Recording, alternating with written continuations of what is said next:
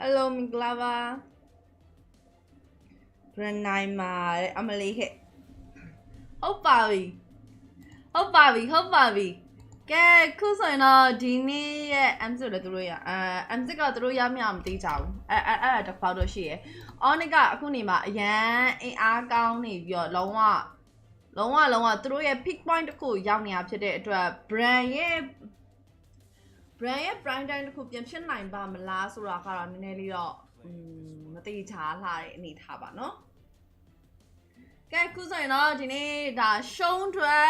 Grand Final တက်ရောက်ရမယ်နောက်ဆုံးအခွင့်အရေးဖြစ်ပါတယ် Grand Final တက်ရောက်ဖို့အတွက် Bren နဲ့ Aurora မှာဘယ်အသင်းကတက်နိုင်မလဲတစ်ချက်ကြည့်ကြအောင်နော်စောက်ကျိုးနဲ့ပူလိုက်တာဟာငိုးမှမီးရပြက်နေ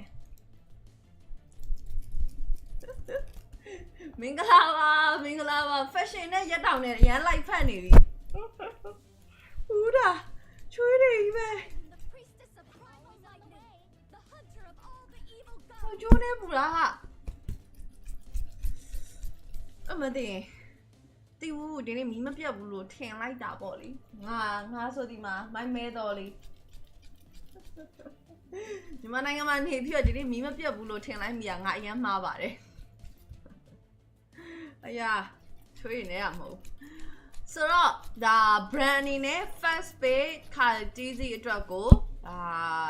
စုယူပဲရယူထားတယ်လောက်ကြီးစုယူသွားတဲ့ hero နှစ်ကောင်တော့အမိုက်စားပဲ Aurora ဘက်မှာတစ်ချက်ပြန်ပြီးကြည့်မယ်ဆိုရင်လေဒီအရာတွေကိုပြန်ပြီးဖြည့်ရှင်းဖို့အတွက်လက်ရှိဒါ ban hero တစ်ကောင်ဖြစ်တဲ့ Methera ကိုရရှိထားတယ်ဒါအပြင်မှာဆိုရင်တော့ edit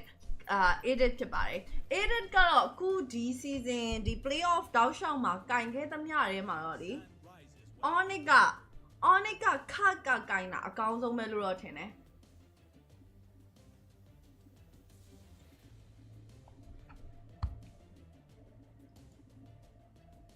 สวัสดีค่ะ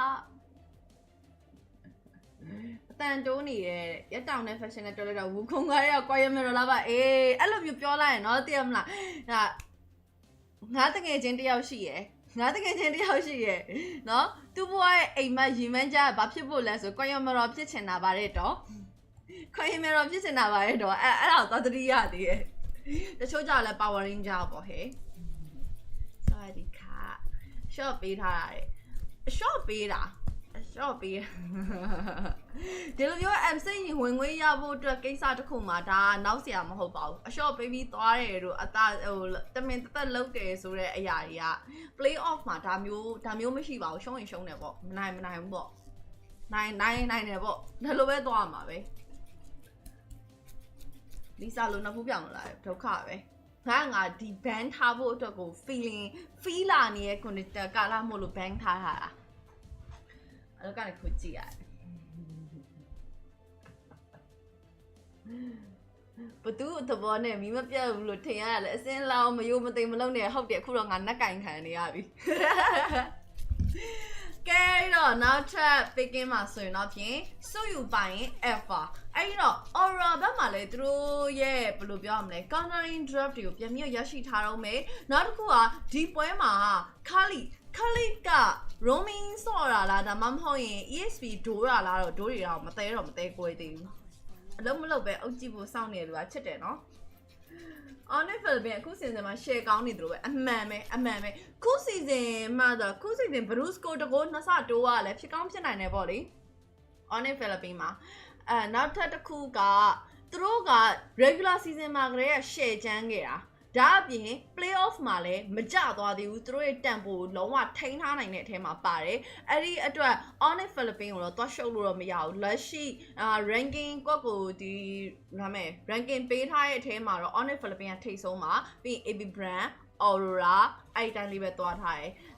သူတို့ရဲ့လက်ရှိ champion ကတော့အခုနေမှာတော့လစ်သွားပါပြီ Liquid Echo ပေါ့နော်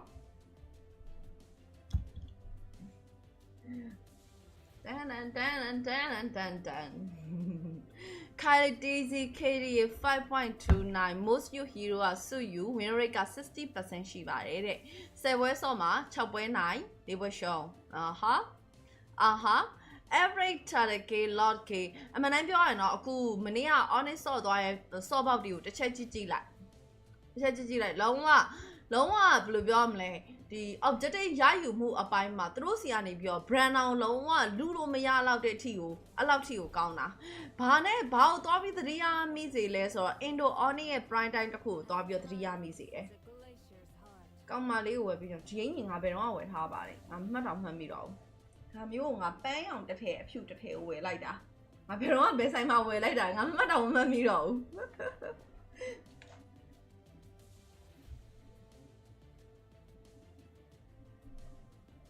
ဘယ်ဆိုင်ကနေဘယ်တော့မှဝယ်လိုက်တာပါလေဘယ်ဆိုင်ကနေဘယ်တော့မှဝယ်လိုက်တာပါလေတကယ်မှမမိတော့ဘူးအခုပွဲကသူတို့နိုင်ငံပွဲလာရင်နဲ့တွန်တွန်ကလည်းနေတိုင်းရောက်လာတိုင်းနေတိုင်းမေးရနော်နေတိုင်းမေးရနော် MPL ဖိလစ်ပိန်းမှာရှင် MPL ဖိလစ်ပိန်းမှာကျောင်းမအင်ကြီးတော့မရဘူးကျောင်းမအင်ကြီးပွဲလာရင်ကလမရောက်လာမှာဆိုလို့ငါမဝတ်တော့ဘူး Love you Hansen ရဲ့ comment တွေငါမသိချင်အောင်ဆောင်းထားလိုက်တယ်ငါမသိချင်အောင် the debit တာနော်နာမည်ခေါ်ပြီး debit တာ Usana Plaza တော့မဟုတ်ပါဘူးဟဲ့ဒုက္ခပဲ Usana Plaza ကိုသွားတာအမေတို့ခက်ကအတော်တို့ခက်ကလူတွေပဲသွားတာမသိဘူးအဲ့ဘက်မသွားဘူး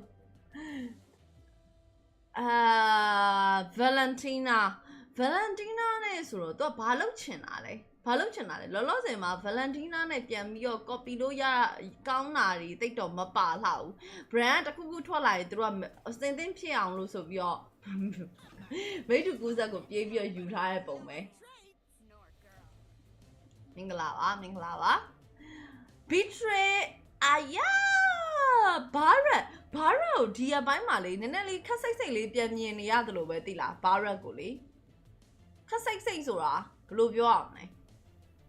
ဘယ်နှလပိုင်းမှာမွေးရလဲနောက်လာကျမမွေးလာပါရှင် November မီးလာပြီမေပင်းလေးတော့မီးလာပြီကျေးဇူးတင်ပါတယ်ရှင်ဆောင်းရမ်းပူနေတာကျေးဇူးတင်တာ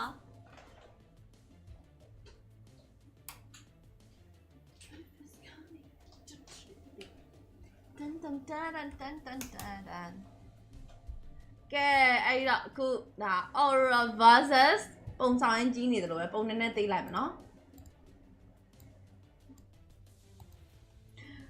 Aurora versus ပါလေ Falcons AP Bren တို့ရဲ့ best of 3 oh no this is best of 7 best of 7 show ထွက် game 1လေးစတင်လိုက်ပါပြီဒီနေ့နဲ့မနက်ဖြန်နေ့အကုန်လုံးက best of 7နေပြီပါပဲ grand final ရောဒါ semi final ရောနှစ်ခုစလုံးပါကြည့်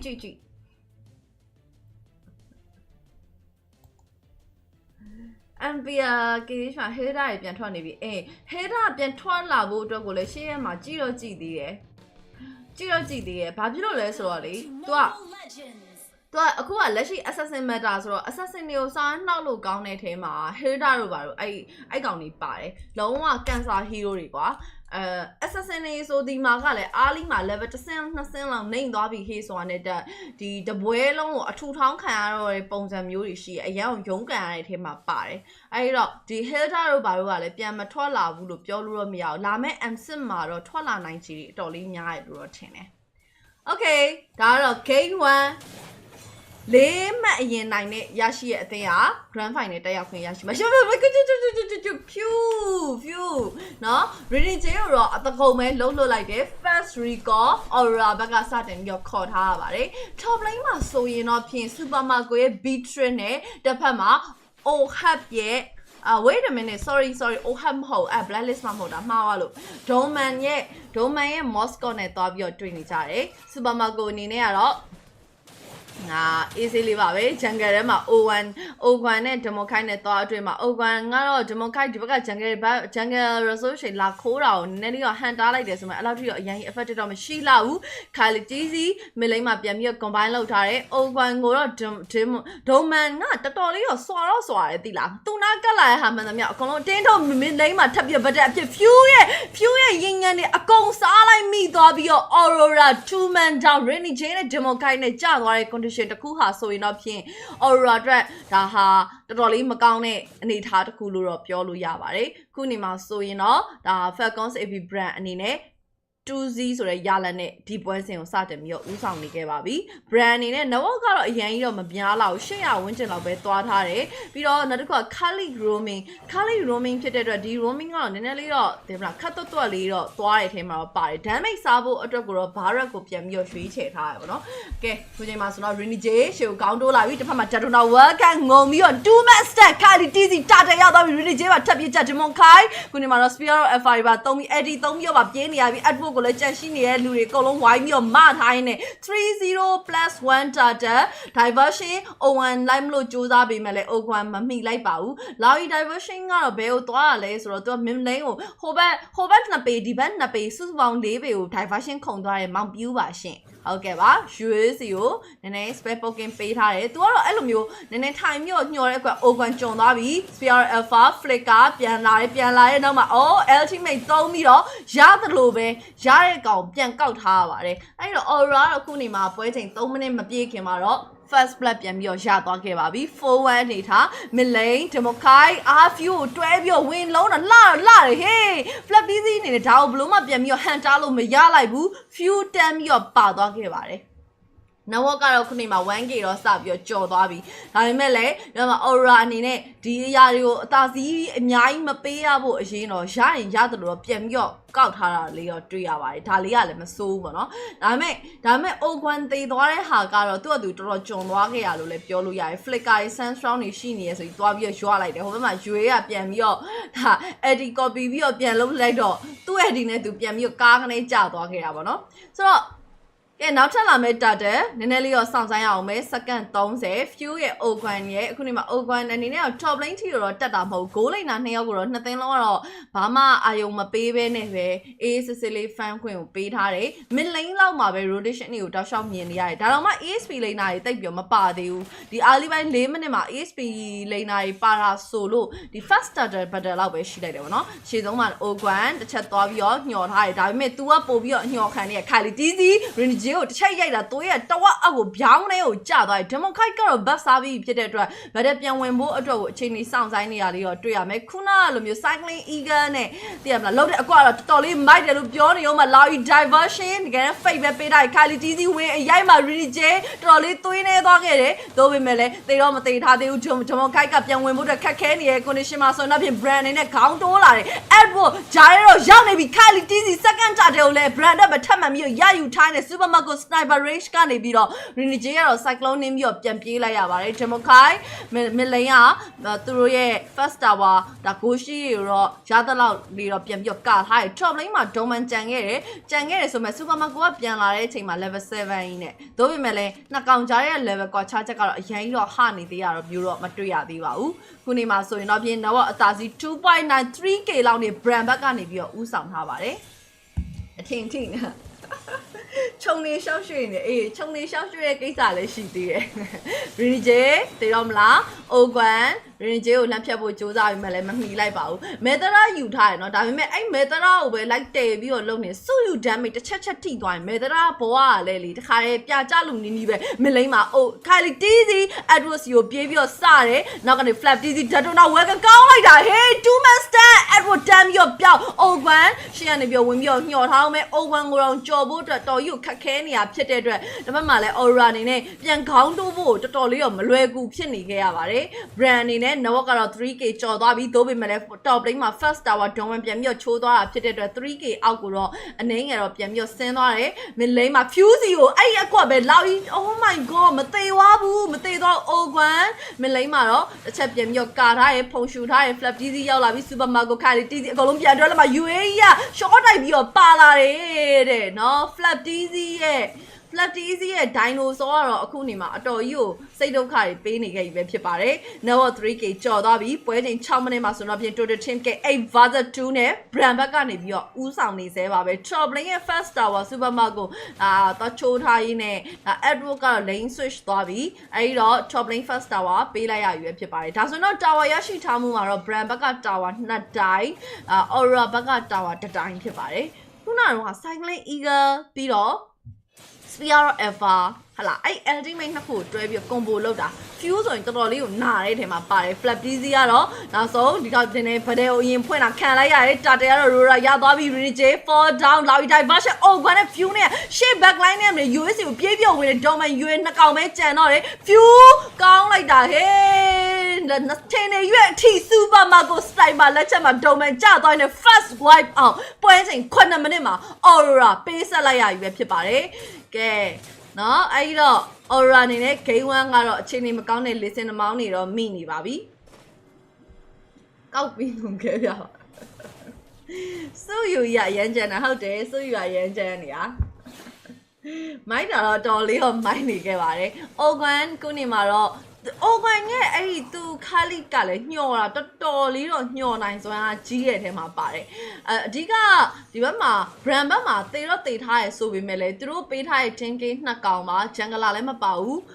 ဂိုးလေးလည်းမပါဘူးဒီနှစ်ကောင်ကလွတ်နေတဲ့ရွေးကတော့တစ်ဖက်မှာ Aurora အတွက်အခက်ခဲကြီးကြီးမားမားဖြစ်နေအောင်မှာသူတို့ကလှုပ်ချင်တာဘာလှုပ်ချင်တာလဲဆိုတော့ Aurora ခုန Cycling Eagle နဲ့ Spear Alpha နဲ့ကိုတွဲပြီးတော့ combo သုံးချင်တာဒါပေမဲ့လည်း few တစ်ခေါက်မပြတ်လိုက်တဲ့နေရာစပြီးတော့သူတို့ကတောက်လျှောက်နှိမ့်သွားတာပဲခုနေမှာဆိုတော့ network ကတော့ 6k ကျော်သွားပြီး10မိနစ်မှာ 6.7k ဒါအတော်များတဲ့ပမာဏတစ်ခုလို့ပြောလို့ရပါတယ်အတင်းကြီးနှစ်သိန်းကြားထဲမှာဒီလိုပမာဏကနေပြီးတော့ပြန်ပြီးတော့ comeback ဖို့ဆိုတာတော်တော်လေးတော့မလွယ်တဲ့ကိစ္စတစ်ခု bottom lane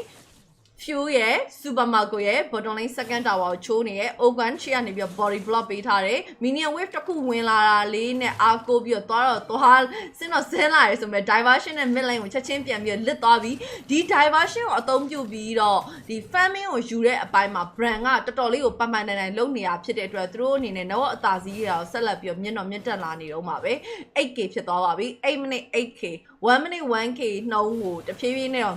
မှီလာနေပြီရှေ့ဆုံးမှာ flap dizzy ပြေးဝင်သွား Jadona welcome to my stand ထပ်ပြီးတော့ပေး Renny J တမ်းပြီးတော့ပြောင်း advert မှာထပ်ပြီးတော့ parcel လိုက်ပွဲပါသွားတယ်ဂျင်မခိုင်းနဲ့ယူရဲလဲဒီနားမှာဘာမှဆက်ပြီးတော့လုံးလို့မရတော့ဘူး Bren ဘက်က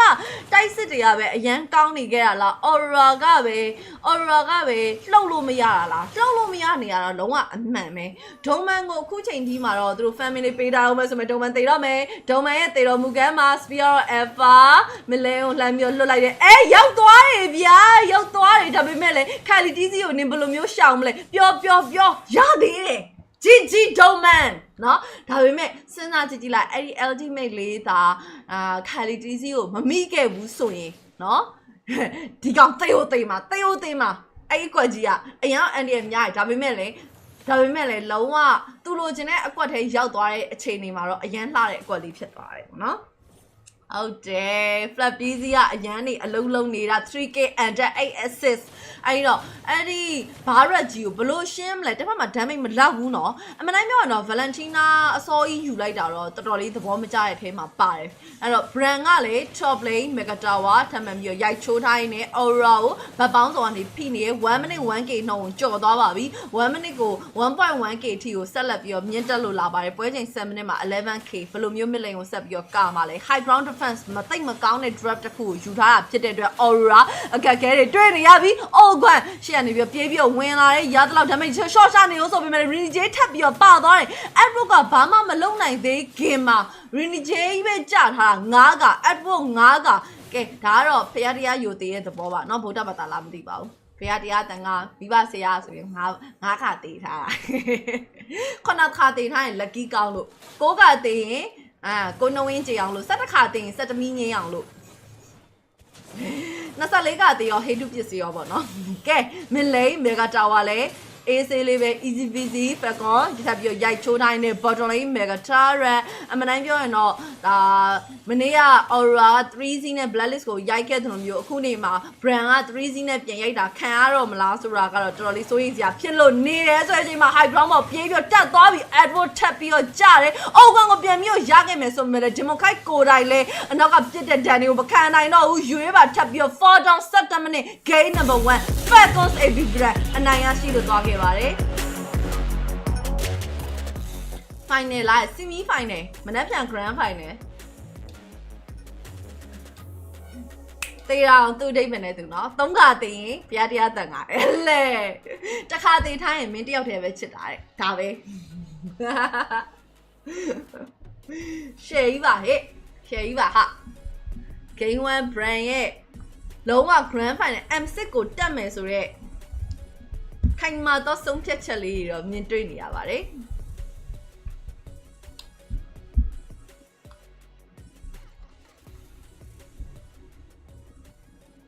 တော့လေချန်ပီယံရသည်ဖြစ်စေမရသည်ဖြစ်စေ Grand Final တက်လို့ M6 ပါသွားတယ်ဆိုရင်ကိုအဲ့ဒါတော်တော်လေးကိုသူတို့အတွက်ဘယ်လိုပြောရမလဲ result ကောင်းတယ်လို့ပြောလို့ရတဲ့အနေထားတန်ရှယ်ပဲဟယ်လိုလှနေရလေကစ်တီပန်ဒ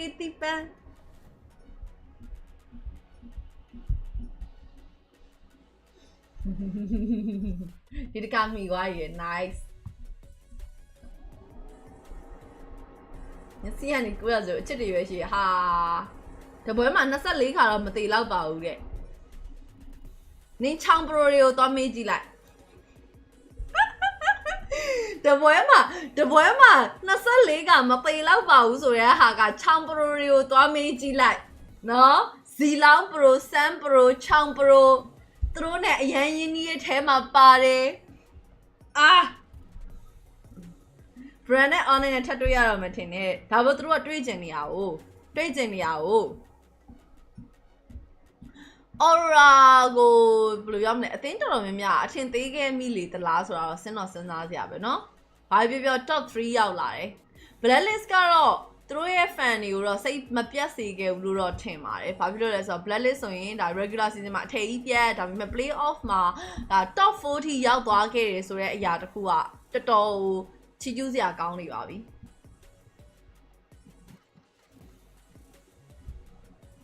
တူမလေးကအင်ကြီးပြန်ပေးပါတယ်တူမလေးအင်ကြီးလို့ထင်လို့လားဟမ်တူလေးအင်ကြီးဘာကြီးလဲစနိုက်ပါကြီးကစားတယ်စူပါဘောကိုမခါရဲနှစ်ပေအကွာနေတပြောင်းပြောင်းနဲ့မျက်ခွက်ကြီးကိုပြစ်နေတာဒီပွဲ MVP ကတော့တစ်ခါမှောက်ထားတဲ့ fuel ပါတဲ့ fuel MVP ပါဟုတ်တယ်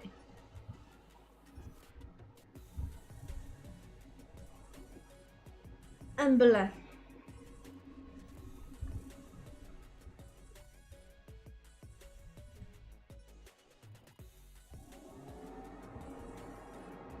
Bren ရှိန်နေရထင်နေတဲ့သူတို့လားရှိန်မှာအဲ့လောက်ထိဟိုမဖြစ်လို့ဘယ်လိုပြောမလဲသူတို့အဲ့လောက်ထိAurora က Bren ကိုကြော်လောက်အောင်ထိမကောင်းသေးလို့ပါမကောင်းတော့မဟုတ်ဘူး team of power ဘိုင်းအရာက Aurora Bren ကိုမကြော်နိုင်သေးဘူးအားရစရာအကောင်းဆုံးကတော့ Onyx Philippines ကိုလည်းအခုနေမှာကြော်ဖို့အရင်ခက်ခဲတယ်ဟာနာဗီကိုင်ပြီးတော့တေးဦးပါတယ်ဟိုဘက်က Asmarai Let's Pitch တော့ဘုံသေးရဒါပေါ့ counter drop ဆိုတာတော့ရှုပ်လို့မရတာ Bren တော့ပြန်လာပါပြီတဲ့ Bren ကတော့သူ့အနေထားအဲ့လောက်ထိ liquid လောက်မပြတ်ယွင်းသေးဘူးအခုကလေဘယ်လိုပြောရမလဲအင်ဒိုနဲ့ဖိလစ်ပင်းမှာပြောင်းညံ့နေချနေရလို့ပဲပြီးခဲ့တဲ့ season ကပြီးခဲ့တဲ့တောက်လျှောက်မှာ honest ဆိုရင်အင်ဒိုက champion နေစုတွေကြီးပဲတောက်လျှောက်သိမ်းထားတယ်လုံးဝသူတို့ရဲ့ prime time ဖြစ်နေတယ်အခု Philippines prime time ဖြစ်တော့ အင်ဒိုကကျသွားတယ်liquid ကကြတော့ဒီ Philippines prime time မှာအင်ဒိုမှာထော်ကျိုးနဲ့ဒါပေမဲ့အင်ဒိုမှာအခုလောဆယ် liquid အင်ဒိုကဆောင်းရဲအင်အားကောင်းနေတဲ့အချိန်မှာဒီဘက်က Philippines liquid ကချီးနေနေ Bren နိုင်ပါတဲ့ဘက်ကန်လို့ရပြီတဲ့ဟဲကန်ချင်းကန်လေဒီကွက်ကိုထဲမပြောပါနဲ့ကြံနေရဒီ playoff မှာကြံတဲ့အသင်းတွေလောက်ပဲထည့်ပြောတာပေါ့ TNC တို့ဘာလို့ဆိုရင်စကားတောင်လှည့်မပြောမိရဲ့အထဲမှာပါတယ် TNC Omega လည်းထင်သလောက်မရောက်လာခဲ့တဲ့အထဲမှာပါတယ်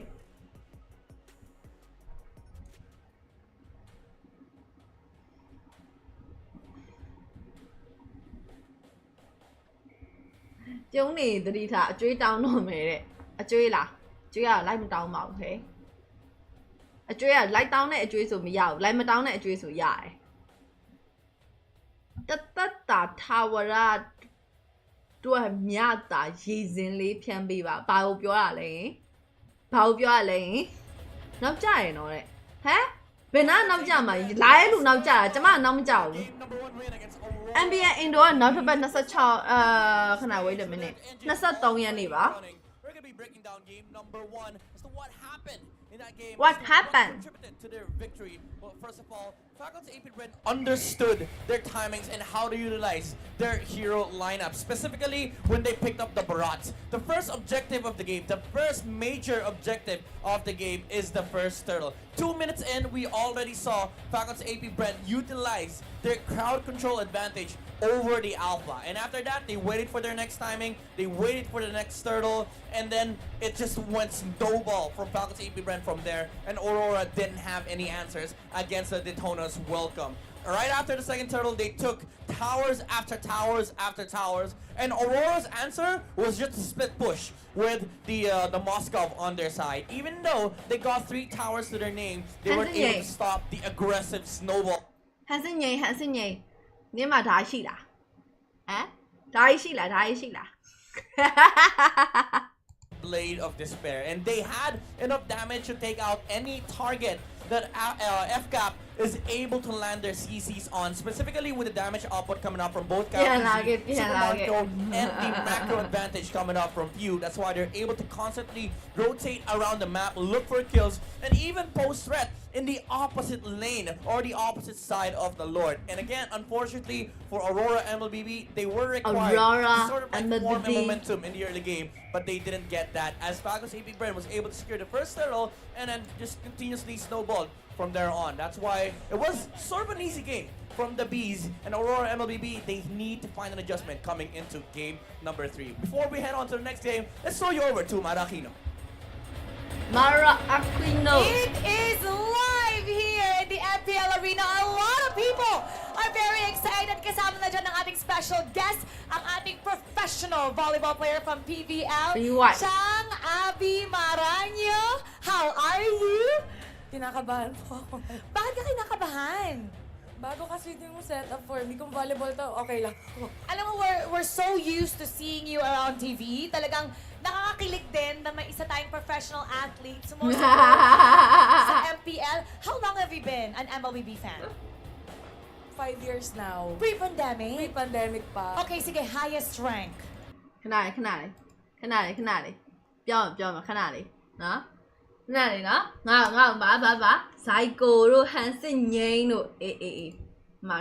ဏလေးတိုက်တို့နင်တို့အဲ့လိုလက်မြောက်လိုက်ရင်ဒီနားမှာဆယ်လိုင်းနေပေါ့လားစပင်လေးဒီလိုလေးတတ်လိုက်အောင်နဲ့ဒီနားမှာဆယ်လိုင်းနေပေါ့လားပြောပေါ့လားရှိလားဟမ်မကြည့်အဲ့လိုမဟုတ်ဘူးနော်လက်ကိုဒီလိုလှုပ်လိုက်ပြီးတော့ဒီလိုကွေးလိုက်ဒီနားအဲ့မှာလိုင်းနေရောပေါ့လားရှိလားမြင်ရလားမမြင်ရရင်မျက်မှန်လေးသွားတက်လိုက်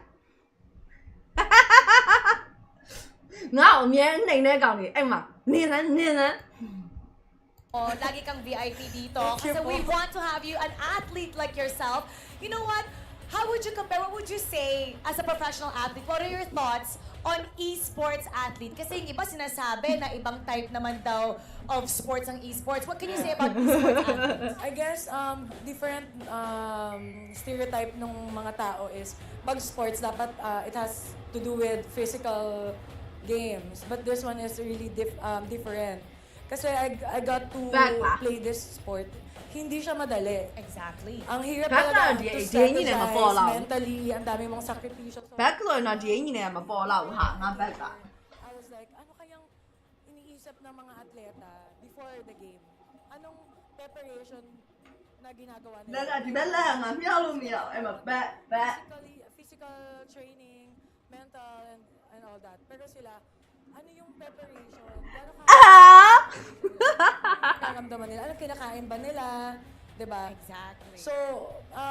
given that fact na itong mga atleta na to, hindi basta-basta yung binibigay nila, they put into work for playing the sport. Dapat hindi natin sila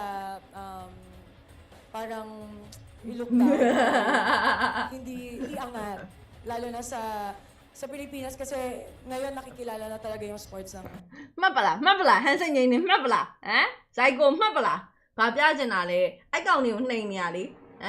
ငါ့ကိုတနေ့နေ့လာဖောက်ရှယ်ဖောက်တဲ့ဟာတွေနော်မှတ်ပါလားနောက်တစ်ခါကျရင်နော်စကားနဲ့မပြောမျက်စောင်းလေးပဲထိုးလိုက်မယ်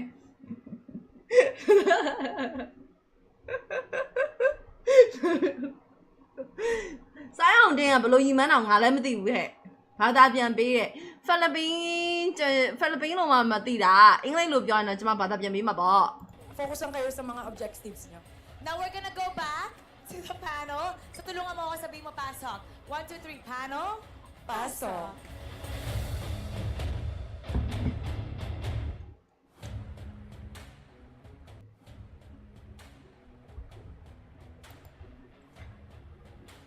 Karama baika api man hwa la leသေးလို့နော်ဘိုက်ကစစ်ပတ်အပြေးဝလုံးဝပုံပေါ်လာတဲ့ချိန်ကြရင်လေနင်းကိုပြပြီးတော့နှိမ်အောင်မယ်တက်လားနော်ဟောနော်မြန်မာနိုင်ငံမှာပထမဆုံးစစ်ပတ်နဲ့ကတ်စတာဆိုတော့ငါဖြစ်လာစေရမယ်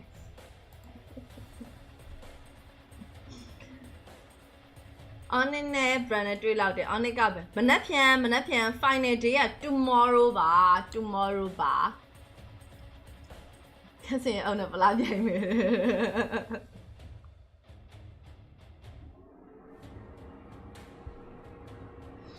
update လုပ်လိုက်တာ update လုပ်လိုက်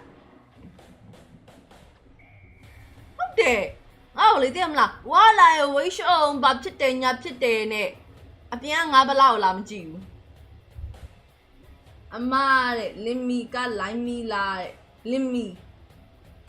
LIM မလင်မီမဟုတ်ဘူးလား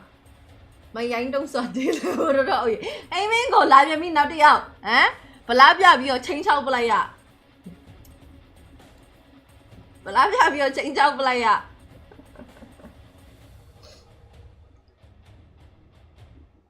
နော် chest ကိုတစ်ဖက်က 1kg ဒမ်ဘယ်တုံးကင်ပြီးတော့တွန်းထားတာဗာမှတ်နေလဲနော်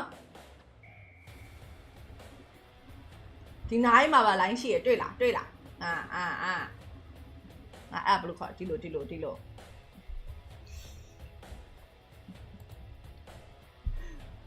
ဘာရေးစားလဲအုတ်ကြီးလောက်ဗလားမရှိဘူးဖြစ်နေလို့ but အဲ့ဒါဟိုလေဘာလဲ protein တွေရောစားရတယ်ဗလားခုတည်းမိုက်လို့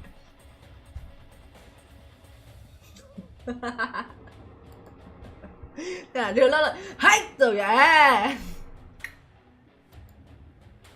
အဲ့ကြောင့်ငါ professional ဟိုတင်မလားကစားသမားမလုပ်တာတော့စားတယ်မင်းနဲ့အုတ်ကြီးဟဲ့မမရ 4.5 over လောက်သွားမယ်ထင်လား 4.5 over ဆိုတာပါလဲကစားလောကအနားရင်ဝမ်းချင်ပဲရှုထိုးမလို့မထိုးပါဘူး beauty ဘုံအဲ့ဒါတော့ main လေးတိုင်းရှိရမဟုတ်လားဒီဘုံကအဲ့လေအရန်ပိန်တာထက်တကယ်ပြောတာကိုဖြစ်ချင်တဲ့ time နဲ့ကိုဖြစ်နေတဲ့ဟာနဲ့ကကိုနီးစက်တဲ့ဟာပဲဖြစ်လိုက်တယ်မပိန်အရန်မပိန်တဲ့ခါကျအရန်ပိန်တဲ့ပုံစံမျိုးတွေကိုကိုလိုက်ပြီးမကြည့်ရမနဲ့ကိုနဲ့ဘယ်ဟာနဲ့လိုက်ဖက်လဲဆိုတဲ့ဟာကိုပဲကြည့်ပြီးရွေးလိုက်တော့တယ်ဒါပေမဲ့နော်ယောက်ျားလေးအများစုကတော့ပင်သေးလေးတွေပဲကြိုက်ကြတာမလားကိုရီလိုဗလာကြီးတော့ဘယ်သူမှတော့ကြိုက်တော့မှမထင်ဘူးကြိုက်မဲ့လူရှားလိုက်မယ်မမြရွာရဲဝင်လာဘယ်သူတော့ကာယဗလာမယ်လှုပ်လိုက်တော့တယ်ကာယဗလာမယ်လှုပ်ဖို့လောက်ထိတာအဲ့လောက်ထိလုံးနိုင်ပါမလားဆိုတာမလွယ်ဘူးသိလားအရန်ခတ်တယ်မဆယ်လိုင်းတွေပေါ်ဖို့ diet တွေကိုစနစ်တကျလုပ်ဖို့ပြီးရင်လုံးဝတကယ်လှပနေအောင်ပေါ်ဖို့ဆို steroid တွေကလိုသေးရယ် steroid သုံးမယ်ဆိုရင် slate တို့အရက်တို့အဲ့ဒါကြီးရှောင်ရတယ်တကယ်ကိုကောင်းသိရမလား body building လုပ်ပြရတယ်အဲ့ဒါကြီးလိုတယ်အဲ့လောက်ထိလုံးနိုင်ပါမလားဆိုတာနည်းနည်းတော့ခက်ခဲနေအောင်ပဲဘာလို့ဆိုတော့ streamer ဆိုတော့အထိုင်ရမ်းများတယ်အထိုင်ရမ်းများတဲ့အပြင်မှာအစားအသောက်ကိုတေးသေးကြမမတ်ကျမမလုံနိုင်သေးတဲ့အခါကျတော့သူတို့လောက်မဖြစ်လောက်ဘူးထင်တယ်Game 5 ထိသွားလောက်မလား 4C နဲ့ပြီးသွားမလား Game 5 4C ဖြစ်သွားနိုင်ကြည်များတယ်လို့တော့ထင်တယ်ဒါပေမဲ့လည်း Aurora တော့အရင်တော့ short တက်လို့တော့မရဘူးပေါ့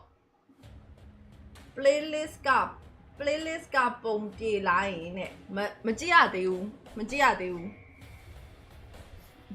အလေကတယောက်ကယောက်ျားလားမိန်းမလားတဲ့ အလဲကတယောက်ကထင်တာတော့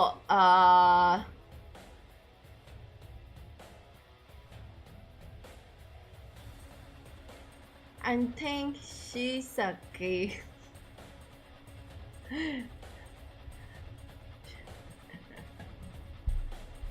Okay, လေးလို့ထင်တယ်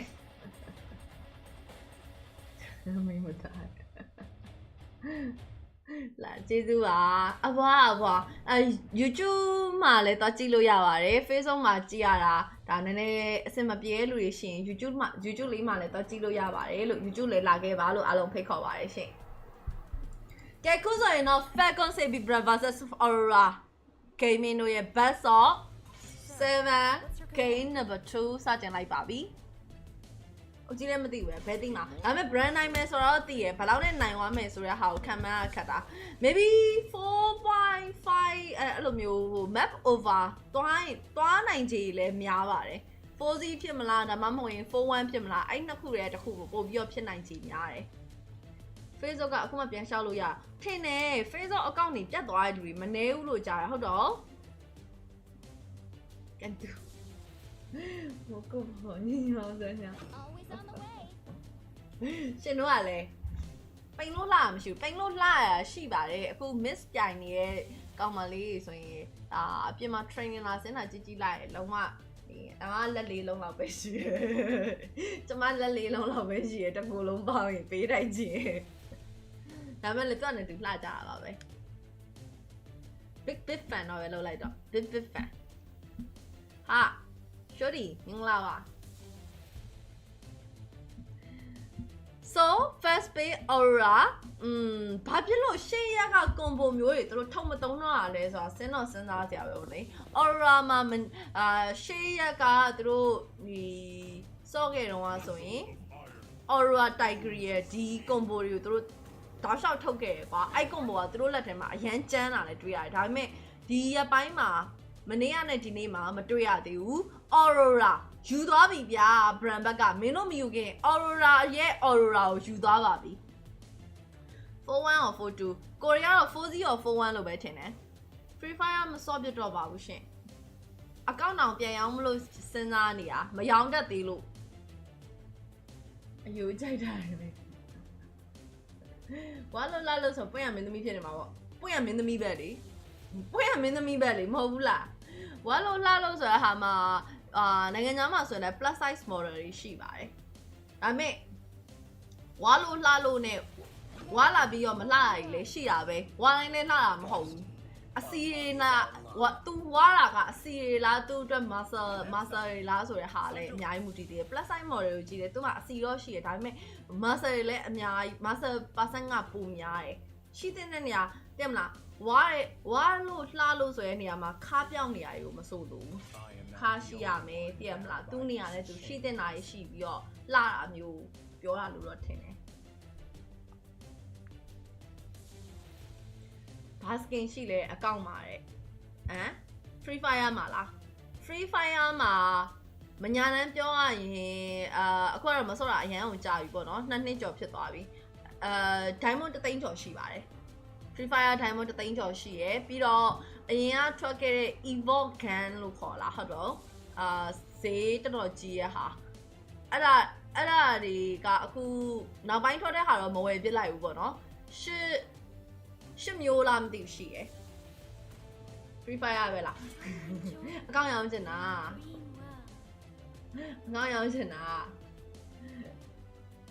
လာဒီလာတဲ့ဒီ flight တော့အင်းကလေး6កောင်ထမင်းကျွေးမလို့ဟာကြောက်စရာကြီးအဲ့ဒါကြောင့်နေဗလားမရှိတော့တာပေါ့အထိုင်များရင်ခါပြောက်တယ်အထိုင်များနဲ့ဆိုင်မလား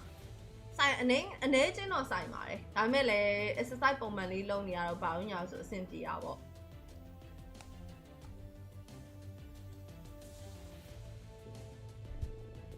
ကမလဲလို့ Hayabusa now Hayabusa က win rate Kylie DZ ရဲ့ 100% win rate hero ပါတဲ့ Hayabusa Aurora ပြီးတော့ Gadokacha ကတော့လောလောဆယ်မှာ Romy မဲ့သွားမယ်လို့တော့ယူဆတယ်တစ်ဖက်မှာတော့ Harriet ပြီးရင်ခုနလိုပဲ Alpha Harriet Alpha ကောင်းလားဆိုရင်တော့နည်းနည်းလေးတော့ stand လိုနေသေးရဲ့လို့ပဲတစ်ဖက်မှာဟာချောင်းမှာထပ်ထုတ်တယ်ဗျာအဲ့ဒါဆိုဘသူချောင်းမှာလဲပြောစမ်းချောင်းရိုးမင်းတော့မယ်နဲ့တူတယ်ချောင်းနဲ့အဲ့ဒီကတော့ကာချာနဲ့ဆိုရင်ဘသူက roaming ဘသူက ESP သွားပိုကောင်းမယ်ထင်လဲချောင်းတီလို့မစားရဘူး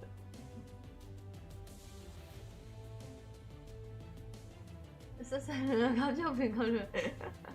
ရှားစင်နိုင်ရဲ့ကျမဆိုလဲထိုင်များတာပဲလေထိုင်များတာပေါ့ညားတာကိုအိုက်တိုင်းလေးလွတ်ထားလိုက်မယ်ကိုယ့်ကိုနေခြင်းတလို့နေစားခြင်းတလို့စားအဲ့လိုလုံးလိုက်ပြီးလို့တောက်လျှောက်တုံးနဲ့150ကျော်ထိတက်သွားပေါင်150ကျော်ထိတက်သွားမှုသေးရဲ့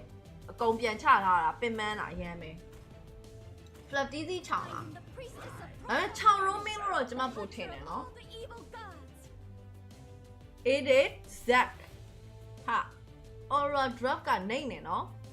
နေနေသူတို့ကဘာကိုထပ်လုပ်ချင်တာလဲဆိုတော့ game 1မှာမအောင်မြင်ခဲ့တဲ့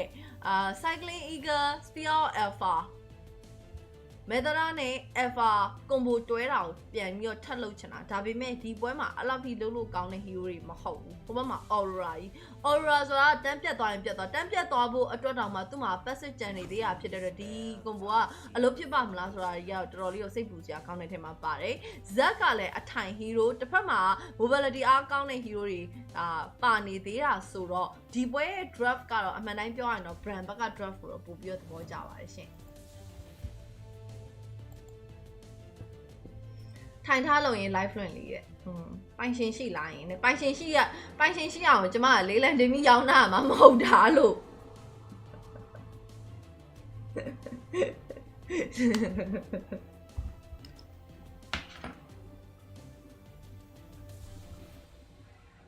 နောက်ဆိုရင်လေဟိုဘယ်လိုရောက်မလဲစကွာထိုင်ရင်းနဲ့ live လွှင့်ပြီးမယ်တိလားခုံဖယ်လိုက်ပြီးတော့လေဒီလိုမျိုးတပွဲလုံးအဲ့လိုစကွာထိုင်ပြီးလိုက်လွှင့်ပေးမယ်တရားကြီးရဲ့တော့ Welcome to Mobile Mobile Legends. မတူတော့ Okay ကဲခုဆိုရင်တော့ဒါ game number 2ဒီပွဲမှာ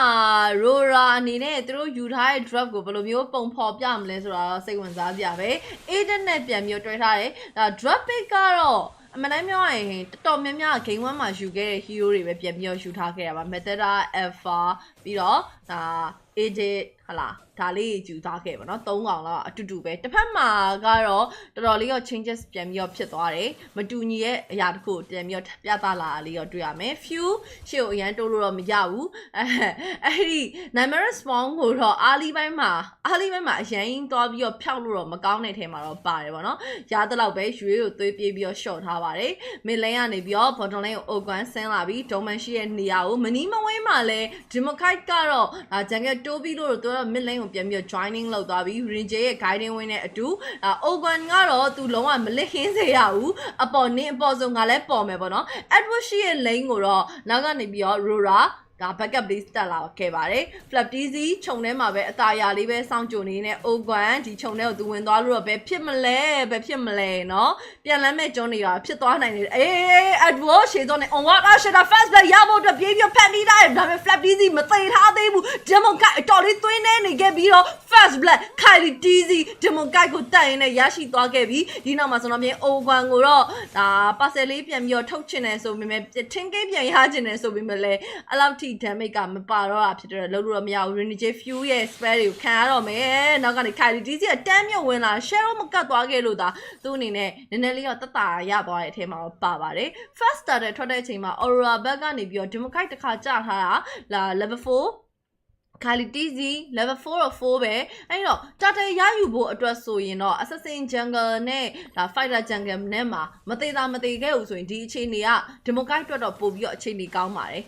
အားလီပိုင်းမှာတာတဲရယူဖို့အတွက်ကိုသူတို့မှာ Zack လည်းရှိရဟလာ vision ထောက်ဖို့တွေဘာတွေလဲကောင်းတယ် escaping ပိုင်းလည်းကောင်းတာဖြစ်တဲ့အတွက် objective ဒါ objective အနေနဲ့ဆိုရင်တော့ဒီ draft ကပို့ပြီးတော့ကောင်းတယ်မနော်။ Ogun ရှေ့ဆုံးပြေးပြီးဝင်သွားပြီး wheel from ကန်လိုက်ဒီနောက်မှာကောင်းလိုက်တဲ့နော်ဒါ flap tz ခုံချလိုက်တာ democratic တန်းပြီးတော့ short Edward လည်း primal form ပြောင်းလိုက်ရပြီး flap tz လက်ထဲကနေသူလွတ်နိုင်ပါမလားမလွတ်ခဲ့ဘူး Renegade ပါထပ်ပြီးတော့Renegade ကတော့လွတ်သွားရပါတော့။ Ogun နဲ့ဟိုကနေကသွေးတော်လေးနေသွားရဆိုပေမဲ့လည်းတေဖို့အတွက်ကရခိုင်တော့နဲနေတော့မင်းလိမ့်မှာထပ်ပြီးတော့ pressure ပေးတယ် Bren ဘက်ကလာတဲ့ pressure တွေကြီးပဲ down shot Aurora ခံစားနေခဲ့ရတာဖြစ်ပါတယ်။ Yuel မှာလည်းသူရဲ့ဇက်က limit ကအရန်ကိုများတဲ့ထဲမှာပါတယ် Super Marco သေတော့မလား Flicker တော့ပေးလိုက်ပြီး Flicker မဟုတ်ဘူးသွားပြီး purify နေ Super Marco အောင်လန်းကိုတယောက်တည်းရောလမ်းလျှောက်လာတာကြီးအရန် anti များသွားခဲ့တယ်ခိုင်လီတီးစီးအနေနဲ့ goal လိန်နာကိုပြန်ပြီးတော့တက်ပြီးတော့ဒါ team ကရယူထားဆိုပေမဲ့ Spear FI နဲ့ပြင်းဝင်ခိုင်လီတီးစီးတန်းပြတ်ပြီးကောင်းတော့ကောင်းနေဟေ့ဒီနောက်မှာဆိုရင်တော့ပြင် Ogun Democrat ကိုပြန်လဲပြီးတော့လဲတာသူတို့ goal လိန်သိရင် goal လိန်ပြန်ယူတယ် jungle သိရင် jungle ပြန်ယူတဲ့အကွက်တွေနဲ့အခုနေမှာတော့ဒါ Bren ဘက်ကနေပြီးတော့ team care တော့ပို့ပြီးတော့များနေသေးပါပဲတစ်ဖက်မှာဆိုရင်တော့ပြင်နှစ်ကောင်ပဲပြန်ပြီးတော့ရထားတယ်နောက်အခြေအနေကတော့အခုနေမှာ 1k ကြော်သွားခဲ့ပါပြီ 1k ကြော်သွားရုံမကောက် 2k နီးလောက်ဖြစ်နေတယ်1k ပါပဲ 1k ကြော်ပါပဲအဆင်ပြေနေတော့မှာပဲ Aurora ဒါတစ်ဖက်မှာ Bren ဘက်ကနေပြီးတော့သိရမလား goal လိန်နာကိုရလိုက်လို့ပြောရမယ်မကြံဘူးကိုဘက်ကကိုလိန်နာပြန်ပါသွားတယ်ဟိုဘက်ကဂျန်ဂယ်ကိုရလိုက်လို့ပြောရမယ်မကြံဘူးကိုဘက်ကဂျန်ဂယ်ပြန်ပါသွားတယ်အခြေအနေကတော့တော်တော်လေးတော့မိုက်နေခဲ့ပါပြီအဲ့တော့ဒီကြထားရဲ့နှုံးနေရတော့တိတ်ပြီးတော့မကွာဘူးဆိုပေမဲ့ Democrat ကအခုနေမှာ level 7130အနေထားဖြစ်နေရဲ့တစ်ဖက်မှာက level 8ဖြစ်ပါတယ်ခါရီတီစီက level 8 Super Marco level 6နဲ့ Doman က level 5 level အပြင်တော့တဆင့်စီတော့သွားပြီးတော့နေနေရလေးတော့ရှိမယ်နောက်အခြေအနေကတော့ 2k အတားစီ Bren ဘက်ကိုရသွားခဲ့ပါပြီ10k ရောနောက်အတားစီရော starter first starter ကလည်း Bren ပဲရထားတယ် second starter Aurora ပြန်လည်းရယူနိုင်မလား Ogun ပြေးဖတ်မှုစူးစမ်းတယ်မရဘူး Onwa Ashata တွေလွဲနေတော့မယ် Edward မှာ Flicker တော့ခြံထားနေတော့မယ်အဲ့တော့ဒီနားမှာ5/5 စပြီးတော့မြင်ရတော့မယ်4မိနစ်မှာ5/5ပါအဲ့တော့ဒီလိုမျိုးဒဲဒဲချင်းဆိုင်ရင်ဘယ်သူကပိုတာမလဲတစ်ချက်တော့ကြည့်လိုက်ရအောင် position ကတော့ Aurora ဘက်ကနေပြီးတော့အများစုကိုပြန်ပြီးတော့ဒါလွှမ်းမိုးဖို့အတွက်စ조사နေရလေးတော့ရှိနေခဲ့တယ်အတင်းလုံးပြီးဆိုင်မယ်ဆိုတော့အန်ဒီကတော့တော်များ Ogun တစ်ဖက်မှာကန်ထဲလာတဲ့ Edward G ကိုသေသွားလာ Democrat တာတယ်တော့ရသွားခဲ့ပြီ second တာတယ် Aurora ရသွားခဲ့ပြီအဲ့ဒီနောက်မှာ Kylie TZ ကိုဝင်ပြတ်ဖို့စ조사 ရှယ်ရိုကေပြန်ပြီးပိုင်းခိုင်းတာအဲ့နောက်မှာ Renegade တကောင်ပဲကတိုးလေးနဲ့ဒါမသေးသွားခဲ့ဘူးပေါ့နော် Ogun မှာထပ်ပြီးတော့ကြားတယ်ဒီတစ်ခေါက်ဘတ်တယ်မှောက်တာ Bren ဖြစ်သွားပြီဟာ Bren ဖြစ်သွားပြီ Aurora ဘက်ကတယောက်မှလုံးဝမကြသွားခဲ့ပဲနဲ့ဒီဘတ်တယ်ကိုစိုင်သွားခဲ့နိုင်တယ်အဲ့တော့အားလေးမှာတာထားခဲ့တဲ့တော့ 2k ကလည်းပြန်လဲပျောက်ဆုံးသွားပြီးတော့ mid lane first tower ပါတော့မယ် Super Marco ဘာမှလုပ်ပေးလို့မရသေးပါဘူးno ဘာမှလုပ်မရသေးဘူးအဲ့တော့ဘာဖြစ်လာနိုင်လဲ Milling First Tower ကြီးပါသွားတာဖြစ်တဲ့အတွက် Kylie TZ ရဲ့ Blue Buff တွေကအန်ဒီရဲ့များလာနိုင်ခြေအတော်လေးများပါတယ်ခုနလိုမျိုးဗတ်တက်ဖွင့်တဲ့နေရာမှာ Aurora ဘက်ကပို့ပြီးတော့ကောင်းသွားခဲ့တယ်ပေါ့နော်ဒါ First Starter တုန်းကတော့ Bren ဘက်ကပို့မိုက်သွားခဲ့တယ်ရှေ့ကနေပြီးတော့ချောင်းဝင်ပြီးတော့ကန်တယ်အနောက်ကနေပြီးတော့ Flap TZ က Aurora Guardian ပြေးပြီးတော့ခုန်တယ်အဲ့ဒီ combo ချားထဲမှာမိသွားခဲ့တယ်အဲ့တော့ဒီနှစ်သိန်းရဲ့အားနည်းချက်အားသာချက်ကအရင်ဆုံးဗတ်တက်ဖွင့်လိုက်နိုင်တဲ့ကောင်ဘက်ကပိုတာနေခဲ့တာလားဆိုတာလေးကတော့တစ်ချက်တော့ကြည့်ရမယ်ပေါ့နော်ကဲခုဆိုရင်တော့ top lane first tower flap TZ ရတော့သွေးလာ short ရေး Renegade Doman လာပြီးကာထားဖြစ်တဲ့အတွက်ဒီ tower ကိုဆက်ထိဖို့ကတော့မလွယ်တော့ဘူး tower ကတော့သွေးတဝအောက်လောက်ထိတော့သွားပြီးတော့ကျသွားခဲ့ပြီ Aurora အနေနဲ့အခုနေမှာ tower 2တိုင်ရထားပြီးတော့ Bren ဘက်ကတော့ tower လုံးဝမရထားသေးပါဘူး Facebook error နေလိမ့်မယ် Facebook error နေလိမ့်မယ် Who are you? Morning Marco စစ်အဲ့တော့ခုနေမှာဆိုရင်တော့ Aurora ဒီ game 2ကိုပြန်လဲအနိုင်ရရှိဖို့အတွက်ကိုအကောင်းဆုံးစူးစမ်းနေရလေးတော့တွေ့ရပါတယ်။နောက်အချိန်ကြီးကလည်း 1k ပြန်ပြီးတော့တာသွားပြီးဒီချိန်မှာ Bren ကခုနကတော့ second starter ရဲ့သွေးကြွေကိုဘယ်လိုပြန်ဆက်မလဲ။အောက်လမ်းမှာ Super Marco တစ်ခေါက်နဲ့ပဲ tower သွားပြီးတော့ချိုးနေ Edward တော့ဆင်းလာပြီဒီ tower ကတော့မချိုးနိုင်တော့ဘူး။နောက်မှာ minion wave ကလည်းအနေငယ်နဲနေသေးတာအပြင်ပြီးတော့ Super Marco ရဲ့ damage ကလည်းအရင်တော့မလုံလောက်နေသေးဘူး။ဒီအတွက်ကို Aurora နောက်ဆုံး last starter Democrat ရရှိသွားရင် Ogun ကိုပြေးဝင်သွားတယ် cycling eagle နဲ့ဒါကတော့ချောင်ဖြစ်နေတဲ့အတွက် အတွက်သူတို့လည်းဘာမှတော့ဆက်ပြီးတော့လုပ်လို့တော့မရလိုက်ပါဘူး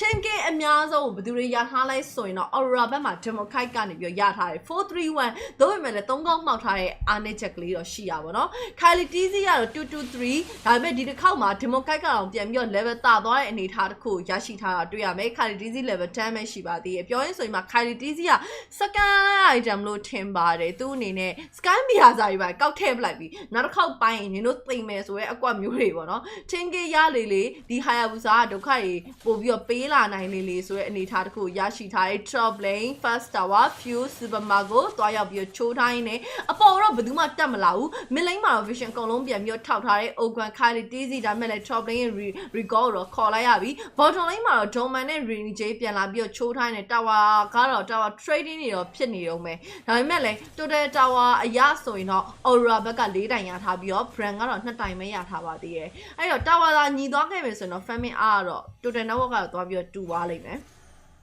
ဂျန်ကန်နှကောင်ကြားထဲမှာ network က900 800လောက်ပဲကွာပါတယ်800က light တော့ light လို့တော့ရတယ်အရင်ကြီးတော့ short မရှိဘူး Aurora network အခြေအနေကတော့ total network က 2k နီးနီးလောက်မြင့်တက်လို့လာပါပြီသူတို့ပြန်ပြီးတော့ lane ကိုအသာစီးရဖို့တော့9ရောက်တော့ Aurora နဲ့ blacklist ဆိုဒီမှာလည်းအမြဲကြီးတာအဲ့လိုပဲအိုကွမ်ရှေ့ကနေပြီးဒီမိုခိုက်ကိုသွားကန်ဖို့စူးစမ်းကန်လို့မရလိုက်ဘူးဒီမှာမလားဒုံမန်ဇမန်ပုံပေါ်မှာအိုကွမ်တော့ကြလို့သွားပြီး flap TZ ဒီအုတ်ချားရဲ့ကနေပြီးတော့မရမကတော့ပြန်ပြီးတော့ပြေးထွက်လာခဲ့တယ်9ရောက်ဆိုင်မယ်ဆိုရင်တော့ Aurora ရဲ့ drop pick ကပို့ပြီးတော့အလုပ်ဖြစ်နေခဲ့တာတော့တွေ့ရပါလိမ့်မယ်ပြီးတော့ alright ဒီ9ရောက်အတွဲလိုက်ဂျားတွေကိုတစ်ဖက်မှာချောင်ဝင်လာနိုင်မဝင်လာနိုင်တော့ကတော့အဲ့ချောင်ကလုံးဝအပြောက်ပဲသူ့မှာ flicker တွေရော G-Condo တွေရောဒါတွေကလောက်မှာတော့မဟုတ်ဘူး flap TZ နည်းနည်းပါးတစ်ခုခုတော့ဖန်တီးဖို့တော့လိုနေပြီ O1 ဝင်သွားတဲ့အချိန်ခေတ်ဆိုရင် flap TZ ဒီမဖြစ်မနေဒူတော့တိုင်းပြေးပြီးတော့ခုံမှပဲအဆင်ပြေမယ်ပေါ့နော်အဲ့နောက်မှာ fuel ရဲ့ damage ကလည်းကွက်တိပြန်ပြီးတော့လိုက်နိုင်မှာပို့ပြီးတော့အဆင်ပြေမယ်ဒါပေမဲ့လည်း Aurora ဘက်မှာကသူတို့ကြည့်လိုက်ရင် cycling eagle နဲ့သူတို့ကအရင်ဆုံးဘက်တည်းပြေးပြီးတော့ဖွင့်တာလေးကတော့တွေ့နေရတယ်ပေါ့နော်ကဲ first lot တော့စပြီးထွက်ပါပြီပွဲချိန်6 minute first lot Aurora အခုနေမှာတော့ဦးဆောင်ခွင့်ကိုတော့ရရှိထားဆဲပဲဒီနောက်မှာဒီ first lot သာပေးလိုက်ရမယ်ပေးမှာတယ် brand ပေးလိုက်တယ် Aurora ပေးလိုက်တယ်သူတို့မှာကလည်းလေကိန်းသွားတဲ့အခါမျိုးကြရင်နတန်တစ်ပေါက်ကရှိနေသေးတာဖြစ်တဲ့ high ground defenses ကိုကောင်းကောင်းလုပ်လို့ရတယ်ပြီးတော့ဒါယူထားတဲ့ hero drop က high ground defense လို့လည်းမိုက်တဲ့အထဲမှာပါတာဖြစ်တဲ့အတွက်သူတို့ကတော့ဒီလိုမျိုးနည်းနည်းလေးပြန် short ပြီးတော့သူတို့ရဲ့ timing တစ်ခုကိုရောက်လာအောင် supermarket ရဲ့ timing တစ်ခုကိုရောက်လာအောင်လို့ပြန်ပြီးတော့စောင့်ပြီးတော့စော်အောင်ပါပဲအဲ့တော့တစ်ဖက်မှာလည်း Aurora ဒါကိုအတင်းပြန်ပြီးတော့ခေါင်းတိုးရမယ့်တာဝန်တော့ရှိရဒါပေမဲ့ဂျားရငထွားနည်းနည်းခါနာမှာ flap TZ ရဲ့ Kylie TZ ရဲ့ buff တွေပါမဲ့ပြဿနာလေးတစ်ပေါက်တော့ရှိပါတယ်ပြောရင်းဆိုရင်မှာ buff လာဝိုက်သွားပြီမညာဘူးနော်မညာဘူးဒီမခိုက်က level 14အနေထားမှာ Kylie TZ က level 12ဖြစ်ပါတယ် level 12ဖြစ်ပါတယ်အဲဒီတော့ခုနေမှာ mid lane အချိန်လေးမှာခါ shadow ခွဲပြီးပြေးပြီးဝင်လာပြီး Doman ကတော့အတော်လေးသွေးနေသွားခဲ့တယ်ဆိုပေမဲ့လည်း9ယောက်ကြားထဲမှာဖြစ်နေတဲ့အတွက် Kylie TZ ရဲ့ damage ကတိုးတော့မပေါက်သေးဘူး bottom lane မှာ lock ဝင်လာပါပြီဒီ lock နဲ့ဆိုရင်တော့ mega tower တော့အထိမခံမနဲ့ကာလို့ရတဲ့အနေထားရှိတယ်။ဘာဖြစ်လို့ဆိုတော့ network အရင်မကွာတာဖြစ်တဲ့အတွက်ကာလို့ရတယ်။17မိနစ်တော့ရောက်လာပါပြီ။ဒါဆိုရင်တော့တို့ပြန်ပြီး focus လုပ်ရမှာ supermarket အခြေအနေဘယ်လိုရှိလဲဆိုတာသူ့ item build တွေထွက်လာတဲ့ခါကျရင်သူ့ network ကိုတစ်ချက်တော့စစ်ကြည့်ရမယ်ထဲမှာပါတယ်။ mid lane second tower ကျိုးသွားပြီ။ O1 ကိုကြည့်သူဟိုးအဝေးကြီးမှာသူဘာလုပ်ချင်နေလဲဆိုတာစဉ်းစားစရာပဲနော်။စဉ်းစားစရာပဲဒီဘက် position ကဟိုးအဝေး9မိုင်လောက်မှာ तू ကနေနေတာကဲတစ်ဖက်မှာကတော့ဒါ Aurora ကလေ9ရောက်အတွဲလိုက်ကြီးပဲတောက်လျှောက် roll နေရဖြစ်တဲ့အတွက်သူ့အနေနဲ့ကတော့အဲ့လိုမျိုးတည်မလားဘာတော့နိုင်ဖို့ဘလို့မှအဆင်မပြေနေသေးပါဘူး Okay 9ရောက်နည်းနည်းလေးခွဲလိုက်မိရနဲ့ဒီဘက်ကလည်း brand ဘက်ကချက်ချင်းပြန်ပြီးတော့ countering ဆင်းလာမယ်ဆိုတဲ့ပုံစံမျိုးတွေကိုပြင်ဆင်ထားတာတွေ့ရမယ် supermarket ခုနေမှာတော့ business item 3ခွက်တော့ပြီးသွားပြီအဲ့တော့ defend လို့ရတယ် holy crystal stallion side feather of heaven ဖြစ်ပါတယ်တစ်ဖက်မှာလည်းအလားတူပဲလုံးဝ Harry နဲ့ Nathan ကလေ full item build ချင်းကအတူတူပုံစံမျိုးသွားတယ်Kylie TZ buff ထပ်ပြီးတော့ပါခဲ့ပြန်ပါပြီဒါမဲ့လည်းသူကတော့ဒီချိန်မှာ buff စားရဖို့အဓိကမဟုတ်နေတော့ဘယ်နည်းနည်းလေး safe play ပြန်ပြီးတော့စော့ထားဖို့ကအဓိကပုံစံမျိုးနဲ့သွားထားတယ် second lock ထွက်ဖို့40 second အဲ့ဒါ AC လေးစောင့်လို့ရတယ်ဟုတ်တယ်မြန်မာပွဲတွေအဲ့လိုထိုင်ပြီးတော့ live လေးရဲ့ ပြပေးရလေညီမပွဲလေအဲ့လိုထိုင်ပြီး live ခဲ့ပါတယ်ထောက်လျှောက်ပါပဲလာမကြည့်လို့မသိတာဘာလို့ပွဲချိန်12မိနစ်ဖြစ်ပါတယ်ဒီချိန်မှာတော့တမမှာရားတလောက်လေးစားပြီးဖင်ပိတ်ပြီးတော့ defend အောင်ဆိုတဲ့အကွက်လေးပဲသွားတာ Bren ဘက်ကသတိထားမိလားအဲ့ဒီ second turtle မှောက်သွားပြီးကြတဲ့လုံးဝ attack မလုပ်တော့ဘတ်တယ်ကိုလုံးဝရှောင်ပြီးတော့ပဲတောက်လျှောက်စော့နေတာအဲ့ဒီအတွက်ကို second lot ဆင်းလာခြင်းတော့ဆင်းလာကြည့်လိုက်လို့ရတယ်ပိုဆိုးသွားမလားပိုကောင်းသွားမလားဆိုတဲ့အရာကတော့နည်းနည်းလေးတော့ခက်ခဲမယ် flap please ရောရှေ့မှာခြုံနေသွားစစ်ပြီးတော့သူနေ position စပြီးယူထားတယ် Aurora ကတော့တခြုံထဲမှာ4កောက်လောက်ပေါင်းနေပါမလဲ Open လာချင်တယ်သိတယ်ဟေးအများကြီးဟာတဲ့ခြုံထဲကိုတစ်ချက်လောက်အေးဟာ height ဆိုပြီးတော့ကြည့်လိုက်တာအများကြီးတပြုံကြီးကိုမြင်လိုက်ရတယ်ပေါ့နော်သူတို့ကလည်း Edward ရဲ့ UAL ကလည်းဒါ few spare poke လို့မရတော့တဲ့ range လောက်မှာနေနေရဖြစ်တဲ့သူလည်းဘာမှလုပ်မရဘူး Open အဲ့ခြုံထဲဝင်လိုက်ထွက်လိုက်နဲ့ထိုင်ပြီးတော့ကြည့်နေပါတယ်အပေါ်မှာလည်း supermarket ခိုင်လီတီးစီဝင်မလာရဲသေးဘူးဂျင်မခိုက်ကတော့ log ကိုပဲတဲပြီးတော့တက်နေခဲ့တဲ့နောက်မှာသူရတော့တဝက်အောက်တော့ရောက်လာပြီဒီနောက်မှာဆိုရင်တော့ပြင်း supermarket အဝေးမှာရှိနေခဲ့ပြီးတော့ second log ကလည်း Aurora ပဲရရှိလို့သွားခဲ့ပါတယ်ဒါပေမဲ့လည်း Kylie TZ buff တွေအကုန်ပြန်ပြီးတော့ရထားတဲ့ condition တစ်ခုဖြစ်တဲ့အတွက် defend ဖို့အတွက်ကလည်း Bren ဘက်မှာအခွင့်အရေးရတော့အပြေးအဝရှိနေတော့မှာပဲရှင် Honest Philippines ကပဲရောက်သွားတာလေ grand final မှာ share သွားပြီနော်တဲ့ဟုတ်ကျေးဇူးပါ AP က lower ကနေတက်နေကြ lower ကနေတက်တယ်ဆိုတာရင်ပိုပင်မန်းတာပေါ့ Ogan ထိတ်ဆုံးကနေပြီးတော့အချိန်ကြီးလာပြီးတော့ရှိုးတယ်ဒါပေမဲ့လည်းအဲ့လောက်ကြီးတော့မရသေးဘူးနိုင်သွားတဲ့အချိန်မှာအဲ့ချောင်းကလုတ်ကွက်ကနည်းနည်းလေးတော့ပို့ပြီးခက်ခဲသွားတဲ့အထဲမှာပါတယ်ပိုခက်ခဲသွားတယ်ပေါ့နော်ဒါပေမဲ့လည်းဒါကိုကာနိုင်လောက်မှာ second law ဖြစ်တဲ့အတွက်ဒါကအရင်က NDA များပါတယ် mega tarot ထိနိုင်ချေတော်တော်ကြီးကို NDA များတယ် flap busy open ဒါ view ဒီ3ယောက်ရဲ့ defense ကဘယ်လိုမျိုးအလုပ်ဖြစ်မလဲ lock ကတော့ပြစ်တိုက်မှာ mega tower ကျိုးပြီး Edward ရှေ့ဆုံးကနေပြေးပြီးတော့ supermarket ကိုသွေးပြေးချော်တယ် open ကတော့ထိတ်ဆုံးကနေကျသွားပြီး supermarket မှာထပ်ပြီးတော့ကျသွားတယ်ကြီးပါဟေး Kylie TZ shadow game ပိုင်းနေဆိုပေမဲ့လည်းမမီတော့ game number 2 Aurora ပြန်လည်နိုင်ရရှိနေ1-1ဖြစ်သွားပါပြီ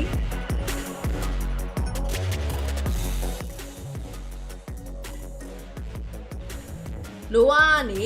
MPL ယူတာလွယ်ရင်မကြိုက်ဘူးတဲ့လွယ်ရ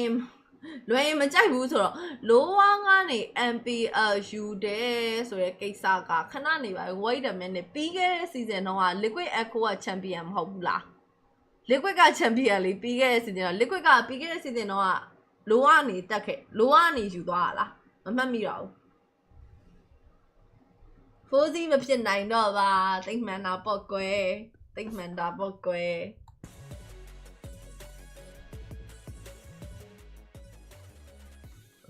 စကွတ်ထိုင်ပြီး live တေးလေမြန်မာပွဲတွေကိုငါစကွတ်ထိုင်ပြီးတော့ live လုပ်မယ်ဆိုရင်ငါဒူးကောင်းကိုနောက်နေ့ကျရင် city မအစ်စ်လဲလို့ရလားပြောကောင်မလေးကပြောရအမ live share သူနဲ့စကားမပြောနေတယ် share သွားရင်တော့ဟဲနေရဟဲဟိုကကောက်ချင်နေလို့နေရချော့ချင်တဲ့ကိစ္စကိုမပြောတော့ပါဘူးငါလာချော့စရာတော့မလိုဘူးမှလား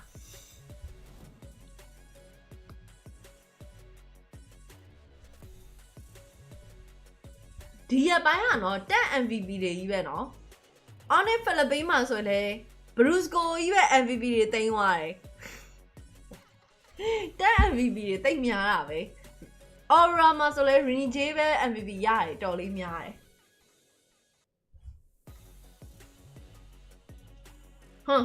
တော်စမ်းစကွတ်တော့မထိုင်ဘူးသွား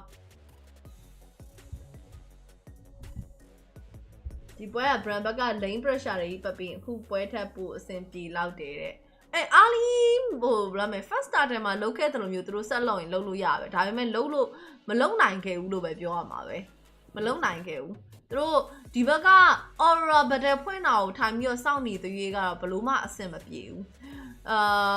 အဲ့မှာကြည့်မယ်ဆိုရင် Edward က target aiming ကိုဘယ်သူစီသွားလဲဆိုတော့ Fuse စီကိုသွားတယ်ပြီးတော့ supermarket က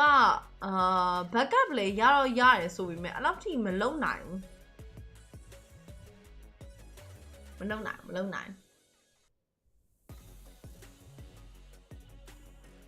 ဘလောက်ကြီးရ anniversary follower လဲတိကျင်လို့မှန်းလိုက်တာဟဲ့ငါတော့ဘာမှမတွေ့ဘူးဗော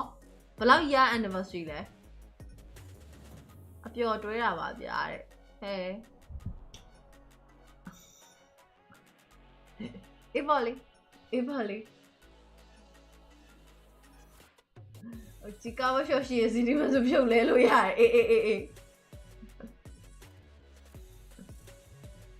Tu ma pian lao blue low am lady.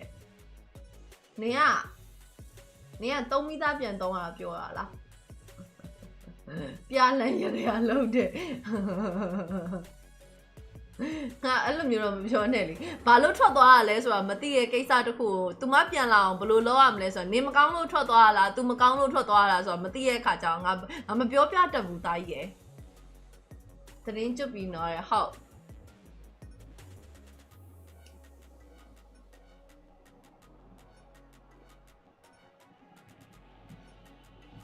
Shas a nice subabi, shas a nice subabi. Love you. စစ်ကြောင်းနေပြောရင်စောကနေငါကောင်ငါတနာမိရဲ့ဟန်စငိမ့်နေကတော့ချောင်းမတော့ငိုနေလိုက်ချောင်းမငိုနေလိုက်နေကဗလာလည်းမရှိဘူးစော်လည်းမရှိဘူးစောင်းရတနာမှုကောင်းနေကောင်းရှာမရှာဆိုရမှာနော်လာကြည့်ရဲ့ viewer ကိုပတ်ဆက်အဲ့လိုပြန်နှိမ့်တာ viewer တော့မဟုတ်ပါဘူးအဲ့ကငါအမျိုးဖြစ်နေပြီတခါတလေလာကြည့်ရင် viewer လို့ခေါ်ရယ်ကွာအမြဲတမ်းတောက်လျှောက်ကြည့်နေတဲ့လူတွေဆိုရင်ငါအမျိုးတွေလို့ခေါ်ရယ်ကွာအမျိုးတွေဆိုတော့ငါပတ်ဆက်နှိမ့်ပါပဲသူတို့လည်းငေါ့နှိမ့်ရင်ငါလည်းသူတို့နှိမ့်တယ်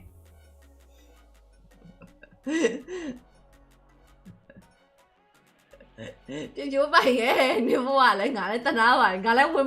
င်ကူမပြောပေးတတ်တော့ဘူး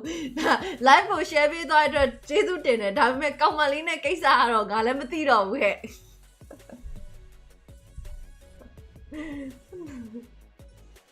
သာသနာပြုပါอยู่အဲ့လိုပဲဘွားကြီးကိုသာသနာပြုဖို့အတွက်ဆိုပြီးတော့ cover ယူပြီးတော့မွေးဖွားလာတဲ့လူတန်းစားတသက်ရှိရတလား Blacklist ဘက်ကတကြီးအလုံးBren ဘက်ကတကြီးအလုံးခံလိုက်ရလို့ခံစားနေရတယ်တဲ့အမှန်တိုင်းပြောတော့လုံးလို့ရရဲ့သားနဲ့မလုံးနိုင်ခဲ့တာလို့ပဲမြင်တယ်ဒီပွဲကရန်ကုန်ပဲရက်ကွက်ကလေတဲ့အကိုပုံကလေတခေါင်စင်းလာပုတ်ကောက်မဲ့မျက်ခွက်ကြီးဖြစ်နေတဲ့ခါကျတော့ကျမမပြောရဲဘူးရှင်ကိုကြီးပဲခံရတခါမှမဖတ်ဘူးတဲ့တခါမှမဖတ်ရင်စောက်ချောကြီးရေမို့လို့မဖတ်တာပါနှစ်မျိုးပဲရှိရယ်ဆောင်းရဲရုပ်ဆိုးရဲ့လူနဲ့ဆောင်းရဲချောရဲ့လူတွေရဲ့ comment ကိုကျမကြော်သွားတယ်သိလားအဲ့တော့ဟိုကော့ကိုဘယ်မျိုးစားရဲပါလဲဆိုတော့ကော့ကိုသတ်မှတ်ပြီးတော့ခွဲလိုက်ပေါ့နော် Earlier we had 7, now we have 5. It's back to a best of 5 lower bracket final. ဝန်တာပါတယ်ရှာတကိုင်တညာလုံးရက်ခံရတာဆိုတဲ့အတွက်နော်နောက်ကျရင်စံငိမ့်တန်တော့တိမ်ဝအောင်လို့3ရက်လုံးမအိမ်မနေအရက်ခံရတာလို့တပတ်လုံးအရက်ခံရတာလို့အဲ့ဒါမျိုးလေးစံငိမ့်လေးလည်းဆက်ပြီးတော့တင်နိုင်ပါစေလို့မမအမ်မာချစ်မြတ်တာတွေပို့သားလိုက်ပါတယ်ရှင်ညမပဲပြန်ကြည့်အောင်အလုပ်ရှိသေးလို့ fighting ဘုန်းကြီးကြောင့်ရေထုတ်လိုက်တယ်အုတ်ကြီးကဖောနေရလို့ဟာဒီကောင်ကွာကြီးနဲ့ငါ့ကိုလာပြီးတော့နှိမ်နေပြန်ပြီရွာဖွာကြီးဖုန်းကြီးကငါ့ကိုလေအရင်ကျောင်းနိုင်စရာတော့ဆိုတော့ကွက်တီပဲတဲ့အဲ့လိုပဲမစွန်ရင်အဲ့လိုပဲ reason တွေပေးတာပဲနော် reason တွေပေးတာပဲဟောပါဦးဒီအပိုင်းနည်းနည်းလေးခါ back တွေဆော့အများပြီးတော့အဲ့လိုနဲ့ခါလေးပါကြာသွားတယ်ဒါပြီးတော့ diet တော့မဟုတ်ဘူး fasting ဆန်ပေါ့ကွာအဲ့လိုမျိုး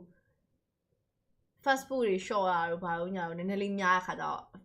result လေးမြင်ရတယ်အဲ့တော့ကျေးဇူးတင်အဲ့တော့ကိုကျေးဇူးတင်ပြီးတော့တည်မလားနဲ့ကြာသွားပေးတော့ကတော့ကျွန်တော်မှမဖတ်နိုင်အောင်ကျွန်တော်ဆောင်းရမ်းချောလို့အေးမောင်လေးပြောအမေကပြောတာလားပါနေကွက်ပြီးတော့ဖောင်းနေတာအဲ့လေဒီအင်ကြီးကာလာနဲ့လည်းဆိုင်နေသိလားဒီတိုင်းနေငါပြင်တာတော့ဒီတိုင်းပဲငါစပင်လည်းဒီတိုင်းပဲဒါပေမဲ့အဲ့ဒီ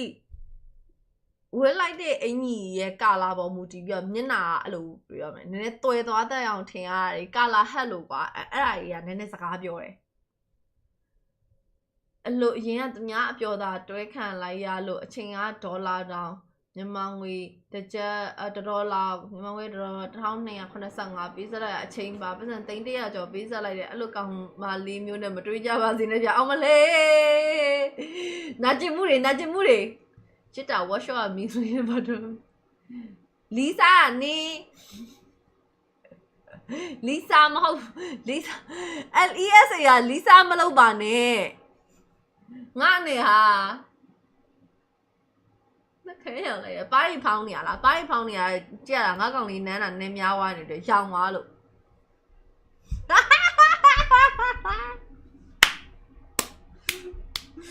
အဖေကောင်တွေကိုအဲ့လိုမျိုးနှိမ်ရတာနှိမ်နေရတာအဖေနှိမ်နေရင်တင်တန်းနေပါငါနောက်ကျရင်ဖွင့်အောင်မသိလားလာတက်နော်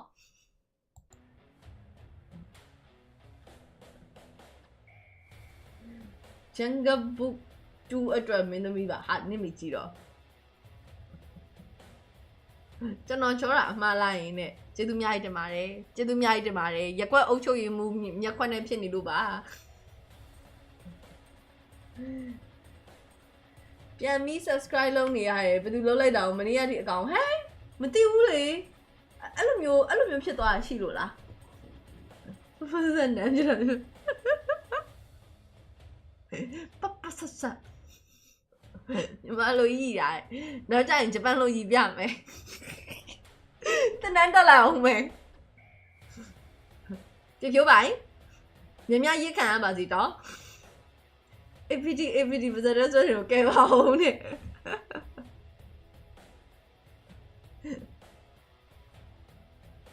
ကျွန်တော် happy နှစ်ချက်နှိပ်လိုက်တာနေဘဝမှာအဲ့မျိုးခံလိုက်ရပြီမလားရှာလကနှမျောရမလားအနော်ကြီးလိုက်တာဟာမမ်ဖတ်ပါအောင်အမကြီးကျွန်တော်မချောကြံလို့ပါစောက်ကျိုးနေဟဲ့ဂျပန်မာလေးဘယ်လိုရှိလဲနင်တို့ရှိပြပါလားအဆန်းမမလို့လုံးနေတာကိုပြန် subscribe တောင်းနေတာအဲ့ဒါ subscribe မလုပ်ထားမိလို့လားတော့မပြောတတ်ဘူးsubscribe မန်က YouTube မှာမန်က subscribe လုပ်ထားတဲ့လူမှာမန်လို့ရအောင်အဲ့ဒါလုပ်လိုက်တာဆိုတော့မပြောတတ်တော့ Bren လို့ရယ်တဲပန်းအပြအောင်အသေးပုံလေးချစ်စရာလေးလိုက်ကြည့်ရနှစ်ပဲရှိပါသေးတယ်တကယ်ဘာမှမလိုက်ကဲဆိုကြည့်ရအဆင်ပြေစကားပြောတာတငယ်ချင်းနဲ့စကားပြောလို့ဖြစ်တော့အားရပိုက်ရယောက်ျားလေးအတန်နဲ့ကြီးတက်လို့အားပေးပါတယ်ကျေးဇူးအများကြီးတင်ပါတယ်ရှင် sorry တဲ့ဘာဆော်ရလဲအော်နင်းဆော်ငါသိရအလဲကတယောက်ရဲ့ face express ဒီဘွဲရဲ့အသက်ပဲငါလည်းနောက်ကြမှာသိရမလားပွဲလဲကောင်ပါလေအဲ့လိုမျိုး facial expression လောက်တအောင်လို့ငါသင်ထားအောင်မယ်တခါမှတော့သိရမလားပွဲမှာလေပန်းနဲ့ခုံမထိုင်ပြီးတော့လေစောက်တလွဲလုံးနေတာကိုဒဲကြီးမပြောဘူးသေးဘူးသိလားစောက်တလွဲလုံးနေရှင်ပွဲပြက်မွဲစင်မော်လာပြီးတော့ဆိုအဲ့လိုမျိုးပြောဘူးချင်တာအဲ့ပွဲလည်းပြီးတော့ငါရဲ့ panel live လေးနားအောင်ကျေးထနာမော်ပါနဲ့လက်ဖေးဆိုင်မှာဝိုင်းကြည့်ကုန်ပြီဟဲ့နင်နကြက်နဲ့3လေနင်ကမဟုတ်ကနေရအကြောင်းနကြက်ဆောင်ထားပြီးတော့ငါလိုက်ကြည့်ရဲ့ချိန်ကျနကြက်မဆောင်ထားဘူးလက်ဖေးဆိုင်လူတွေအကောင်လုံးလဲတောင်းမှန်ပါတယ်ရှင်ဖွင့်ထားတဲ့အကောင်နကြက်မယူလာလို့ပါ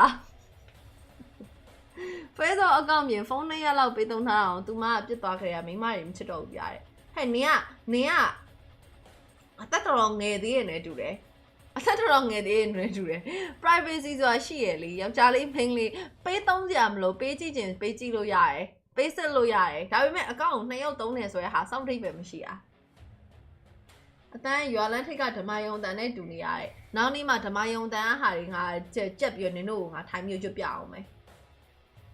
အလဲကခင်ဆန်ဝင်းကအမထအောင်မိတ်ကပ်ပူများတယ်ဟဲ့မ2ယောက်အဲ့လိုမျိုးမပြောရဘူးလေအဲ့လိုမပြောအောင်နင်အဲ့လိုပြောချင်စော်ရင်ရှာခဲ့စော်ရှိမှပြောအင်္ဂလိပ်စာလေးပေးပါလားဘာလာရဲမို့ဟာကြောက်စရာကောင်းလိုက်တာရဲမင်းစော်အကောင်းနဲ့ဟောအေးနော်အဲ့ဒါတော့မပြောတတ်တော့ဘူး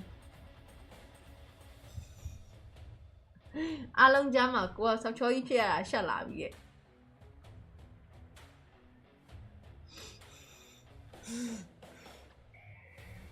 ငါဒီနေ့မဟုတ်တာငါဒီနေ့သူများကိုပဆက်ချိုးနေတာမပြောအဲ့လိုစကားတွေငါမပြောဖို့တော့ငါထိန်းထားတယ်ငါတီးခံထားတယ်အဲ့မှာစိတ်ထိန်းစမ်းနော်နင့်ကို challenge လုပ်တဲ့ comment တွေအဲ့မှာတက်လာနေပြီနင့်ကိုနင်စိတ်ထိန်းစမ်းအကောင့်2ယောက်မပါဘူးဖုန်းမှာနင်ကပေးထားလိုက်မိရပြတယ် Telegram channel တွေ့သွားတယ်ဘာဖြစ်လဲလို့ Telegram channel ရဲ့ကဘာဖြစ်လဲလို့ပြောလိုက်နော်ဘာဖြစ်လဲလို့ Best of 7မှာတဲလေးပုံမှန်အတန်ဟားကျေလိုက်ရင်ဆိုင်ရလူတွေဝိုင်းရိုက်မှာအုတ်ကြီးဖုန်းအတန်လေးတိုးပေးပါလားတဲ့ပြောနေပြီအတန်မတိုးပေးနိုင်ဘူးဟဲ့မတိုးပေးနိုင်ဘူးနော်ဖုန်းအတန်တိုးပေးပါလို့ဘေးနားနေဝိုင်းပြောနေတဲ့လူတွေနော်အတန်တိုးစေချင်ရင်ဖွင့်ထားတဲ့လူကိုအေးဝယ်တိုက်လိုက်အဲ့ဒါဆိုရင်အတန်တိုးပေးလိုက်မယ် over 3-4ရိုက်ထားတဲ့ good luck ပါငါတို့အကြီး string ကတားနဲ့မရနဲ့တချို့ဆိုမြေးပါရနေပြီနော်တတိုင်းရင် string မှာကွာဆော့ပြစ်ပဲပြစ်နေလောက်နဲ့တက်မလာနဲ့ဟာကြောက်စရာကောင်းလိုက်တာငါ့ကိုနှိမ်မဲ့ IUC မီထက်တက်လာပြန်ပြီချွဲနေရလားငါအကြီးကောင်းလေးမဟုတ်ဘူးနော်ဟေးဘာကြီးတော့အဲ့လိုပြောတိုင်းစိတ်ထိန်နိုင်တော့လားဘာပြောနည်းနည်းလေးတော့တည်မလားစိတ်ထိန်ကြည့်အောင်တော့ဆောင်းလိုက်တယ်ပေါ့အဲ့လိုမျိုးလေးရှိတာပေါ့ရုံးမထိုင်ကြည့်နေတာတရုံလုံးငေးသွားပြီကျေးဇူးတင်ပါတယ်နော်အမ re woman လာတယ် re woman ဆိုတာဘယ်လိုမျိုးလဲအာအီးတဲ့ re woman ကိုငါမသိဘူးဟဲ့နော် real woman လာလို့မေးတော့ငါမှ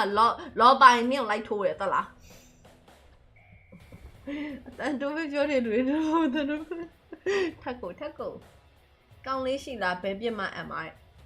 နင့်မေကြောက်ပဲနင့်မေကြောက်ပဲငါဘဝမှာလေဘယ်ပြစ်မှဆိုရစကားဂုံပုတ်ကိုတစ်ခါမှမရဘူးရှင်းလားနော်နင်သာ subject ကောင်ဖြစ်မယ်နော်မမ်မိုင် dictionary မှာဘယ်ပြစ်မှဆိုရဟာမရှိဘူးရှင်းလားအမလေးနော်နင်မကောင်းနင်ကြောင်တင်မလားသူပြန်လာအောင်ဘာလုပ်ရမလဲဘာစိတ်တိုက်ရမလဲဆိုရဲအဲ့ဒါမျိုးရရလိုက်တောင်းတဲ့ list ထဲမှာငါမပါခဲ့ဘူးတာကြီးစိတ်တောင်မကောင်းဒီတန်နဲ့လည်းကောင်းလေးရလာတယ်မယုံလို့တဲ့ဟဲ့အရန်ဆွဲလန်းတာနော်အရန်ဆွဲလန်းတာဒီတန်ကြီးကိုဟုတ်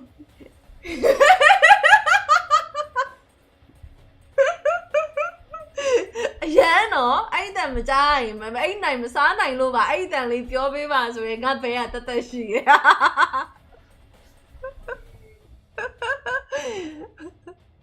ရေမချိုးရမှာတယ်ဘာဖြစ်လဲဟမ်ငါရေမချိုးငါရေချိုးမချိုးနေနဲ့မဆိုင်တာသွားချောင်းမသွားငိုနေလိုက်တော့တန်ဆိုရင်တော့တခါပိတ်ထားပါကျေးဇူးအများကြီးတင်ပါတယ်အပြင်ကလူတွေဝင်မလာပါနဲ့ subscribe လုပ်ပြီးပြီမန်းလို့မရလို့အဲ့ဒါရုပ်ဆိုးလို့ sorry နော်မှားလို့ချောလို့ဒီတောင်ဆွဲလန်းနေရလေ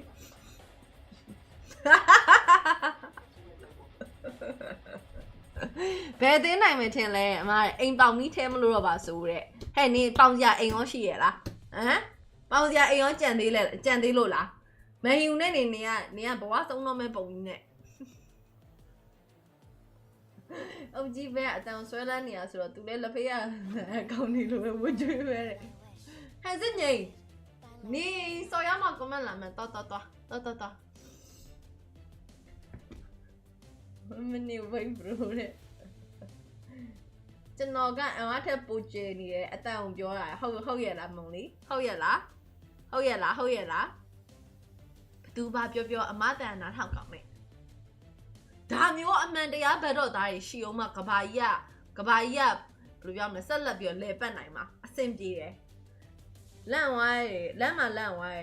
င်းလူဆိုရဲလူတွေအဘထားလေးဆောင်ထားလိုက်ဟိဖြည်းလေးယူပါဘေးရိုက်ခန်းခွန်ထိုင်းတွေထားရိုက်နေဦးမယ်ငါ့ရိုက်တာမှမဟုတ်တယ်နေ့ကိုရိုက်တာပဲဟုတ်TikTok အကောင့်ဖွင့်ထားရှိတယ်ဒါပေမဲ့ငါဗီဒီယိုလေးနှစ်ပုတ်လာပဲ နှစ်ပုတ်လာပဲတင်ဘူးတယ်ဘာမှကျန်တာဘာမှမတင်ဘူး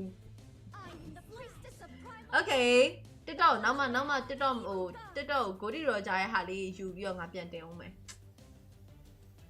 ဘဲပြစ်ခံရင်အတန်ပူကျဲတတ်တယ်နော်တဲ့နေမဲကျဲနော်အောင်မလေးငါတို့ကရက်ကြော်ကြော်ပါနော်တော်ဘဲပြစ်ခံရဆိုရင်စကလောကငါတို့ရာဇဝင်မှာမရှိဘူးတွား Okay Bren ဘက်ကခိုင်တီ TZ ရဲ့ Fanny ထွက်လာပါပြီရှင်တစ်ဖက်မှာတော့စုယူ Aurora Tiger ရလာတော့မယ် Tiger ရလာတော့မယ်ဒါပေမဲ့ Tiger ရဒီပွဲကောင်းလားမကောင်းလားငါလည်းစဉ်းစားခဲ့တယ်ချောင်းပန်းထားတယ် Tiger ရကိုဖွင့်ပေးထားတယ်နော် Oh Moscow yes nice tries ဒါဆိုရင်တော့ Tiger ရဘန်းမလားဆိုတာလေးကိုကြည့်ရမယ် Fanny နဲ့ဆိုတော့ Tiger ရမဘန်းလို့လည်းရတော့ရတယ်ဒါပေမဲ့တစ်ခုပဲစိတ်ပူစရာကောင်းတာ Fanny ကလွတ်ရင်လွတ်မယ်ကွာ Tiger ရဲ့ Aurora combo လာဝင်လာခဲ့ခါကျရင်တစ်ဖက်ကကြံတဲ့လူတွေကနည်းနည်းလေးနာမဲ့ထဲမှာပါတယ်ဒါပေမဲ့ Tiger ကိုလွတ်ထားရင်နော်ယူတာဇူရှင်းဖြစ်နေတဲ့အတွက် Tiger သာယူလာမယ်ဆိုအဲ့ကောင်ခဏကင်ပေါက်ခံရမယ်ထဲမှာလည်းပါတယ်ဆိုတော့ Rini J တော့ငါတို့မယူဘူးလေနင်တို့လည်းမယူနဲ့ Aurora ban လိုက်ပြီ good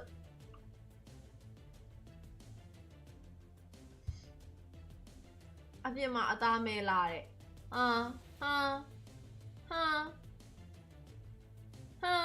ငါ့ကိုအပြင်မှာအသားမဲလားလို့မေးတယ်အမေးခံလာကြီးကမသိရင်ငါ live stream ကို effect တွေနဲ့တက်နေရကြာနေရပဲ horror movie ကြိုက်တဲ့လူတွေတော့တချို့ကကြောက်စရာမှဆိုလည်းနေတယ်ဟာမရိုက်လိုက်တာ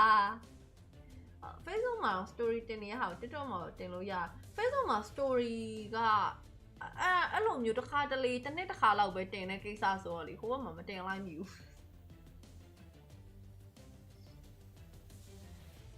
ကိုရီးယားတွေအုပ်ကြီးရဲ့မြန်မာလိုနားမလည်ဘူးတဲ့ဝတ်တရှိဝ star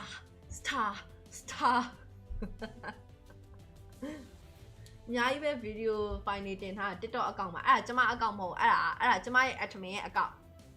ကျမ admin ရဲ့အကောင့်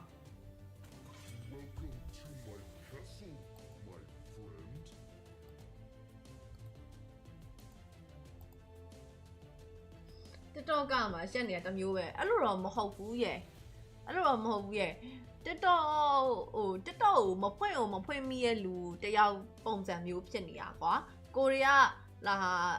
live stream ပြီးသွားလို့အားသွားပြီခေဆိုရင်ဘာလုပ်လဲဆိုကိုစောနေကြ game လေး3-4မျိုးလောက်ရှိရကွာအဲ့ဒါလေးပတ်ပြီးတော့ဖွင့်လိုက်တယ်အဲ့ဒါတွေဖွင့်လိုက်ရုံနဲ့နေကျမမှာအနည်းဆုံး1 နာရီကအချိန်ကုန်သွားပြီးသားပဲအဲ့ဒါပြီးသွားရင်ကိုယ့်ကိုရုပ်ရှင်ကြည့်တာတော့ထမင်းစားမုတ်စားအပြင်သွားပါညာပြီးရင် Mobile Legends ခဏနေပါအချိန်ပေးပြီးတော့2 နာရီလောက်အချိန်ပေးပြီးတော့ဆော့ရသေးတယ်အဲ့ဒါတွေပြီးသွားရင်ကျမ TikTok ကိုမသုံးလက်ကိုမလိမ့်မိဘူးအဲ့လိုဖြစ်သွားတာလုံးချုံလဲမွေးဘူးတဲ့ကျမလှရလေကျမလှတယ်လေ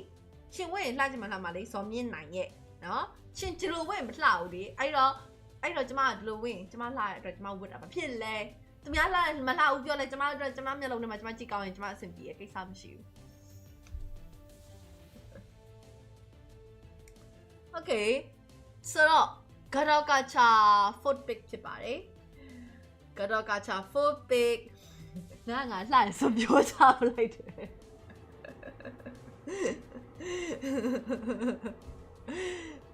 ကာဂျာဘန်ထားပါတယ်ဒါဘန်တင်နေဂျောဟတ်ကာဂျာဟုတ်တယ် Fanny ဝင်လာရင်ဂျောဟတ်ကြီးနဲ့နင့်ကိုဖေုံစောင့်ကန်လုပ်လိုက်ရင်လည်းပြဿနာတက်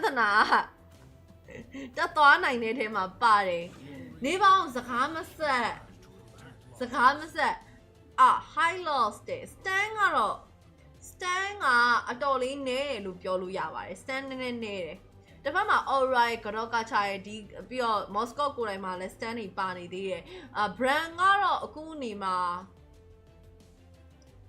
သူတို့ကနည်းနည်းခုံမြောက်ဒီမြောက် drop ပုံစံမျိုးလေးထုတ်လာရပေါ့နော်ရှင်းရနေပြီးတော့ damage စားလို့ရအောင် damage စားသုံးသူတွေယူထားတယ် instant တော့မပြတ်ဘူးအဲ့ဒီတော့ Kylie TZ ကို call တည်ထားတဲ့ drop တစ်ခုလို့ပြောမယ်ဆိုတော့မမားလောက်ဘူးလို့ထင်တယ် damage အားလေးပိုင်းမှာ damage အများစုက Kylie TZ ကနေပြီးတော့ဒီသိရမလား instant ပြတ်မဲ့ damage တွေလိုက်ပြီးတော့ပေးရမယ်ပေါ့နော်ဆိုတော့တစ်ဖက် Aurora နောက်ဆုံး last pay အားလော့ဖြစ်ပါတယ်အားလော့ရဲ့ Gadokacha ရဲ့ဖြစ်တဲ့အတွက်ဒီအားလော့က ESP သွားဖို့များမယ်လို့တော့ယူဆတယ် stand တအားများတယ် Aurora drop မှာ stand တအားများတယ် Bren ဘက်ကနှိမ့်သွားလို့ကတော့တပွဲလုံးကိုလေအချုပ်ခံရမဲ့ game တွေကတော့မြင်နေပါပြီဒါ game number 3 Game 3 ပါ Game 1ကို Bren နိုင်တယ် Game 2ကို Aurora နိုင်တယ် Game 3ကိုဘယ်သူနိုင်မလဲဦးဆောင်ခွင့်တမတ်စပြီးမြင်ရပါတော့မယ်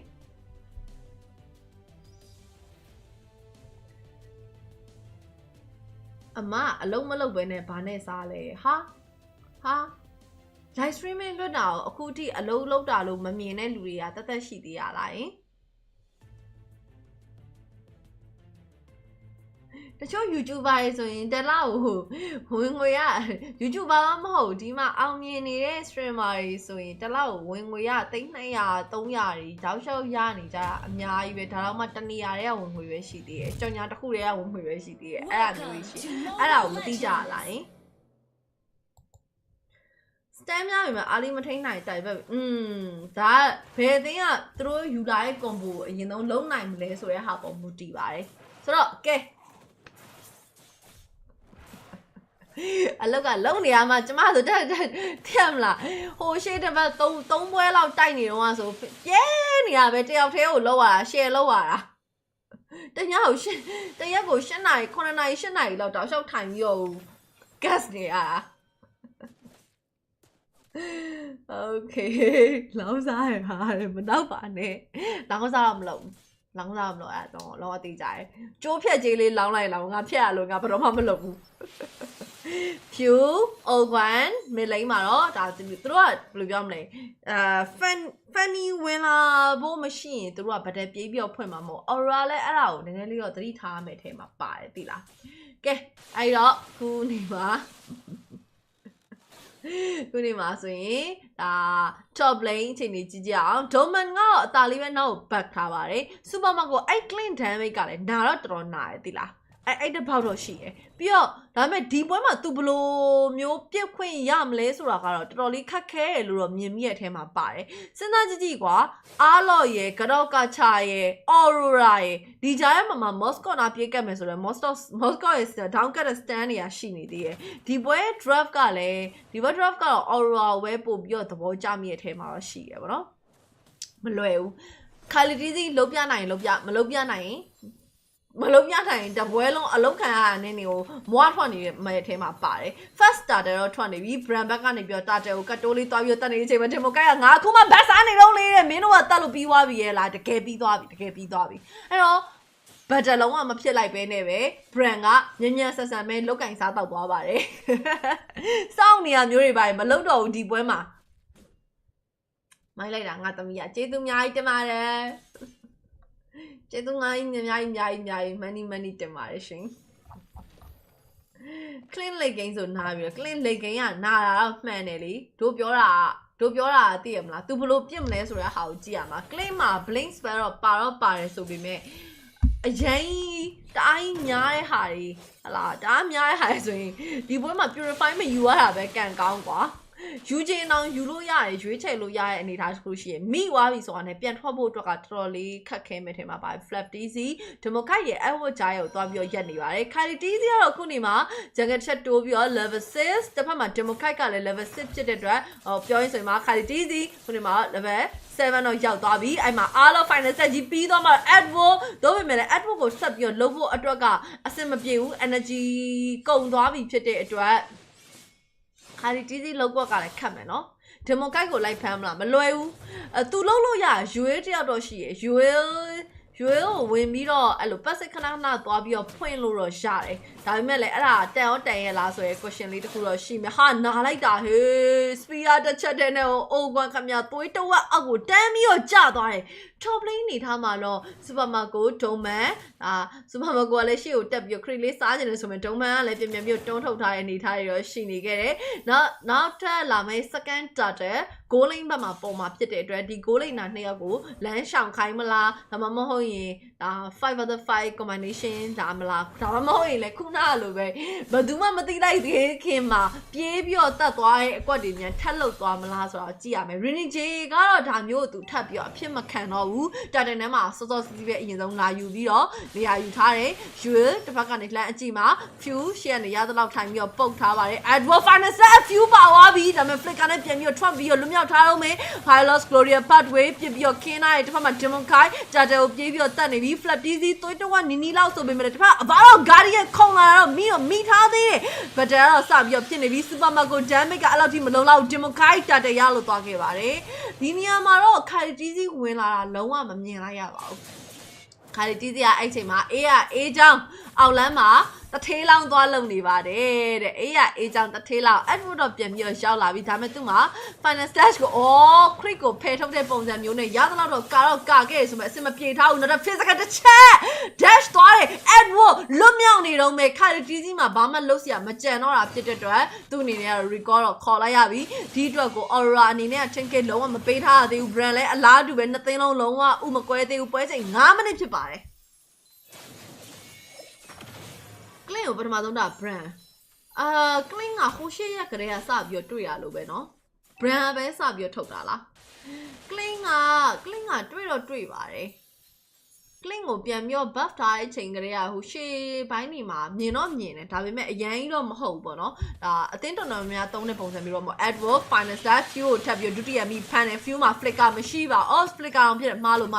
purifying ကတော့အခုနေမှာကူးတော့လဲနေတော့မယ် sphere of distraction ရှောင်ပေးတာ really J damage တွေကိုလည်းရှောင်နေဆိုပေမဲ့နောက်သူတစ်ချက်ပြန်လှည့်ပြီးတော့ပြစ်ဖို့စဉ်းစားလိုက်တဲ့နေရာတစ်ခုကတော်တော်လွဲချော်သွားခဲ့တယ် Kylie DZ ရဲ့ buff ကိုပါ Aurora လာပြီးတော့နှိုက်ဖို့တော့စူးစမ်းနေကြပြီဒီနောက်မှာဆိုရင်တော့ဖြင့် buff ပါသွားခဲ့ပါတယ်အဲဒီတော့အသေးလေးပဲစားပြီးတော့အားလေးမွေးရမှာနော် Flap DZ ဂျားထဲမှာညက်ပြီးတော့ကြံနေတဲ့ အုတ်ကွမ်းရသလောက်တော့ပြန်ပြီးတော့ hunter ပေးခဲ့ရဆိုပေမဲ့ brand အနေနဲ့အခုနေမှာနည်းနည်းလေးတော့စပြီးတော့ပြဿနာတွေတော့တက်ပြီး mid lane first tower ပါမယ်ဆိုတော့တာကြီးရဲ့ brand နိုင်မယ်လို့ထင်ခဲ့တာမဖြစ်တော့ဘူးလားမသိပါဘူးဟဲ့နောက်ဆုံး last start တဲ့ကောင်လောင်းလေးကတော့စနေပြီပေါ့နော်နောက်အချိန်တွေကအခုနေမှာ600ပဲရှိသေးတယ်100ထိအောင်မသွားသေး10k အောင်ဖြစ်တော့ 1k လောက်ထိအောင်မသွားသေးတာဖြစ်တဲ့အတွက် brand ကလည်းဒီနေရာမှာပြဿနာတော့မရှိသေးပါဘူးဒါပေမဲ့ mid lane first tower ပါထားတာတစ်ခုကလွယ်ကျန်တဲ့အပိုင်းတွေမှာတော့အဆင်ပြေနေတော့မယ်နောက်ဆုံး final data မလာနိုင်တော့ဘူးဒါပေမဲ့လည်းပြောလို့တော့မရဘူး Kylie DZ ကဒီနားရောက်နေရဆိုတော့ဒီ data ကိုလာရင်လည်းလာတော့တယ်ရှိသမျှ spare တွေအကုန်လုံးတော့ပြီးသွားပြီ Aurora ဘက်မှာ Kylie DZ ဝင်ရောက်လာပြီ cut throw လမ်းပိုင် really J တန်းပြီးတော့ပြတ်သွားပြီဒါအပြင်မှာဆိုရင်တော့ပြေးဒါ super marco ကတော့သွေးအပြင်းနေတော့ကြံရှိနေတော့မဲ့ Flap DZ ရှေ့ကနေပြီးရသလောက်ကာပေးထားတဲ့နောက်မှာဆိုရင်တော့ဖြင့်တာတင်မှာဘသူပို့ပြီးတော့အရေးနှိမ့်သွားသလဲဆိုရင်တော့ brand ဘက်က3ယောက်ကြပြီးတော့နည်းနည်းပို့ပြီးတော့အရေးနှိမ့်သွားခဲ့ပါတယ်တစ်ဖက်မှာ Aurora ဘက်ကတော့ 2 man down သို့ပေမဲ့ Demon Kai ကြံနေတော့မယ် Kylie DZ လည်းဒီဘက်မှာကြံနေတော့မယ်ဖြစ်တဲ့အတွက်နှစ်သိန်းလုံးကတော့တာတဲဟိုမလုတ်တော့ Aurora မလုတ်တော့ဘူး Kylie DZ ရမလားဆိုပြီးတော့သူဝင်ပြီးတော့တဲ့မလားနှိုက်ဖို့အတွက်လာပြီးကြည့်လိုက်သေးရဆိုပေမဲ့လည်းငါ buff ပေါ်တော့မယ်ဆိုတော့ buff ကိုပဲပြန်ပြီးတော့ဦးစားပေးပြီးတော့ခေါင်းတယ်လို့သွားတယ်ဆိုတော့ပွဲချိန်9မိနစ်နောက်ဆုံး last starter ကိုအသာလေးပဲထားနေအောင်ပဲတစ်ဖက်မှာ Demon Kai starter ကိုပြန်ပြီးတော့လုံနေပြီ Flap DZ ကတော့ vision သွားပြီးတော့ထောက်ထားတယ်တစ်ဖက်မှာ Kylie DZ ဘတ်စားပြီးသွားပြီဗျာလာပြီဆိုပေမဲ့ Demon Kai နည်းနည်းလေးပုံပြီးညံသွားခဲ့ Flap DZ ကလည်းတစ်ဖက်မှာ spare တွေအကုန်လုံးစားပေးထားပြီးတော့ Flap DZ တော့ကြလို့သွားခဲ့ပြီ few အနေနဲ့ဒီ instant damage တွေကို သူဘာမှပြန်ပြီးတော့လုတ်ပေးနိုင်ခြင်းမရှိဘူးအော်ကွန်ကတော့ Premier Form ပြောင်းပြီးအပေါ်လောက်ပြေးတက်မှာနောက်ကနေပြီး9ယောက်ကြီးများတော့ဟေးအဲ့တော့ Aurora drop pick ပို့ပြီးတော့အလုပ်ဖြစ်နေခဲ့ပါတယ်ဆိုတော့ပွဲချိန်10မိနစ်မှာဆိုရင်တော့ဖြင့်နောက်အချိန်လေး 2.4k အသာစီးနဲ့ 10k 9កောင်အသာစီး2 for the 7 Aurora ဥဆောင်နေစေပဲ top lane second tower ပါပြီဘလို့ပြောမလဲ brand ရဲ့ဒီ drop ကလေဟိုမြောက်ဒီမြောက်ကြီးလိုမျိုးခံစားရတယ်ဆိုတဲ့အရာကြီးကအခုနေမှာလက်တွေ့ဖြစ်နေပြီhigh loss why high loss high loss ကဒီပွဲမှာအလောက်မကောင်းလို့ခံစားရတဲ့ထဲမှာပါတယ် Flap DZ လို့ကောင်မျိုးနည်းနည်းလေးပို့ပြီးတော့လှုပ်နိုင်တဲ့ hero တွေပေးတာမျိုးတော့ပိုမိုက်တယ်ပေါ့နော်တစ်ဖက်မှာ Edward ကအရန်လှုပ်နိုင်တဲ့ hero တစ်ကောင်ယူထားတဲ့အချိန်မှာဒီဘက်မှာ Flap DZ ကဘယ်လိုရမလဲ damage စားသုံးသူကြီးတက်ကိုယူပြီးတော့အဲ့လိုမျိုးသွားနေရတယ်လို့မျိုးဖြစ်နေဒါတွေကကွာချက်ဖြစ်နေတဲ့ Kylie DZ ဘတ်စားနေတဲ့အချိန်မှာဒီဘက်မှာ sphere ကြီးမိတာတယ်ဒါကြားထဲမှာညံ့နေခဲ့ပြန်ပြီး Flap DZ ဘာမှလုပ်လို့မရဘူးလို့ပြောရနော်သို့ပေမဲ့လည်း Runi J တစ်ကောင်တော့ပြန်ပြီးတော့ကောက်နိုင်တယ်ဆိုပေမဲ့လည်း Flap DZ နဲ့ Runi J ကိုလဲထားရသေးတယ်ဒါအပြင်မှာ Doman ဒီအချိန်မှာအရန်ကို free ဖြစ်သွားပြီ စင်မပြေဘူးဟုတ်တယ်အဲ့တော့ဟိုအလိုမျိုးပဲပေါ့နော်နည်းန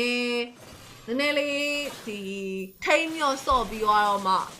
ထိမ်းပြီးဆော့ပြီးသွားအောင်မှကဲအဲ့ဒါဆိုကြည့်လိုက်ပါနော်ဒီလိုမျိုးအနိုင်ပိုင်းကနေသွားနေရတဲ့ပွဲတစ်ပွဲမှာ fan ရဲ့ရုံအားကဘယ်လောက်ထိအရေးကြီးလဲဆိုတဲ့အရာတစ်ခုကိုဒီပွဲမှာ sample အနေနဲ့ကြည့်လို့ရတယ်ဟလားဟိုလို့ရမလဲဗတ်တဲ့တပေါက်လေးပြန်နိုင်အောင်နဲ့ပြန်ပြီးတော့ကမ်းဘတ်သွားဖို့အခွင့်အရေးဆိုတဲ့အရာအရန်ကိုရှားပါတဲ့ percentage တစ်ခုကို brand ဘက်ကနေပြီးဘယ်လိုဖန်တီးမလဲပေါ့လေနောက်ကတော့အခုနေမှာစပြီးတော့ကွာနေပြီး Aurora ဘက်က 3K ဆိုတော့ဒီ lot နေရာကိုသွားဖို့အတွက်ကသူတို့ကအဓိကအားကိုးတာ Oakwan နဲ့ Flap DC ကိုသွားအားကိုးတာဒါပေမဲ့အဲ့နှစ်ကောင်ကလည်းဟိုဘက်က stand နေတအားများလို့ပြောရင်းဆိုမှထပ်ပြီးမိပြန်ယူ Flap DC Ray တော့ခင်းလိုက်တယ် Gloria Pathway ပြေးပြီးခင်းလိုက်ပြီး Few ကလည်းဒီချိန်မှာအဲ့လောက်ထိအများကြီးလုတ်ပေးလို့မရဘူးသူယူထားတာဇူရှင်းဖြစ်နေတဲ့အတွက်အဲ့လောက်ထိလုတ်ပေးလို့မရဘူး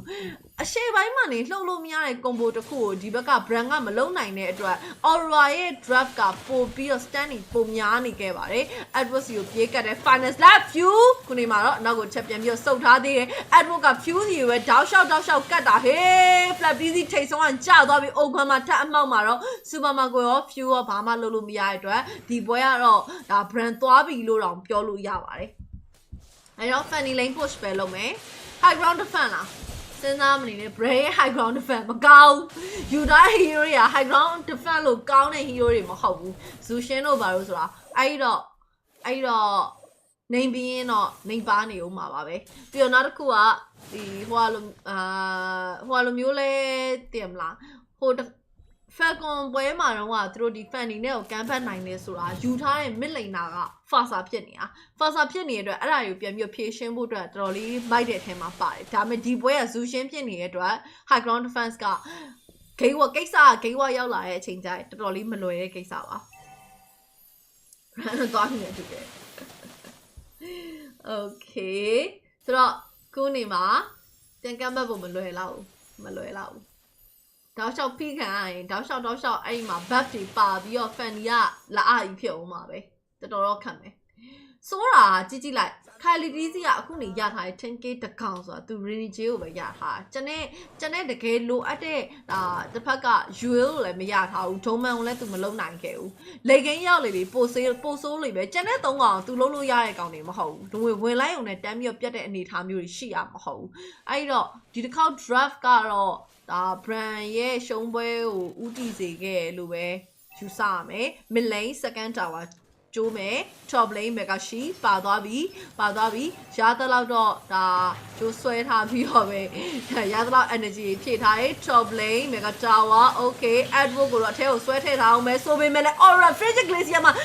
Superman ကိုတန်းပြီးတော့ပြတ်သွားပြီ Edward ကောင်တော့ပြန်ပြီးတော့ရခဲ့ဆိုပေမဲ့လည်း2 for 1 trade ဒီနောက်မှာဆိုရင်တော့ဖြင့် Jewel တော်တော်လေးသွေးနေသွားပြီအနောက်ကိုပြန်ပြီးတော့ back သွားခဲ့ရပါတယ်အပြန်လမ်းမှာတော့ Kylie DC ရဲ့ buff လေးပါလမ်းကြုံဝင်ပြီးတော့ကြိတ်သွားပါသေးတယ်တာတို့ပါနောက်အချိန်တွေကတော့အခုနေမှာ 7k အသာစီးဖြစ်သွားခဲ့ပါပြီ 7k အောင်ကရလားဟုတ်တယ် 7k 9နဲ့2 no 7k yes lower final best of 7မှာ best of 7ဒါ semi final ပါ best of 7 semi final game 3ပါ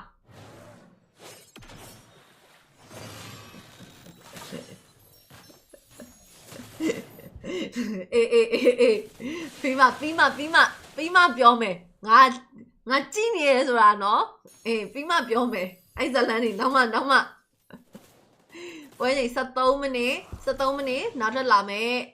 ယ် lot က second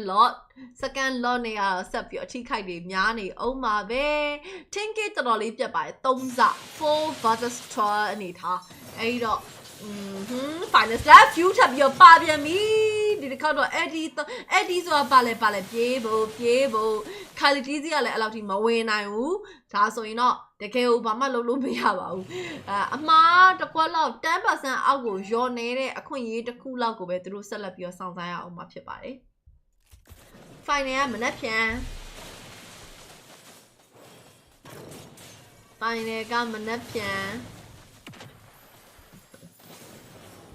Okay 1 2လား game 1က brand နိုင်တယ် game 2က Aurora နိုင်တယ်ဒါ game 3 ဒီ game 3က Aurora ဖြစ်တော့မယ်နဲ့တူပါတယ်ဟေး နော် Aurora ဖြစ်တော့မနဲ့တူပါတယ် Bren ရဲ့ဟို traffic ကြီးอ่ะ coach ကပြလာပညာတွေပြနေလို့ Super Mago damage ထွက်လာခဲ့ဘယ်လိုဖြစ်နိုင်လဲဒါပေမဲ့လေ तू ကဘယ်လိုသွားပြစ်မလဲ damage ထွက်လာရဲဆိုတော့မှ तू ဘယ်လိုပြစ်မလဲဆိုတဲ့ဟာကြီးကတော်တော်စဉ်းစားစရာကြီးရှေ့ကနေပြီးဝင်မဲ့တန့်ကိုကြည့်လိုက်အောင် flap DC ကအခုမှ item အကြီးနှစ်ကွက်ပဲရှိတာသူ့မှာ dominant ice နဲ့အတနာရှိတစ်ဖက်ကဟိုဟာကိုကြည့်လိုက် Edward က item ကြီး3ကွက်ပြီးသွားပြီ3ကွက်2ကွက်အာဒုံမောင်တန်းပိုင်းနေဘာမှမဖြစ်ဘူးနော်ကင်ချာနာအဲ့တော့မလိန်မကတော့ပေါက်လို့သွားခဲ့ပါပြီဒီနောက်မှာဆို Edward final slash နဲ့ flap DC ကိုဆွဲထုတ်လာတယ်ဒါပေမဲ့ flap DC ray ခင်းပြီးတော့ရှေ့ကနေပြီးပြန်ပြီးတော့ဒါ cover ပေးထားတော့မှာပဲသူတို့ရဲ့ high ground ကာရဲ့နီးလေးရတယ်တစ်မျိုးလေးအဲ့ဒီအကုန်သုံးပြီးတော့အကုန်စလုံးအောင်လို့ဖြေးလုပ်ပြီးတော့ဖြတ်ထားတဲ့ပုံစံပေါ့နော် bottom lane မဲ့ကနောက်ဆုံးကြံရှိနေတဲ့ tower လေးပဲကြံတော့တယ် doman ရရဆက်ဆက်ရိုက်ခွဲရင်းနဲ့ high ground အပေါ်မှာဘာမှဘာ tower မှမရှိတော့ပါဘူးဘောလုံးဝင်းဖြစ်သွားပြီး crystal throne တစ်ခုတည်းကိုပဲဖင်ပိတ်ပြီးတော့ကားရတော့မယ်ဒီလိုဖင်ပိတ်ပြီးတော့ကာဖို့အတွက်ကလည်းမလွယ်ဘူးအနည်းကကြိုးတွေဘာလို့အလောက်လွဲနေအောင်တကြိုးလွဲတာနှစ်ကြိုးလွဲတာကြိုးလွဲတာကြိုက်လို့နေမှာပေါ့ Okay ဆိုတော့အခုနေမှာ Rainy J တောက်လျှောက်ဖိမှာပဲနောက်ကတန်းကေနော်တန်းကေ Game 1တော့9မိနစ်10မိနစ်လောက်နဲ့နိုင်သွားရဲဆိုပြီးတော့ပျော်မလို့ရှိသေးရဲ့ Game 2 Game 3မှာပြန်ပြီးတော့အလောက်ခံနေရတော့ Bren လေး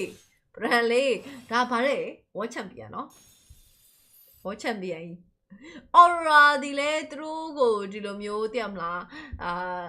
တော်တော်များအသင်းတွေက Aurora ကိုထဲမတွက်ပါဘူးမကြောက်ပါဘူးလို့ပြောခဲ့တဲ့အရာတစ်ခုကိုတော့ချင်းချောက်ပြနေပြီလို့တော့ယူဆတယ်။ဘာပြောသူတို့ရဲ့တော်တော်လေးလဲ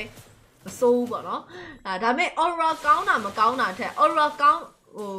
တာမကောင်းတာထက် Bren ရဲ့ drop ကိုစောက်တလွဲထုတ်ထားတာပို့ပြီးတော့မကြိုက်ပါဘူးရှင်။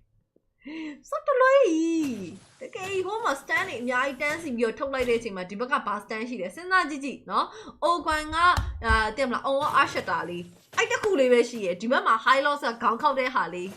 ဘာမှမရှိဘူးကျန်တာ slow effect တွေလောက်တော့ရှိရဆိုမဲ့အဲ့ဒါကြီးက stand main stand တခုမပါဘဲနဲ့ crowd control ကြီးမပါဘဲနဲ့ဘာမှလုပ်လို့မရဘူး view wise ပြန်လာနိုင်လားတဲ့ I don't think so ပြန်မလာတော့ဘူး Bren crowd control မပါဘူးစိုးလိုက်တာအရင်ပဲအဲ့ဒါကို Fanny နဲ့ Clean ကိုပြစ်ခိုင်းမယ်တဲ့ဟာတာပါ Okay လော့တတိယမြောက်လော့ဖြစ်ပါတယ်တတိယမြောက်လော့နာကိုဘလို့လာမလဲ Fanny ကတော့သူ့မှာဘတ်စားခွင့်ရသွားပြီဒီဘက်မှာအချိန်ဆွဲရုံလောက်ပဲခေါင်းတိုးချင်မှတိုးမှာ Fanny ဘတ်စားပြီးရဲ့အချိန်မှာဒီဘက်မှာလော့တက်တာမပြီးသေးဘူးဆိုရင်လာလိမ့်မယ်ဒါပေမဲ့မမိလောက် Flap DC ဘယ်တဲ့ကိုစပြီးဖွင့်လိုက်ပြီးလော့ကတော့ Aurora ပဲရရှိသွားပြီးရဲ့နောက်မှာဆိုတော့ Kali DC တော့ဝင်ရောက်လာတယ် Flap DC ရဲ့ထိတ်ဆုံးကနေကြားတယ် Doman အာအီနဲ့ပြစ်တာဆိုတော့ Super Mago ဒီနောက်မှာအမေ Flicker နဲ့ပြန်ဝင်လာသေးတိုင်းဘာလုပ်ချင်တာလဲလို့ Super Mago Flicker နဲ့အနောက်ကိုပြန်လာတယ်ဟဲ့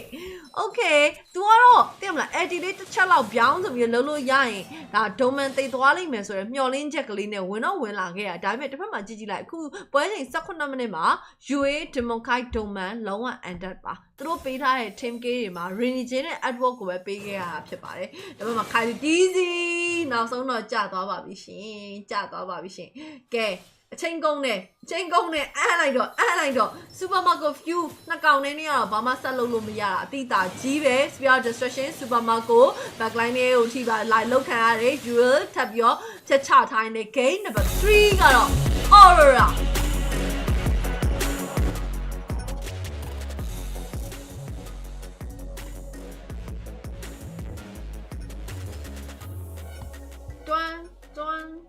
dun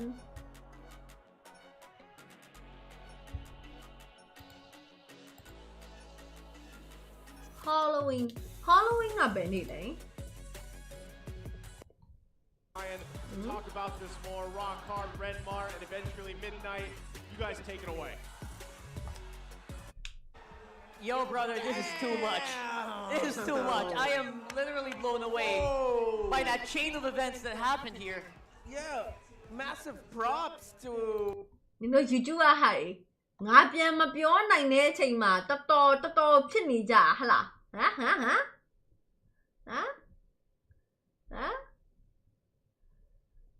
Master Chef ပြီးမလေးရှားဟိုကပြီးမင်းသမီးညကြရင်တတေးပြီးအိမ်နောက်တနေ့ပြန်စမအေးဘေးဟမ်ဟာငါ့ YouTube မှာတော်တော်လုံးနေရနော်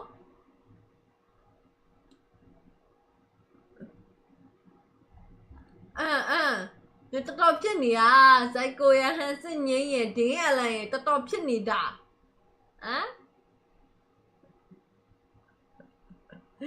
4-1လည်းမဖြစ်နိုင်တော့ပါတဲ့4-1လည်းမဖြစ်နိုင်တော့ပါ Bren drop ကိုဒီတိုင်းစောက်ချိုးမပြေထုတ်နေမယ်ဆိုရင်ကဲမတက်နဲ့ပေါ့နင်တို့မှမတက်ချင်တဲ့ကိစ္စမတက်နဲ့ပေါ့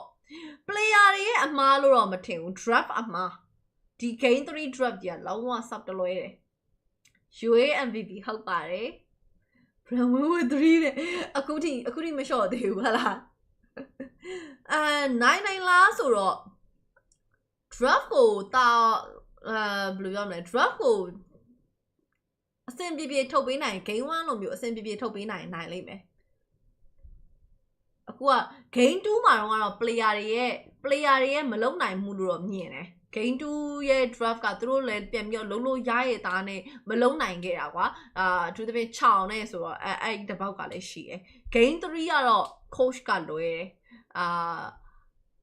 ပုံမှန် team fight R ကတော့ Aurora Bren ကိုအတူတူလောက်နီးသွားကြတယ် Bren ကတော့နည်းနည်းလေးပို့ပြီးတော့တာတယ်ဆိုတဲ့ condition မျိုးရှိရယ်ကွာ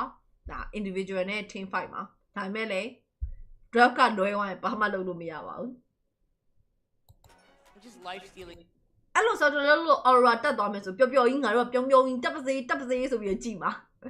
ဒါပေမဲ့ဘသူတက်အပေါ်မှာစောင့်နေတာ Onyx Philippines ဆိုတာလည်းမေ့ထားလို့တော့မရဘူး In the lower portion of the map, that was them reading the tendency of Falcons. ဒါပေါ့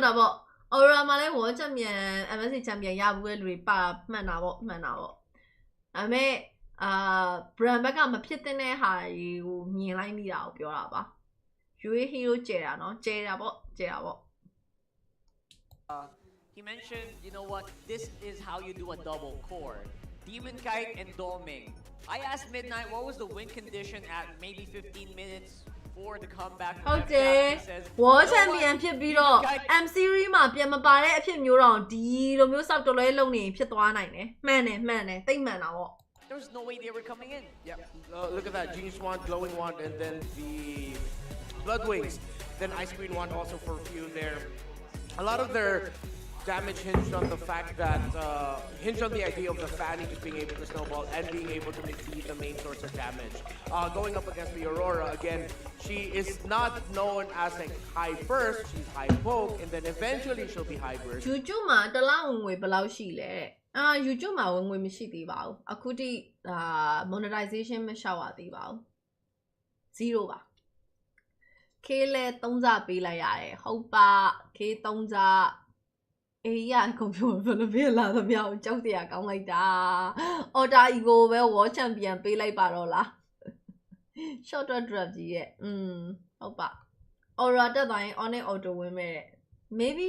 ဖြစ်ကောင်းဖြစ်သွားနိုင်ပါတယ် Damage option, more, how do I say this, consistent damage option as he can join in the fray of the fight. We know with the Fanny, you need to cable in, cable out, all that. And then so you much kind of have to reload afterwards. Yeah, sort of like reload, come back in. At least with the Suyo, he can just literally stand there, just like wait what the others do and then go in or start it off himself. Yeah. Which is again one of the reasons why Suyo is winning in this specific matchup. Yeah. Every Suyo game that they pick, you know what, they win with it. And right now, it did feel like, again, despite the very good draft here by Falcons Bren, I really thought it was going to work. You mentioned it before we started. Aurora just played it a lot better. Yeah, the execution by Aurora was, well, just really great. FCAP had no answer. And let's see if there's going to be a guy with some answers. Let's see, throw it over to Midnight. Aurora MLBB is now 1 point up over the reigning world champions of the world as they take momentum in game number 3. Once again, we are going to be breaking down as to what happened in this game. My name is Midnight, and we are going to be looking at some stats here that will help us dissect as to what happened in this game. Now, first of all, again, objectives are key here for both sides, but there's one difference in this specific game. Aurora MLBB is able to group up in the mid game. Their timing in the mid game is that they have a lot of control over the tanky heroes on the side of Falcons AP Bren. First 2 minutes of the game, it was Falcons AP Bren that was able to sort of like put their control, put their foot down, and make sure that they're able to take the objectives. But after the 5-minute mark, it was all Aurora MLBB. The group up potential, specifically backed up by the re-engaged queen, the Aurora on UA, allowed them to just constantly look for potential skirmishes against the Falcons. Ngồi ngồi nhà vậy là hả là cô bé ngồi chặt tiền baby tông ngồi chặt tiền mà hậu ngồi trong ngồi nhà nè ta nào thì nè su vì ta bắt đầu cái bé mà đi đại mà thà này bỏ đi bé trên cố gắng mà mình đi hải rồi ai đây nó mà thà ra này bỏ nó ta cha ta cụ biểu miêu su thà miêu à bù miêu cao mày ai mà cụ ngồi lê trên đó lê lú dài yeah yến đi thà là ba nhà con đã biểu ra ở lâu thì nhà mà lú luôn thế mà Aurora này em xin cho cái nhà mà là yes ta lao ngồi bao lâu lệ mà biểu bảo nó biểu bảo biểu gì hả mà biểu lý tụi nhà mấy này mà biểu này cô lại mà tin chuyện này ai đã khu về cô vào đây cô xin được mà tụi nhà người hảo tin lại à rồi lệ cô cho bà mà chú mà chú taoแต่cô nói gì à bộ bé trên mà bữa miêu rồi xong rồi này cho nó mấy trang bị tao rồi xin cô bắt mà nó ở lâu cô xa lâu để cả trái tháo bữa lâu yêu tiền lệ cô ye professional face của bữa lâu cái này biểu xa biểu tâm mất tiền lệ rồi hảo mà tiếc lười rồi nhái ấy là lý do nên nó cắt à bộ cái này tụi nhà làm đại bảo đấy ngã lại xem mà biểu gì à là hả nhưng mà anh cái này lười rồi mà mèo xem cho anh ngã mũi ra mi ba mà ngã cho lâu người bữa lâu giờ lại mà mèo hết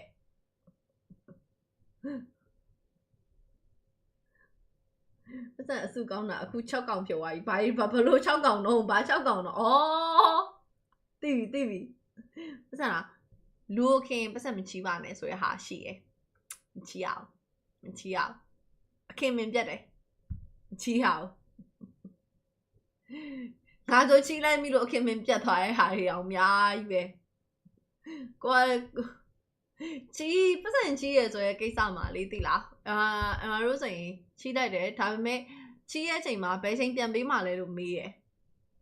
chỉ là cô này nè em mong lão bé cô đi ao trên cha người em nhiều này bị rồi cho đấy trên thế bộ bị cha đó là cô mà thi khai lão đấy em mong cô về cô à lâu bé ấy lâu bé cả mà bây giờ mà cô à lười lắm này chỉ mà ở trên bé rồi biến bí nó rồi hàm nhiều mà lâu rồi bé sinh biến bí mà lấy rồi hảo mi hảo mà ấy rồi cái bé đó là trên mà biến nhiều lá sen sẽ qua tóm đau nó chân lá sen sẽ mà sao này u đi à yêu mi lại để hay rồi bông ra nhiều lá rồi ai luôn ta lông bye bye mày sorry bé sorry em thì relationship thì nào mà ta sẽ khai ra đó vì khi đấy thì là ngay lại chuyện mà một lúc ngài ta sẽ biểu mà hồပြီးခဲ့တဲ့အရင် MSC တော့อ่ะဆိုရင် MSC မြန်မာ qualifier ဒီဟာဟုတ်တယ်အဲ့ရတော့อ่ะဆိုရင်အဲ့လောက်ထိလည်းအရင်လည်းမခင်မဲနဲ့ဟိုမှာ caster တွေကဟိုအငယ်တွေကဟို AK7 ဆိုတာဟာလားအဲ့ကောင်လေးဆိုရင် Facebook မှာ friend ပဲဖြစ်တာပါအပြင်မှာလည်းစကားလည်းအဲ့လောက်ထိအများကြီးကောင်းကောင်းပြောပြရတယ်မဟုတ်ငါပတ်စံလာချီးရကွာ तू ချီးရလဲအနေနဲ့အမောင်မဟုတ်ဘူးအဲ့ဒါမဲ့ကျမမချီးလိုက်ဘူးမယုံလို့ဒါမဲ့လေအရန်ဒုက္ခရောက်နေရဆိုလို့ဒုက္ခရောက်နေရဆိုလို့9000လောက်ပဲချီးလိုက်တယ်ဒါမဲ့ကိုကမချီးချင်တဲ့ဟာတခုကိုအတင်းလာချီးရဲ့ဟာမျိုးကြတော့နဲသည်ဖြစ်စေများသည်ဖြစ်စေဒါကကိုယ့်ရဲ့လောအားကလေပြီးတော့ပြတ်သွားတာပါပဲအဲ့မျိုးစင်မပြောဘူးဘာလည်းမပြောဘူးဘူးမှလည်းမပြောဘူးအဲ့တော့အခုဘာလို့ပြောလဲရှင်းရှင်းလေးပဲကျမအဲ့ပတ်စံပြန်ပြီးတော့အဲ့တော့ကိုကျမထုတ်ပြောပလိုက်တယ် လူတွေကကိုတက်နိုင်တဲ့အတိုင်းတာကိုပဲသုံးဆွဲကြပါလားလို့နော်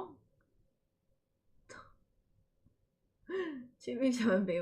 အေးနဲသည်ဖြစ်စီအမက9000လောက်နဲ့ပြောစရာလားလို့ပြောရင်လေ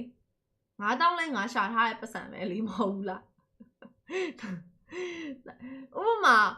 တိန်ကနန်းနဲ့ဖြစ်သွားရထားကိုဒုက္ခရောက်နေကိုကဒီတယောက်လူတယောက်ချီလိုက်လို့ကိုလိုချင်တဲ့ပစ္စည်းကိုမှတခုခုသုံးစရာပေါ်လာတဲ့အခါမျိုးကြရင်ကိုမသုံးနိုင်တဲ့အခါကျရင်ကိုပဲစိတ်ရှုပ်ရတာလေအဲ့မျိုးမကောင်း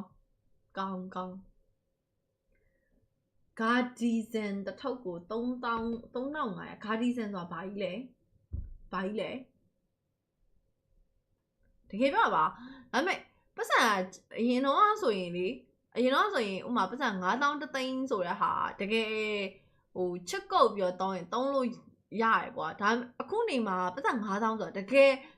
ဈေးခဏသွားပြီးတော့စက်သားဝတ်သားလေးဝယ်လိုက်ရုံနဲ့နေကိုလောက်တော့မလောက်ဘူးဘန်ကောင်ဝင်တယ်စမပြေလိုက်တာဟဲ့အဲ့လိုလူတွေရှိရဲ့ငါအကျွေးစင်းနဲ့သူ့နာမည်ကိုလည်းငါဖြတ်လိုက်တော့မယ်ပြီးရင်တခြားမှာအကျွေးလာချီဝါပြီးတော့ရင်းနှီးနေလို့ဆိုပြီးလာချီဝါပြီးတော့မတိကျအောင်ဆောင်ပြီးတော့ဒါနှစ်ပေါက်သွားတဲ့လူတွေလည်းအများကြီးပဲစိတ်ဆင်းရဲတာအမျိုးတွေပို့ဆိုးရဲ့ကိုရီးယားတော့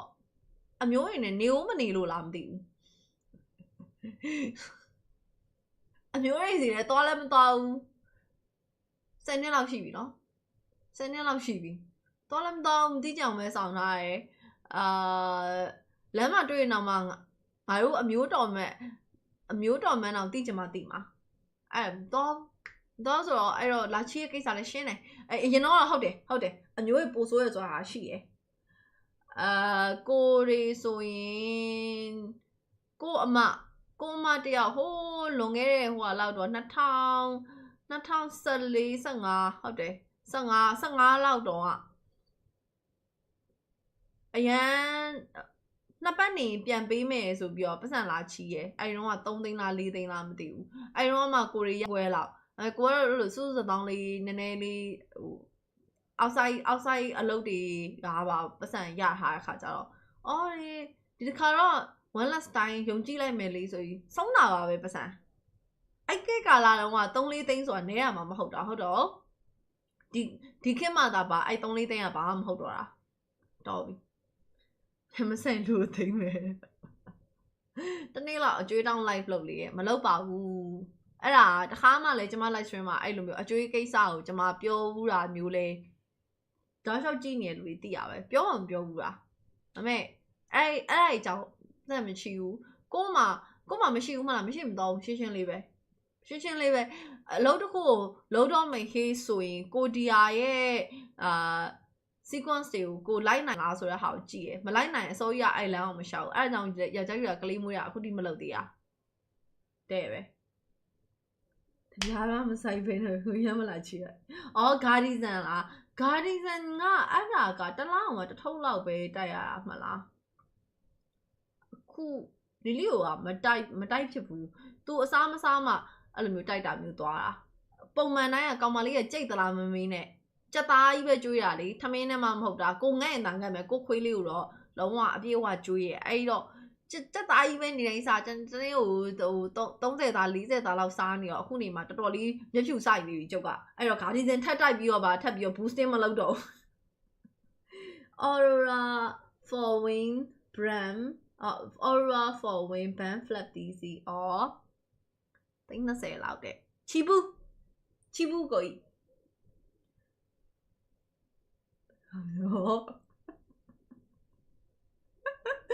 Are you see me? Fan တွေကချီရအောင်မပြောဘူး fan တွေကလည်းမချီဘူးအဲ့ဒါမျိုးတို့တွေကြားထဲမှာပေးနိုင်ရင်တခါတည်းမိုးအပီးပေးလိုက်တယ်ပြန်တောင်းတဲ့ဟာအဲ့လိုမျိုးချီရဆိုရင်ဟာကောင်းတဲ့အောက်ကိုမသွားဘူးဝိုင်းကြည့်ခံရမယ်နီးလာလုံနေလို့တဲ့လာမင်းတွေအမလိုက်လာကြည့်ခံလိုက်တယ် good day နစ်တော်တယ်ဟုတ်လား Flatteasy ကိုအဲ့လိုမျိုးဘာမှလုပ်ကွက်မထွက်တဲ့ hero တွေသွားပေးလို့ကတော့ brand ကထွက်သွားမှာပဲကဲ drop pick လေးလာပါတော့မယ်ရှင် drop pick လေးလာပါတော့မယ်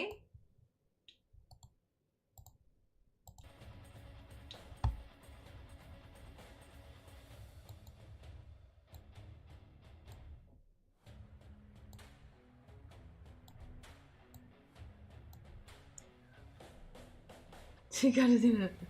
ချီပါညီမပြင်မှာစိတ်ဟုံဆောင်မလို့တဲ့။အိုကြီးမင်္ဂလာဆောင်ပြီးရင်တယောက်တစ်ဝက်ခွဲပြန်ကွာကြအောင်။ဟာဘလို့ idea ကြီးလေ။မင်္ဂလာဆောင်ပြီးရင်တယောက်တစ်ဝက်ခွဲပြန်ကွာကြမယ်။လက်ခွမ်းနဲ့မှ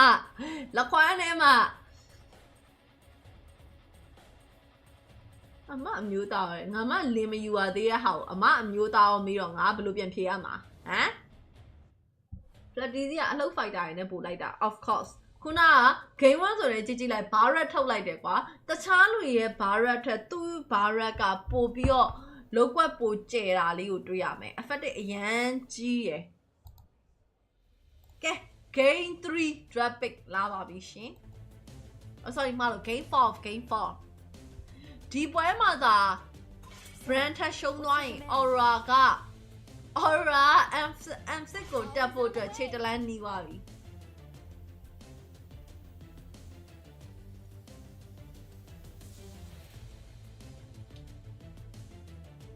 အကြည့်ဒီနေ့ကဖိလစ်ပင်းစုမရဘူးလားတဲ့ဒီနှစ်ကဘယ်လိုပြောရမလဲပြီးခဲ့တဲ့နှစ်ကကျမလောက်ပဲကျမရဲ့နောက်တစ်ရက်နှစ်ယောက်လောက်ရဲ့ပဲofficial restraint ကိုယူထားတာ哦ဒီနှစ်ကတော့ယူရဲလူတွေများတယ်လေအဲ့တော့သူတို့ရမှာပေါ့ပြီးတော့ဒီနှစ်လည်းဘာစုမှနောက်ထပ်လာပြီးတော့ target သွားဖို့မစဉ်းစားထားဘူးကျမပတ်စံရှာဖို့ပဲစဉ်းစားထားတယ် Flatteasy ကိုကောင်းတာသူ့ကို game ဆိုင်ဘူးလို့ဇက်မတွေ့ဘူးတဲ့တောက်ရှိသေးလားမန်းရှင်းလိုက်လေ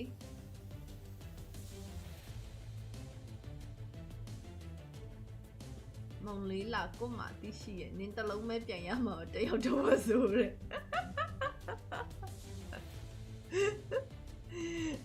Okay နောက်ထပ်ဒါ picking မှာတော့ brand ဘက်ကနေပြီးတော့ခြောင်ရယူလို့သွားတယ်ကတော့ကချာခြောင်ကတော့ကချာရဲ့ခြောင်ရဲ့ဆိုတော့ Oguan ခြောင်နဲ့ကတော့ကချာ Flatteasy ကတော့ကချာဖြစ်ပါတယ်နည်းနည်းတော့Okayဇူရှင်းယူထားတဲ့အချိန်မှာကတော့ကချာကို roaming သွားခိုင်းလို့မကောင်းအဲ့တော့ခြောင် roaming ပဲဖြစ်ဖို့များတယ်။တစ်ပတ်မှာတော့ Aurora Fanny ban လိုက်ပြီ Kali ban ထားတယ် Laui ban ထားတယ်ဒါက brand ရဲ့ထုတ်လေအချီဆုံးကြောက်စရာအကောင်းဆုံးဒါ hero တွေကိုသူတို့အနေနဲ့ respect ban လေးပြန်ပြီးတော့ပိတ်ထားတာပါ၃កောင်စလုံးတစ်ပတ်မှာတော့စုယူရဲ့ Metara ရဲ့ chip လောက်ပဲဒါဘယ်လိုရမလဲမဖြစ်မနေ ban ပေးရမယ်ဆိုတဲ့အထဲမှာ chip လောက်ပဲသူတို့ထားထားတယ်ကျန်တဲ့ hero တွေအကုန်လုံးတော်တော်များများကတော့တစ်ဖက်သိန်းရဲ့strategy ကို block တဲ့ပုံစံမျိုးပဲ banning ကိုသွားထားပါတယ် for pick or 3 ball အဲ့ဒါကြောင့် drop ကမနေ့ကကောင်းပြီးဒီနေ့စုံနေတာ哦ဟမ် brand ဘက်က drop ကိုစောက်တလို့ဖြစ်နေပါတယ်လို့ကြည့်လိုက်တာဟိုမှာကြည့် 3 ball တဲ့ကဲဒါဆိုရင်တော့ Raffler ထွက်လာတော့မလား Raffler ban မလား Raffler ban မလားဟဲ့Aurora ပွဲမြင်တယ်ဟောကျွတ်ပြီးယောက်ျားမယူဘူးလားအုတ်ကြီးရဲ့ဇွဲမြအောင်ငါယောက်ျားယူပြီးနေညာတိုင်းငါအစားလာခံပေးမလားအဲ့ဆိုငါယူမယ်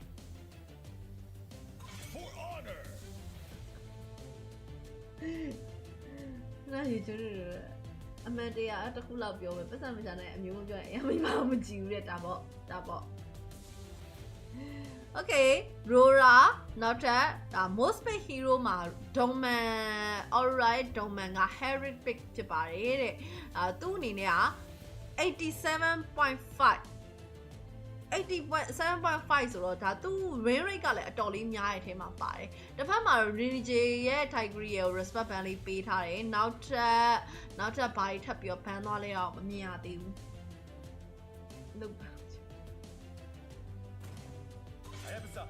ဘလို့ရအောင်လားဟာဟုတ်တယ်လေ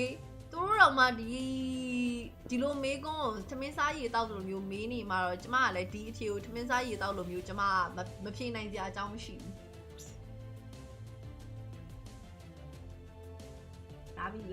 လာပြီလားတကယ်ပဲယောက်ျားမယူရသေးရဲ့ကောင်းမလေးဆိုရင်လည်းဟဲ့မယူသေးဘူးလားယူသွားတဲ့လူတွေဆိုလည်းဟဲ့နင်တို့ကလေးမယူသေးဘူးလားကလေးယူပြီးသွားရင်တော့မှကလေးကတယောက်ပဲလားနောက်ထပ်မယူဘူးလားအော်လာသူ့လားစားတော့တယောက်တစ်ဝက်ပေါ်တယ်โอเคဆွဲမအောင်ရပြီလေဒီ challenge အဆင်ပြေတယ်တရက်လောက်ပဲအစမ်းလာခဲ့လိုက်အစမ်းလာလို့လိုက်နော်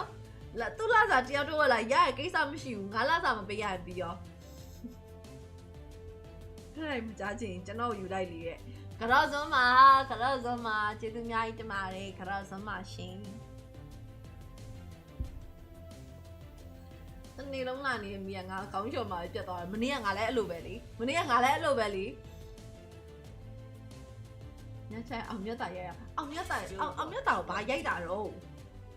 မန်းလို့ရပြီပဲမနေ့ကလို့အင်ကြီးလုံးကြုံပြန်ဝတ်ပေးပါတဲ့စမိုင်းအင်ကြီးကုံသွားပြီချော်အောင်မယ်အဲ့ဒါကြောင့်မွေးနိုင်ဘူးလေ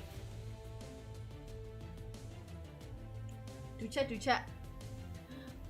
ဆိုတော့ now for link ရဲ့ higher busa ရဲ့ ban နဲ့ jungle မထွက်သေးဘူးเนาะဒီဘက်မှာ Aurora မှာ jungle မထွက်သေးဘူး Nolan online နဲ့ကောင်သူတို့ဆွဲထုတ်လို့ရတယ်လောလောဆယ် ban တာကလည်း Fanny ရဲ့ link ရဲ့ higher ရဲ့ assassin တွေပဲတစ်ဖက်မှာတော့ Phobius ရဲ့ Tiger ရဲ့ဖြစ်ပါတယ် Raffla ထပ်ထုတ်ရင်မွားသွားမယ်ဒီအဲ့ Raffla ကိုဘက်ကချောင်းလိုက်လို့မယ်ပြောတယ် Raffla ကိုထုတ်တယ်ဟေး Raffla ကိုထုတ်ပါတယ်တဲ့ okayရတယ်လေကြိုက်တယ်လေအဲ့လိုဇာမျိုးကတော့ရှယ်ကြိုက်တယ်အဲ့ဒီပိစာကုံသွားလို့လားအမတဲ့အဲ့လိုစကားမျိုးကိုနင်တို့ Victoria Secret Fashion Show မှာသွားမှန်ပါလားယင် Lisa ဖင်ပေါ်နေပြီတို့ပါတော့လေပိစာမလောက်ဘူးလားတို့အဲ့မျိုးသွားမှန်ပါလားနိုလန်ကန်ရမခတ်ပဲကြမ်းတမ်းနေတော့ပဲဒါတော့နိုလန်ကိုနည်းနည်းလေးနှက်ထားနော်အောင်ကျော်ဇောလားဟန်စင်ရင်ကီးဘုတ်ပြောက်သွားဘာလို့ဖြစ်လို့တော့ဟန်စင်ရင်ဘာလို့ကီးဘုတ်ပြောက်သွား PC အတွက်ဘာ VPN သုံးလဲတဲ့ PC အတွက်ကိုအခုက Bit Defender ဆိုရဟာလေးတစ်ချက်သုံးနေတယ်အစ Express ဝယ်ထားပြီးတစ်လအောင်မသုံးလိုက်ရဘူးပျောက်သွားသုံးလို့မရတော့ဘူးနောက်တော့ဟွာနဲ့0 trust နဲ့အဆင်ပြေနေရယ်ဒါမဲ့ပြီးခဲ့တဲ့3ရက်ကစပြီးတော့0 trust ကမရတော့ပဲနဲ့အခုနောက်တစ်မျိုးပြောင်းသုံးနေရတယ်အသာမထွက်တော့ငြိမ့်နေလို့တဲ့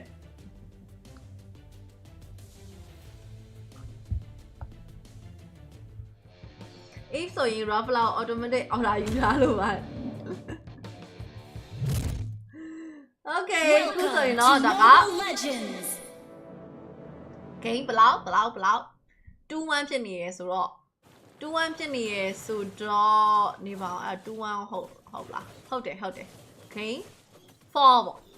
game number 4အေးဆိုရင် Raffla ကို automatic ယူထားလို့ပါဟုတ်တယ်လေခုနောက်ရင်သူတို့ဖြီတာကိုကြည့်လိုက်အေးဆိုရင် Raffla နဲ့ပြန်မျိုးပဲဖြီရဲအဲ့တော့ဒီအပေါက်ကိုလည်း Bren ကဒီတစ်ခေါက်တမင်သက်သက်လှုပ်လိုက်တာလို့တော့ထင်တယ်အဲ့တော့အုတ်ကွမ်းမှာနည်းနည်းလေးတော့ pressure ပို့ပြီးတော့ပြီးတယ်သူကဂျားထဲကိုခုံပြီးတော့ဝင်ပြီးတော့ Renegade ကိုသူရအောင်ကန်အောင်ဒါပေမဲ့ Purify 3 ကောင်နဲ့တိုင်းတော့ရေ Purify 3 ကောင်နဲ့ပြောရလားလို့မေးရတော့ပဲခိုင်တီးစီကျန်ကတစ်ချက်လာပြီးတော့စားတယ် pressure ရိုက်လိုက်တယ် okay ဒါဆိုတော့ walking creep လေးကတော့ခိုင်တီးစီရသွားပြီအပေါ်လမ်းမှာ hey go crack ကိုနှစ်ကောင်သားနုတယ်ခိုင်တီးစီပဲထက်ရတယ်record ပြတိုက်ဒမန်ခိုက်တယ်နေမရအောင်မလားဖင်ရတာတက်သွားပြီးသွေးလျှော့ခံတာ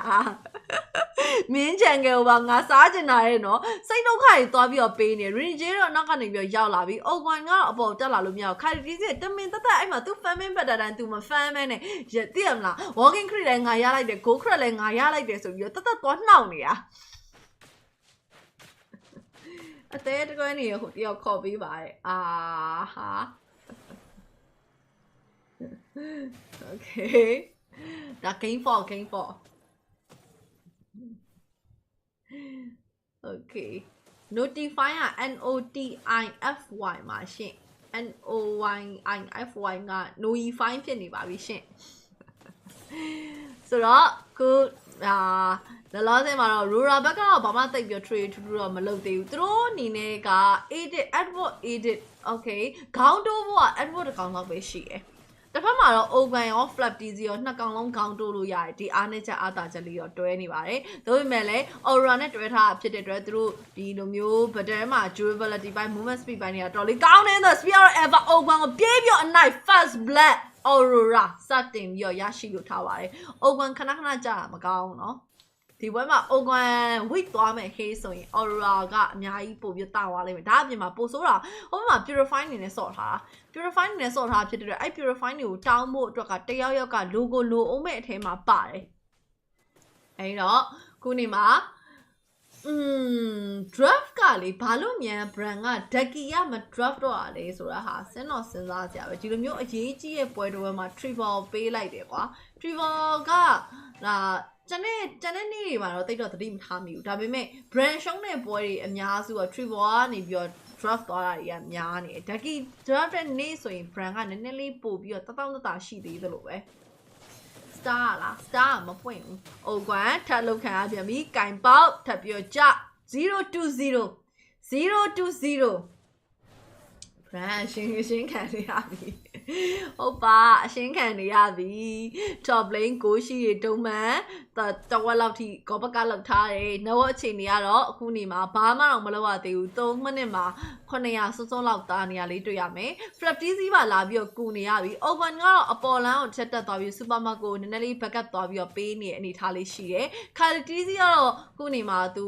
တောက်လျှောက်သိမလား family မဲ့ပြန်ပြီးယူထားပြီးတော့နောက်ထပ်လာမဲ့ budget တွေအတွက်ကိုသူတို့ပြင်ဆင်ရမယ်ပေါ့နော်အဲ့ဒီ Raffler နဲ့ Zushin က objective လောက်တဲ့အခါကျရင်တကယ်အာယုံကောင်နေနော်တကယ်အာယုံကောင်တွေကိုရထားတာအဲ့တော့ brand ကနေပြီးတော့ attacking ကိုစပြီးတော့ဖွင့်ပြီးတော့ဒါဝင်လုံးမှပဲရမယ်မဟုတ်ရင်ကတော်တော်လေးအဆင်မပြေရဖြစ်သွားနိုင်တယ်အထူးသဖြင့်ကတော့ Rini J ကျသွားရင် Aurora button မှောက်ဖို့အတွက်ရခိုင်နှုန်းတော်တော်လေးကိုများပါတယ်okay Oguan ချက်လာပြီးချက်ကြည့်ပြန်ပြီ London Flash တွေကိုရှောင်ရလဲအုပ်ဆောင်ကြီးကိုရှောင်ရလဲတထုခါဒါပေမဲ့လေ if ရပုတ်ကင်းနေရနားတယ်နော် second target တော့ထွက်နေပြီ few အနေနဲ့တော့ခဏလောက်အနောက်ကိုပြန်ပြီးတော့ fallback ထားတယ် teammate တွေကိုချက်ပြန်ပြီးတော့စောင့်နေတယ် second target ကလည်း Aurora ပဲထပ်ပြီးတော့ရသွားဖို့များနေတယ်လို့ပြောနေရင်မှထပ်ပြီးတော့ရသွားပါတယ်Spear Alpha Oguan COD တစ်ခါဝင်သွားတယ်ဆိုပေမဲ့လည်းမမီတော့ဘူး Oguan ဂျီကွန်တို့နဲ့ပြန်ပြီးရှောင်ထားတယ် bottom lane ကိုတော့ဆင်းလို့သွားခဲ့ပြီအဲ့တော့ Supermarket အနေနဲ့က Go Crash စားရအောင်မှသူ့အနေနဲ့အစစ်မပြေတော့ဘူးနောက်က second target ထိပါပြန်ပြီးတော့ fall back okay အဲ့တော့ vision တွေရောပြထားတယ်မင်းမသာမင်း safe ဖြစ်အောင်လို့နေဖို့ကတော့မင်းတောင်းဝင်ဖြစ်သွားပြီပေါ့နော် okay if yes very အကုန်လုံးကိုလည်း Raffler ရဲ့ movement speed နဲ့ပြန်ပြီးတော့ boosting လုပ်ပြီးတော့အကုန်လုံးကရှင်းထုတ်ထားတာဖြစ်တဲ့အတွက်ဘာမှတိတ်တော့လုပ်လို့မရဘူး top lane Edward သွေးတဝက်လောက်တော့ဖြစ်နေဆိုပေမဲ့ promo form ပြောင်းပြီးတော့သွေးတွေကပြန်တက်သွားတာမနှဲမနှောကြီးအဲ့တော့ဘာဖြစ်လို့မြန်အပေါ်လန်းမသိဖို့ခတ်တဲ့ကောင်ပဲထိုင်ပြီးတော့လုံနေရလဲဆိုတော့ကျန်တဲ့၃ကောင် purify နေဖြစ်နေလို့နောက်တစ်ချက်ကအဲ့၃ကောင်ကလည်းအတွဲလိုက်ကြီးပဲသွားနေတော့ဘာမှလုပ်လို့မရပါဘူး brand အနေနဲ့ဘာမှမလုပ်တော့ဘူးလားသူတို့ performance ကဒီနေ့မှာတကယ်ကိုအားရစရာမကောင်းလာတဲ့အနေအထားရှိနေတယ်ဒီဘက်မှာ Aurora ပဲတောက်လျှောက်ဖိနေတဲ့ပုံစံမျိုးတွေပေါ့နော်ဆိုတော့အခုနေမှာတယောက်ပြီးတယောက်ခဏကင်ပေါက်ပလန်နဲ့ package လိုက်ကိုကင်ပေါက်ခံနေရတာဟာအပေါ်လမ်းမှာလည်း Kyle TZ ရဲ့ jungle ကို Demo Kai ဝင်ရောက်ပြီးတော့ swap ဖွဲ့လာခဲ့ပြီအဲ့တော့ few ရှင်နေနဲ့တိုးပြီး if manipulation အရင်ဆုံးဖွင့်ပြီးတော့ဒါကတော့ဘာမှလုပ်ချင်တာမဟုတ်ဘူးအဲ့သွေးပြန်တက် movement speed တွေကြားမှာသူဘာလုပ်မလဲမဟုတ်ရင်တပွဲလုံး AD မသုံးလိုက်ရပဲနေမှာဆိုလို့ဒါပြေးပြီးတော့သုံးနေရတယ် few ထပ်ပြီးတော့ကင်ပေါက်ခံရပြီး back line ထဲမှာတော့ဝင်လုံးသွားပြီး Demon Kai Spear Alpha 2 man ကြားထဲပြန်ပြီးဝင်သွားတယ်ဒါပေမဲ့လည်းဒါ Flap TZ လက်ချက်နဲ့တော့ကျသွားပြီး few လည်းပြန်ပြီးတော့ပေးလိုက်ရတယ်ဂျိုင်းမှာညက်ပြီးကြက်နေခဲ့တာ Flap TZ ဖြစ်ပါတယ်အဲ့တော့ 2 for 3 trade မတန်ပါဘူးရှင်တော်မတန်လားပဆက်မတန်ဘူး Kyle TZ လည်းဘာလုပ်နေမှမသိတော့ဘူးMoscow Purify ပေးလိုက်ရပါပြီတဲ့ Moscow Purify ပေးလိုက်တယ်ပေးလိုက်ရအဲ့မောဘာမှလုပ်လို့မရဘူးဟာ တော်ဆိုးဆိုးဝါးကြီးအိုဝန်ကြထားတာများလို့လည်းပါတယ်။ तू ကလည်းအပိုင်တစ်ဖောက်မှလုပ်လို့ရမှာကတ်သွားတယ်သိရမလား purify သွားတောင်းဒါမျိုးပဲလုပ်လို့ရမှာ reading chain မှာအခုနေမှာ purify ကကူးတောင်းလဲနေအောင်ပဲအဲ့ဒါကိုလည်း open သိရင်သိလိမ့်မယ်ဒါပေမဲ့လည်းသူ့မှာ flicker မရှိတဲ့အတွက်ဝင်မြုပ်ခုန်ဖမ်းဖို့အတွက်ကတိတ်တော့မလွယ်လာဘူးဒါကနောက်ဆုံး last starter ဖြစ်ပါတယ် last starter ကို brand ပြန်ပြီးရယူနိုင်မယ်ဆိုရင်တော့သူတို့အနေနဲ့ဒီဘက်မှာကွာနေတဲ့ network တွေကိုတော့ပြန်ပြီးတော့ချုံလို့ရမယ်ပေါ့နော်ဒါပေမဲ့လည်းအဲ့လောက်ထိတော့လွယ်မနေဘူး Aurora ၄កောင်အတွဲလိုက်ပဲစွန်ကြီးလောင်မှုတော့ကြည်နေတယ် Ogan backline ထဲမှာရွေးကိုတွေ့သွားပြီးဝေရောတုံကန်တယ်ဟာ manipulation ကြားတွေကိုပြေးပြီးတော့ကန်ပေးလိုက်တယ်ဒါပေမဲ့လည်းအစင်ကတော့ပြင်းနေလား Rooney J ကျသွားပြီးဒါပေမဲ့ Flap DC နဲ့ Few ကကြားထဲမှာညက်ပြီးတော့ကြံနေခဲ့ပြီးတော့1 for 2 trade မတန်တော့ပြန်ဘူးဟေးမတန်တော့ပြန်ဘူး mid lane အခြေအနေမှာဆိုရင်တော့ဖြင့် mid lane ရဲ့ first tower ပေးလိုက်ရပါပြီ Ogan တယောက်ထင်းနေကတော့အဲ့မှာဘာမှကာလို့မရတော့ဘူး brand player တွေအိမ်ငိုင်းနေပြီတဲ့အိမ်ငိုင်းနေလားရှင်ဆိုပြီးတော့လေ hi ဟုတ်တယ် Aurora ကောင်းနေရလားဆိုတော့ Aurora လည်းကောင်းနေတယ်အဲ့မထက်သေးဦးမလားမလေး immune တွေရှိနေလို့တာနော်ဟဲ့နစ်သွေးရအပြည့်ကြီးမဟုတ်ဘူးနော်အမဲတန်းသွေးမဟုတ်ဘူးသူပြန်ပြီးတော့ညှော်ချင်နေသေးရဲ့ဒါပေမဲ့လေ brand ကအခုနေမှာဘယ်လိုပြောရမလဲသူတို့ကိုဟန်ကိုဖို့လုံနေရတဲ့ပုံစံမျိုးဘက်ကိုရောက်နေတာဘာမှဆက်ပြီးတော့လုံးလို့မရဘူး effective မရှိဘူးအမှန်တိုင်းပြောရင် ban ခဲ့တဲ့တာလေဘာလို့ ban ခဲ့တဲ့တာလဲဆိုတော့4B ရဲ့ကြီးအစား ruffler ban ခဲ့တဲ့တာလို့မထင်ဘူးလားကိုရီးယားတော့အစruffler ban မလားပေါ့လေဒါကိုကြည့်နေတာဒါပေမဲ့သူတို့မဘန်အောင်မဘန်မဲနဲ့အဲ့ပေးလိုက်တယ်ပေးပြီးတော့ဆော့တယ် drop ကိုနှိမ့်နေအောင် drop ပြီးဟို Aurora ရဲ့ strong အဖြစ်ဆုံး play style တွေကိုပေးနေရတော့တိတ်တော့မကောင်းဘူးเนาะ okay manipulation နဲ့ချောင်ဝေး dragon နဲ့ဒီတစ်ခါတော့ကွက်တီတော့မဟုတ်ပေမဲ့ combo တော့မိတယ်ဆိုပေမဲ့လည်းအထီးခိုက်ကတော့ brand ဘက်ကနေပြောရဲပုံများနေအောင်ပါပဲအစွန်းတွက်ကြီးဖြစ်သွားတယ်အဲ့ဒီအစွန်းကြီးမှဖြစ်သွားအဲ့ဒါလည်းအဆင်မပြေနေပြန်ဘူးဆိုတော့အခုနေမှာတာဝါရရှိထားမှုမှာဆိုရင်တော့ဖြင့် 4-1 ဖြစ်ပါတယ်တာတက်0 first slot ထွက်ဖို့အတွက် second နည်းနည်းပဲလိုတော့တယ် brand first slot စီကိုမလာနိုင်တော့ဒီပုံစံတိုင်းကြည့်ရတာမလာနိုင်လုံးဝမလာနိုင်လူနီးပဲလာလဲထပ်ပြီးတော့နှိမ်အောင်ပါပဲ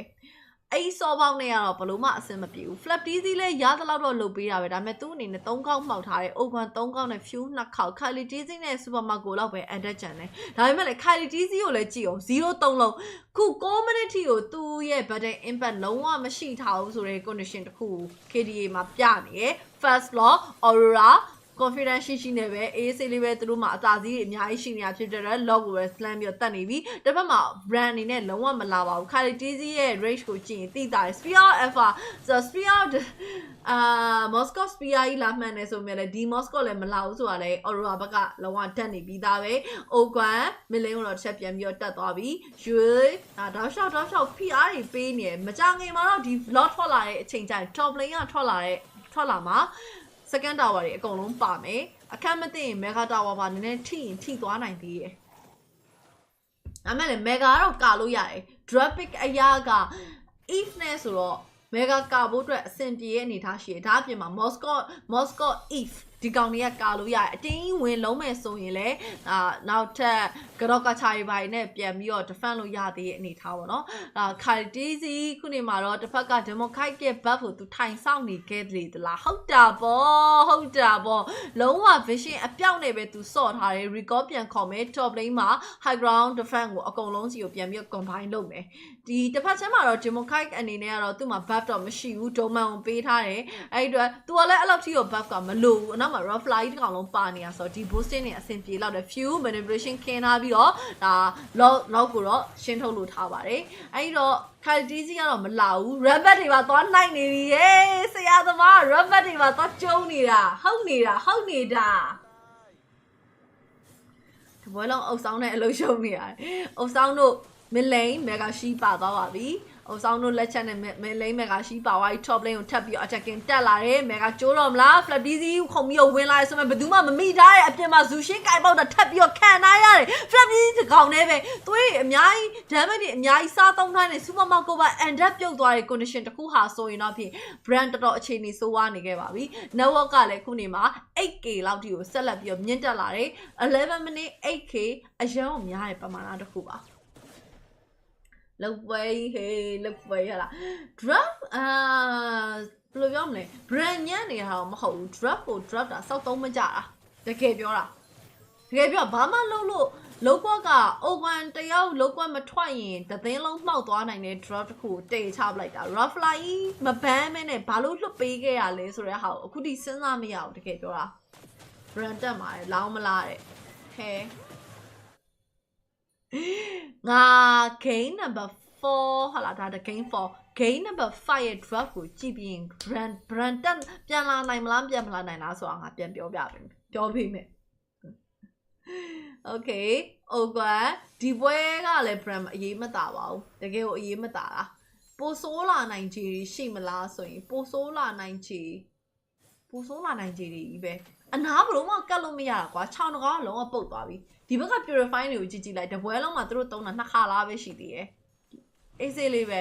ဝင်ဖမ်းတယ်မလားအရင်ဆုံး flat dizzy ကဝင်လာတယ်ဒါဆိုတော့မှ purify နေမိသွားတဲ့ကောင်နဲ့ purify လေးနှိပ်လိုက်အောင်ပဲအဲ့ဒီအချိန်မှာချောင်းဝင်လာနိုင်လားဆိုဟင်ဟိုမှာကြုံခုံ avada guardian ကိုပြေးဖို့အတွက်သုံးနေရတယ်ခါ dizzy ငါတကောင်နဲ့ပဲငါတန်းမှာလောက်ခိုးလို့ရမလားကြည့်မယ် edward သွားပြီးခြုံစစ်တဲ့နေရာမှာဆိုတော့ဘာမှတော့ဆက်ပြီးတိုးလို့မရတော့ပါဘူးအဲ့ဒီအတွက်ကိုဒီတစ်ခေါက်လောက်ကဘယ်လိန်ကနေထွက်လာမစ်လိန်ပါဗျာ first lot နဲ့နေ tower 9တိုင်လုံးပါသွားပြီးဖြစ်တဲ့အတွက်ဒီ first lot second lot မှာ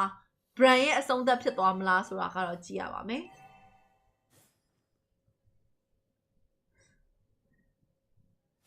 ရာ brand တွေဝလာလိုက်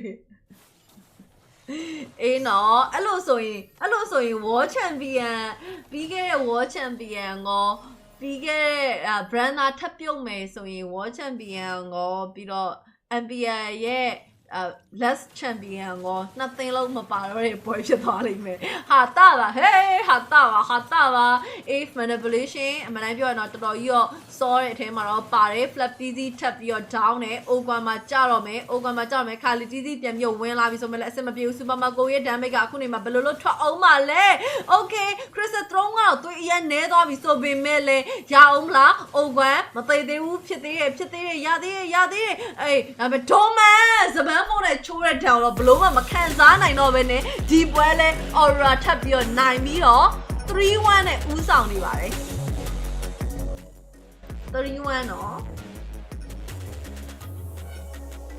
and fight တော့လည်း world champion မပါဘူးလေဟာလားမမှတ်မိတော့ဘူးအစောကြီးပြုတ်သွားတာလား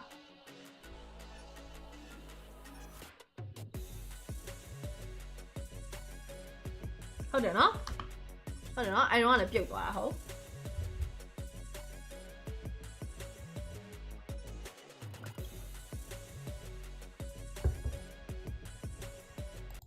စောင်းတလွဲပါရှင်စောင်းတလွဲပါ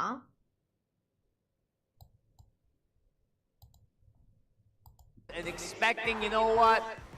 This is going to be super duper close. Aurora kind of separated that completely and gave us a whole other story. Imagine after the stomping that they felt in game number 1, it's like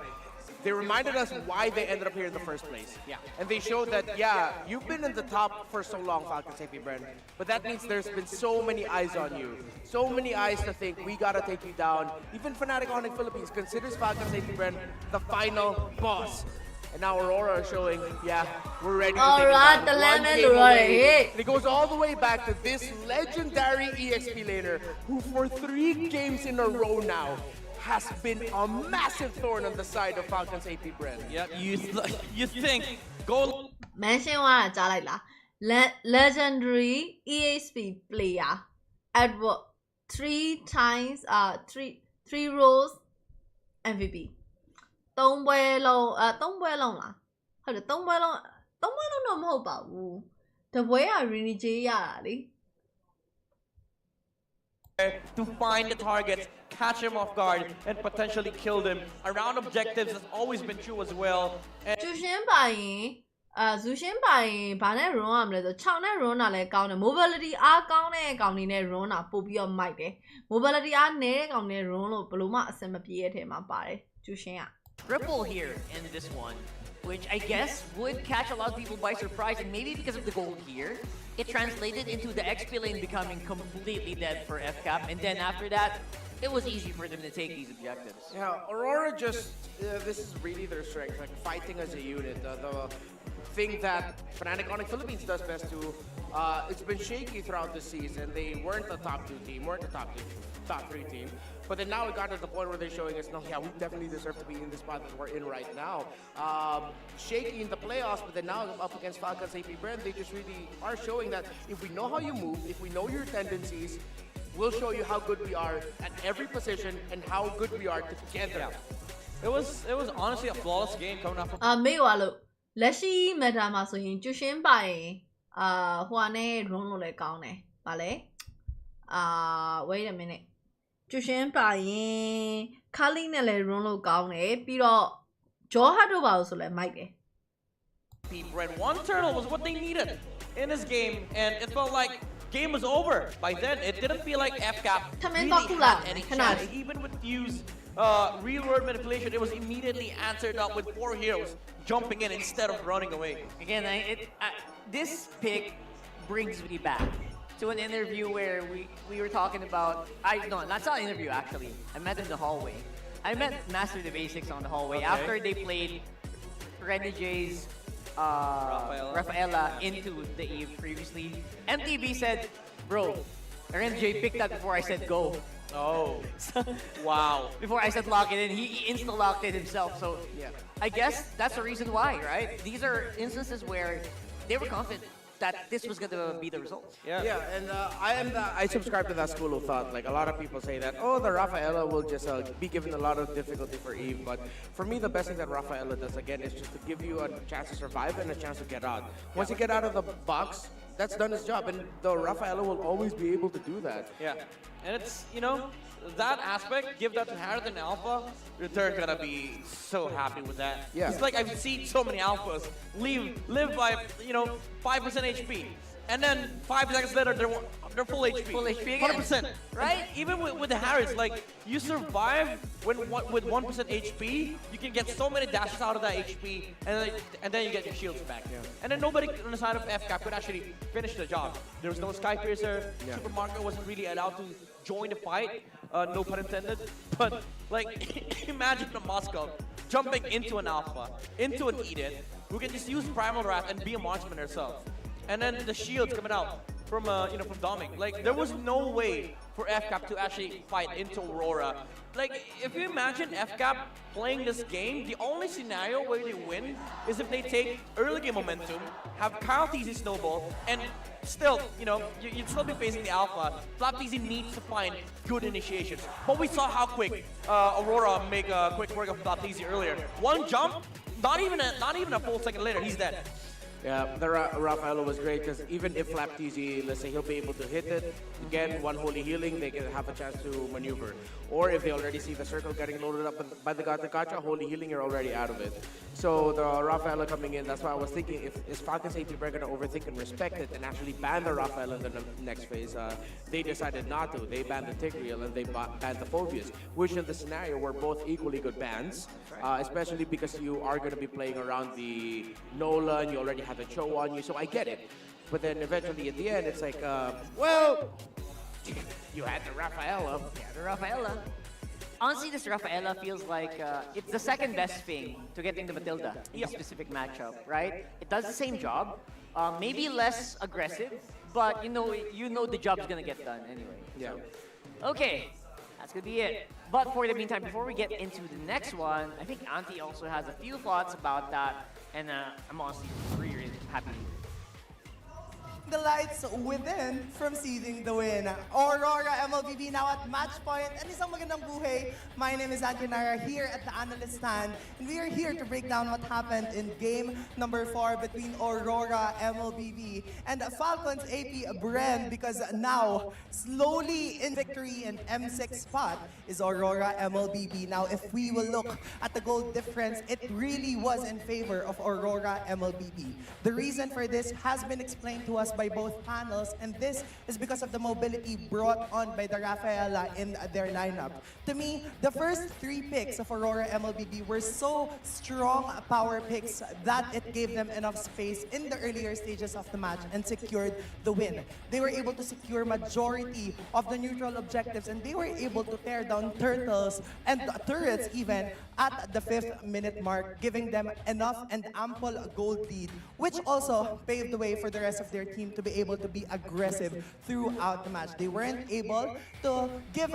their opponent Falcons AP Bren enough space such that they can fight back, because if we will look at the crowd control comparison, despite Rene J just choosing the Rafaela with the Holy Baptism as his ultimate, the highest CC dealer towards the latter stages of the match were both Yue and Edward, 1.5 and 3.65 with the Lantern Flare, and the Onward plus Earth Shatter combination were potent enough to dish out damage even to the frontliners of Falcons AP Bren. And again, a while ago we were talking about how the gold disparity gave Aurora MLBB their lead. Also, the crowd control brought to them by those 2 heroes were more than enough to ensure that they will be able to secure the win. Now, if we will look at the item progression here, specifically by Demon Kite, we will be able to see that he chose to go with the Winter's Crown as his 3rd build. This means that essentially, whenever he overextends with the Spear of Alpha,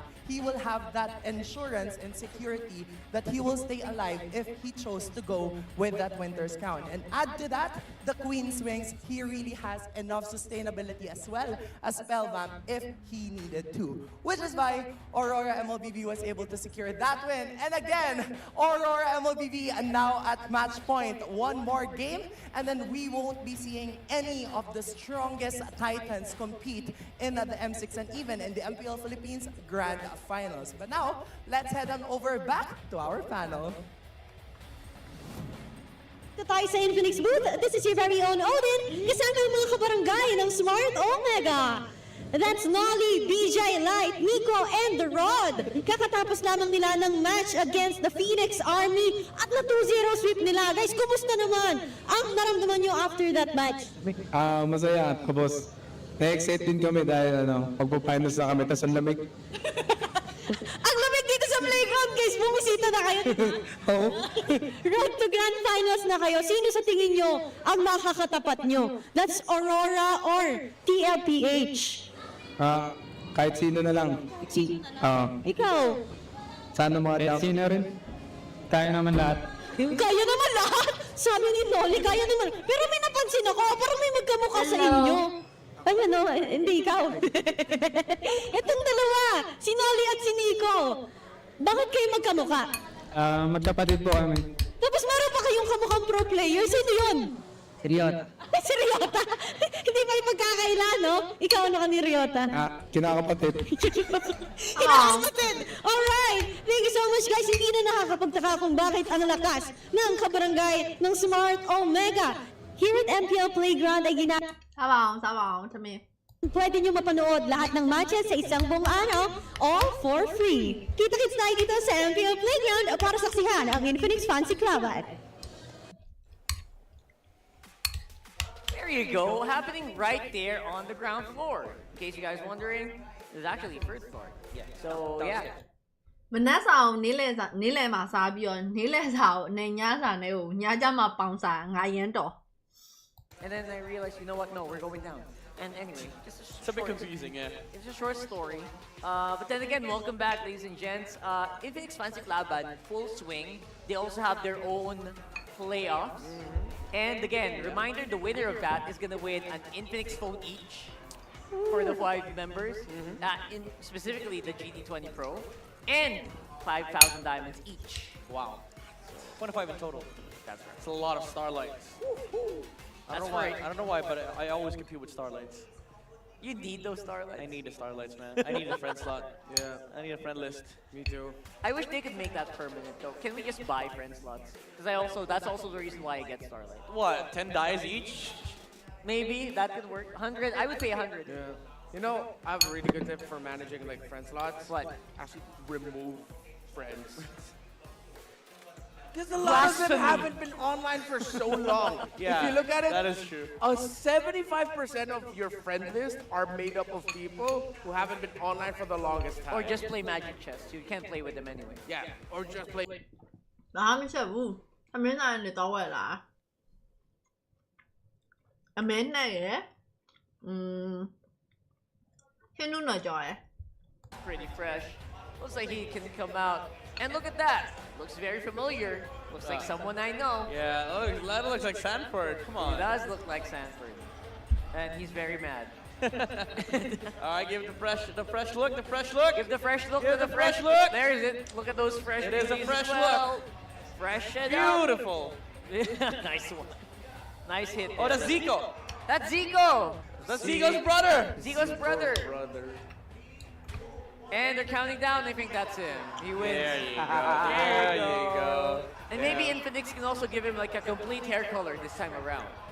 Because I think it's fading a little bit. Maybe just refresh it a little bit more, make it full blonde. Come on, bro, you can do it. They're gonna give it to you. I think it's a style choice. I mean, not everyone can pull off like full blonde like you, like a full color of hair. He's different. Like some human people, being. like me. If ever I need to color my hair, which I should remind myself, I never. You should did? again. I did, and it went terribly. Wait, when was that? Did it though? Huh? When was that again? Season I don't remember. For What was the personal color? reasons. Season 11. Oh, it was 10. ash gray and 9, dude. Oh, 9! It was ash gray and then it I became like- blonde and gold really quick. I mean, I'm sorry. I mean, it looked cute. Like when you had the full ash, you. ash gray. Thank you. But when you grew it out, it looked amazing. Thank you. It looked amazing. That's honestly. very nice of you. That's very nice of you. Majestic. And again, you gotta be consistent with your hair. This guy though. Yeah, and consistent with your words because if you say that you're gonna take off your hair, you have to do it. Yeah. That's Yeah, right. exactly. You have to be consistent with That your reminds Yeah. me of a certain somebody. Yeah, if you're gonna if you're in like an MPL broadcast, Yeah. and as a respected professional broadcaster Yep. of the biggest esports league in the Philippines, when you say you're gonna do something, you gotta do it. Yeah. It's kind of like me. I do real talk, you know. I do stuff like that. But Yeah. No when I matter say- the consequence, right? Exactly. When I say something, it's facts. When I say I'll do something, I'll do it. Yeah. So, like, you know, when we say what we want to say, make sure you back it up. That's right. 前 Just a 面 bit 就我 reminder 講 for you guys watching out 前面就我講阿爸面年年唔做咩？ Always stick with your word. 但係陣間即係 deep 位好 aura 出嚟嘅 brand 呢度咯。 Alright, F cap. On the blue side, maybe looking forward to that Suyo pick. Yeah. And first pick, but I don't think Aurora's gonna let it slide. It's either that or again they counter it with, you know, their typical strats with like the links, all the crowd controls. Aurora may have been prepared with the you know with the F cap taking blue. The problem here is if they want to do that, they're gonna have to ban Chip, Suyo, and Loyi. No, they let go of the You let go of the Loyi? No, it's Oh, you let go of Suyo. Suyo instead of the Loyi. Again, Aurora is kind of one of the winningest team against Suyo. Yeah, they look comfortable with Alpha as their jungle. Good If point. I'm Falcons AP Bren, you ban the Alpha, you ban the Fanny on the blue side. Because it looks like you no longer have the option to play Fanny. Yeah. Or if you're not even gonna ban the Fanny, just pick up the Suyo so that you're forcing Demon Cannon to the Alpha. Just be ready for it. I think F Cup were also the ones that banned both Mathilda and Alpha against Blacklist International. They banned Alpha, they banned Mathilda first, and then now Alpha third. But now they're actually cornered with a team that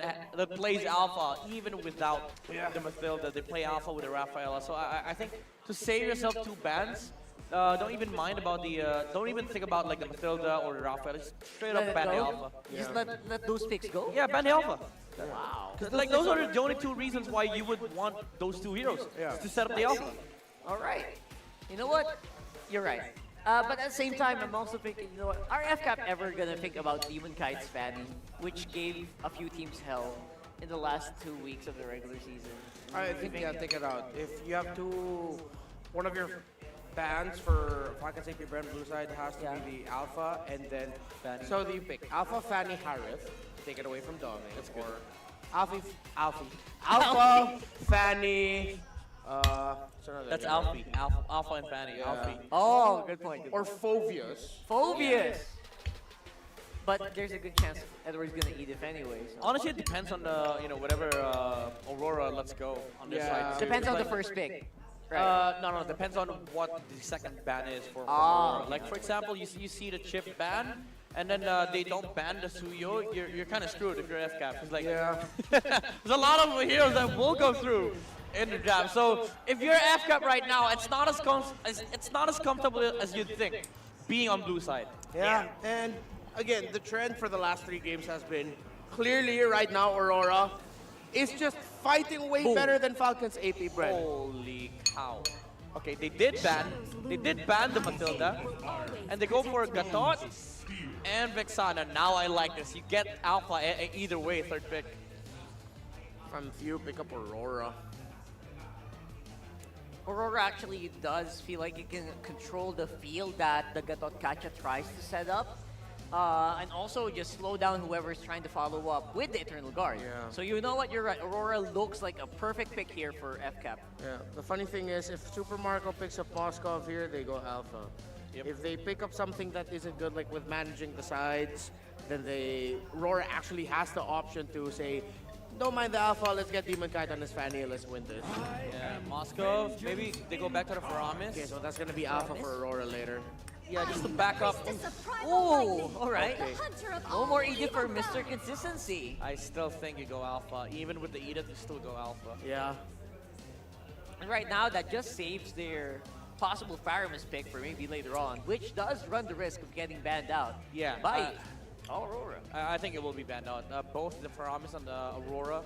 would be banned out. Either the Faramis Aurora or Faramis Tick. Actually, maybe not, because Aurora can actually pick up a tick for themselves. Or Valentina, or just pick up a Valentina for FCAP if they want to. It's not gonna suffice though. What if they just rush magic damage burst, just go Julian? On Aurora? Aurora? No, there's not enough course. Yeah, it's just gonna be Alpha. They go for the winning strat. Yeah. This is the strat of like, okay, Dropping if up we in win the eye. 1-2 early team fights, that's it. ကျွမ်းကတကယ်ပြင်းစရာကြီးဒီလိုကြီးပဲလှည့်ကင်နေရ That's very true with Alpha. Like, I would know. I would know. You win first 2 turtles with Alpha, you're heading straight to the airport. Not to go home, Out. to fly out. Alpha Fly out. Enjoyer, Mr. Midnight. Not me. Not me. People who face against you. I mean, you used to play with me and it's now against me. Ooh, all right. But Alpha's kind of nice, because like if you win early game, which is kind of the trend in the current meta, you win the first few turtles, and if you don't have any counter, then game just feels like it's over. Yeah. I'm looking at it. I mean, numbers would show that this Gata Gacha probably goes into the hands of Renegade, but something about it tells me like Aurora are still floating the idea of going heel man for this one. What's Edward's rate on the Gatot Kacha so far? I feel like we don't see a lot of Gatot Kacha on Edward, don't No wins. we? No wins. All right, I'd rather Heading into this match. stick with the comfort picks here. You give Edward the Arlot or the Terizla, because The Arlot, yeah. I feel like the Gatot would be enough as a heal man for Renegade, considering that he does rock the Revitalize on Roam. So I think it suits Aurora's needs right now. So I feel like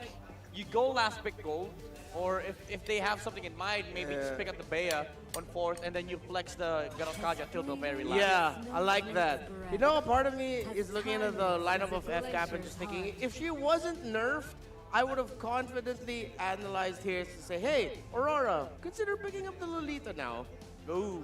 that's actually true. I still play Lolita a lot, even though he got nerfed. I feel like there's still a slot for Lolita somewhere. Yeah, it just reduced her reliance on the magic power for the heal and stuff like that. The shields that she provides with Numenon Energy Core. Very interesting though. Aurora, let's go for Promise. So maybe they are looking into the Bea Arlet option, because like those two, they don't mind playing against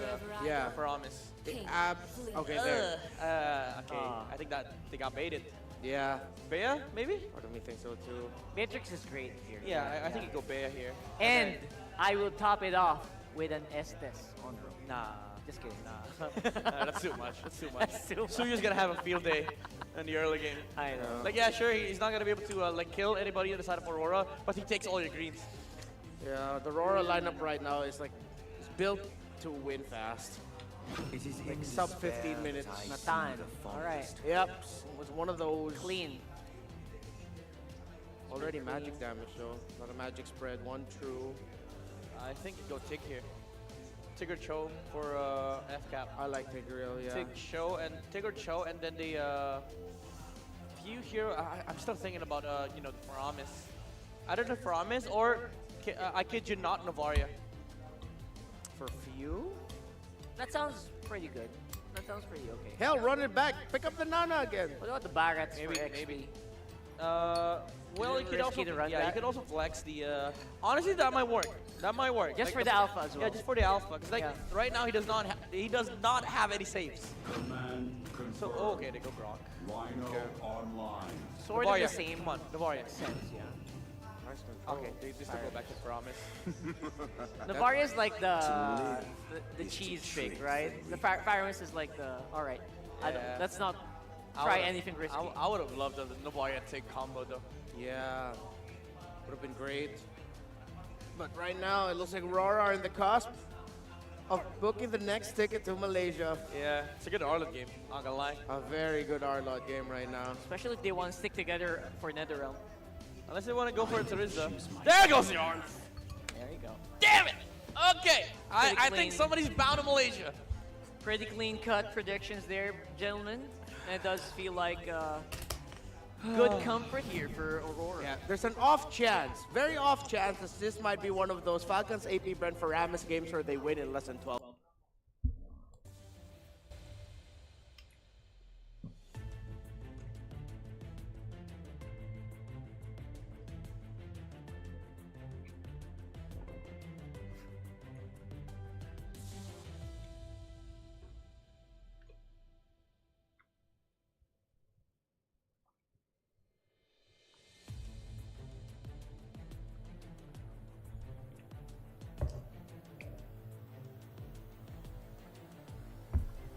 Baby is all better than my leg.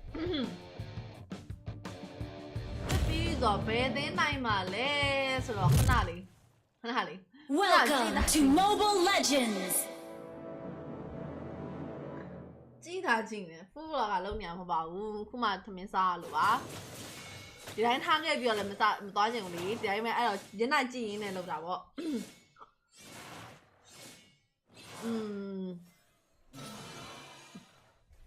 ဒီပွဲကတော့ drop ကမျှသွားပြီ stand နေတစ်ချက်စစ်ကြည့်မယ် flat dizzy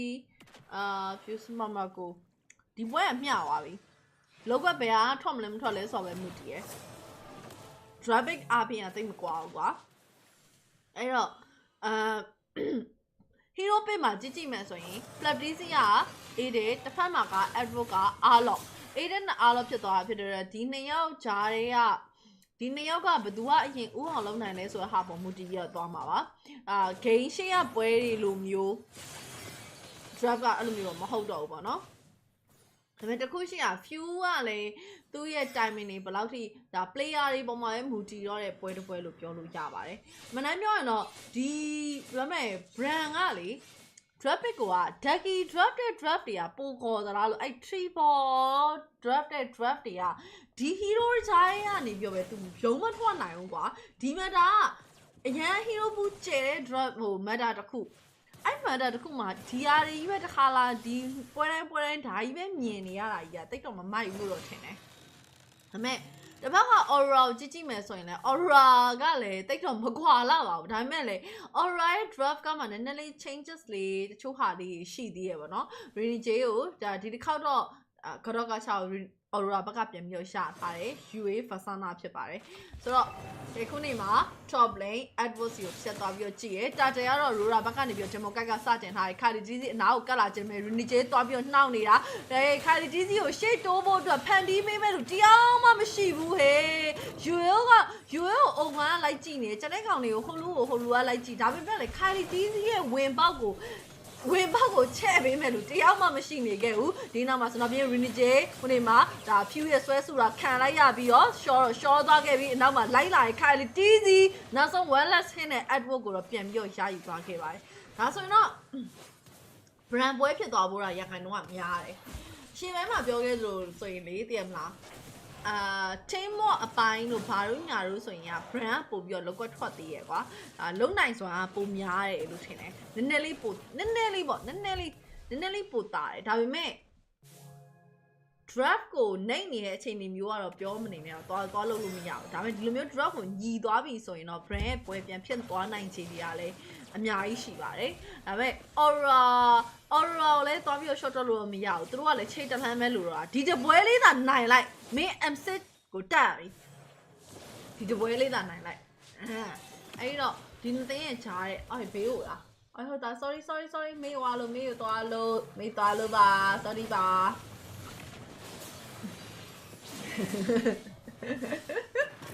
Grog ကပြော့ပြန်အေး Grog ကိုတော့အရင်ကြီးတော့မကြိုက်ဘူးခုနောက်ပိုင်းမှာ Grog ကတအားပြော့သွားတဲ့အထဲမှာပါတယ်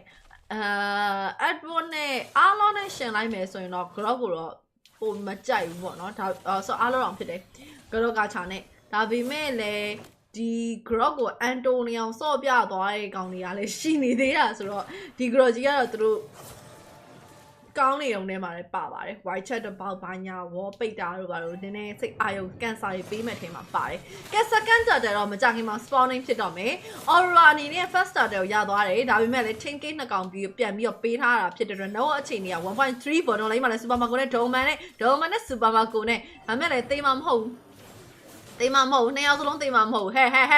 ပြောနေရင်ဆိုရင်ဒီမှာသိမ်းမှာမဟုတ်လို့ပြောလိုက်မိလို့လားမသိဘူးသူတို့နှစ်ကောင်ဝုန်းနေရော top lane Edward ထိတ်ဆုံးရင်ကြာသွားပြီး flat easy ကိုပြန်ပြီးတော့ပေးလိုက်တာ ESP နှစ်ကောင် one for one trade ဒါပေမဲ့လည်း Renige သွင်းနေနည်းနည်းလေးနဲနေရဖြစ်တဲ့အတွက်ရှေ့ကိုပြန်ပြီးခေါင်းတိုးလာနိုင်ဖို့နည်းနည်းတော့ခက်ခဲနေတော့မယ်ဒါတဲစီယူမှာဆိုရင်တော့ပြသွားပြီ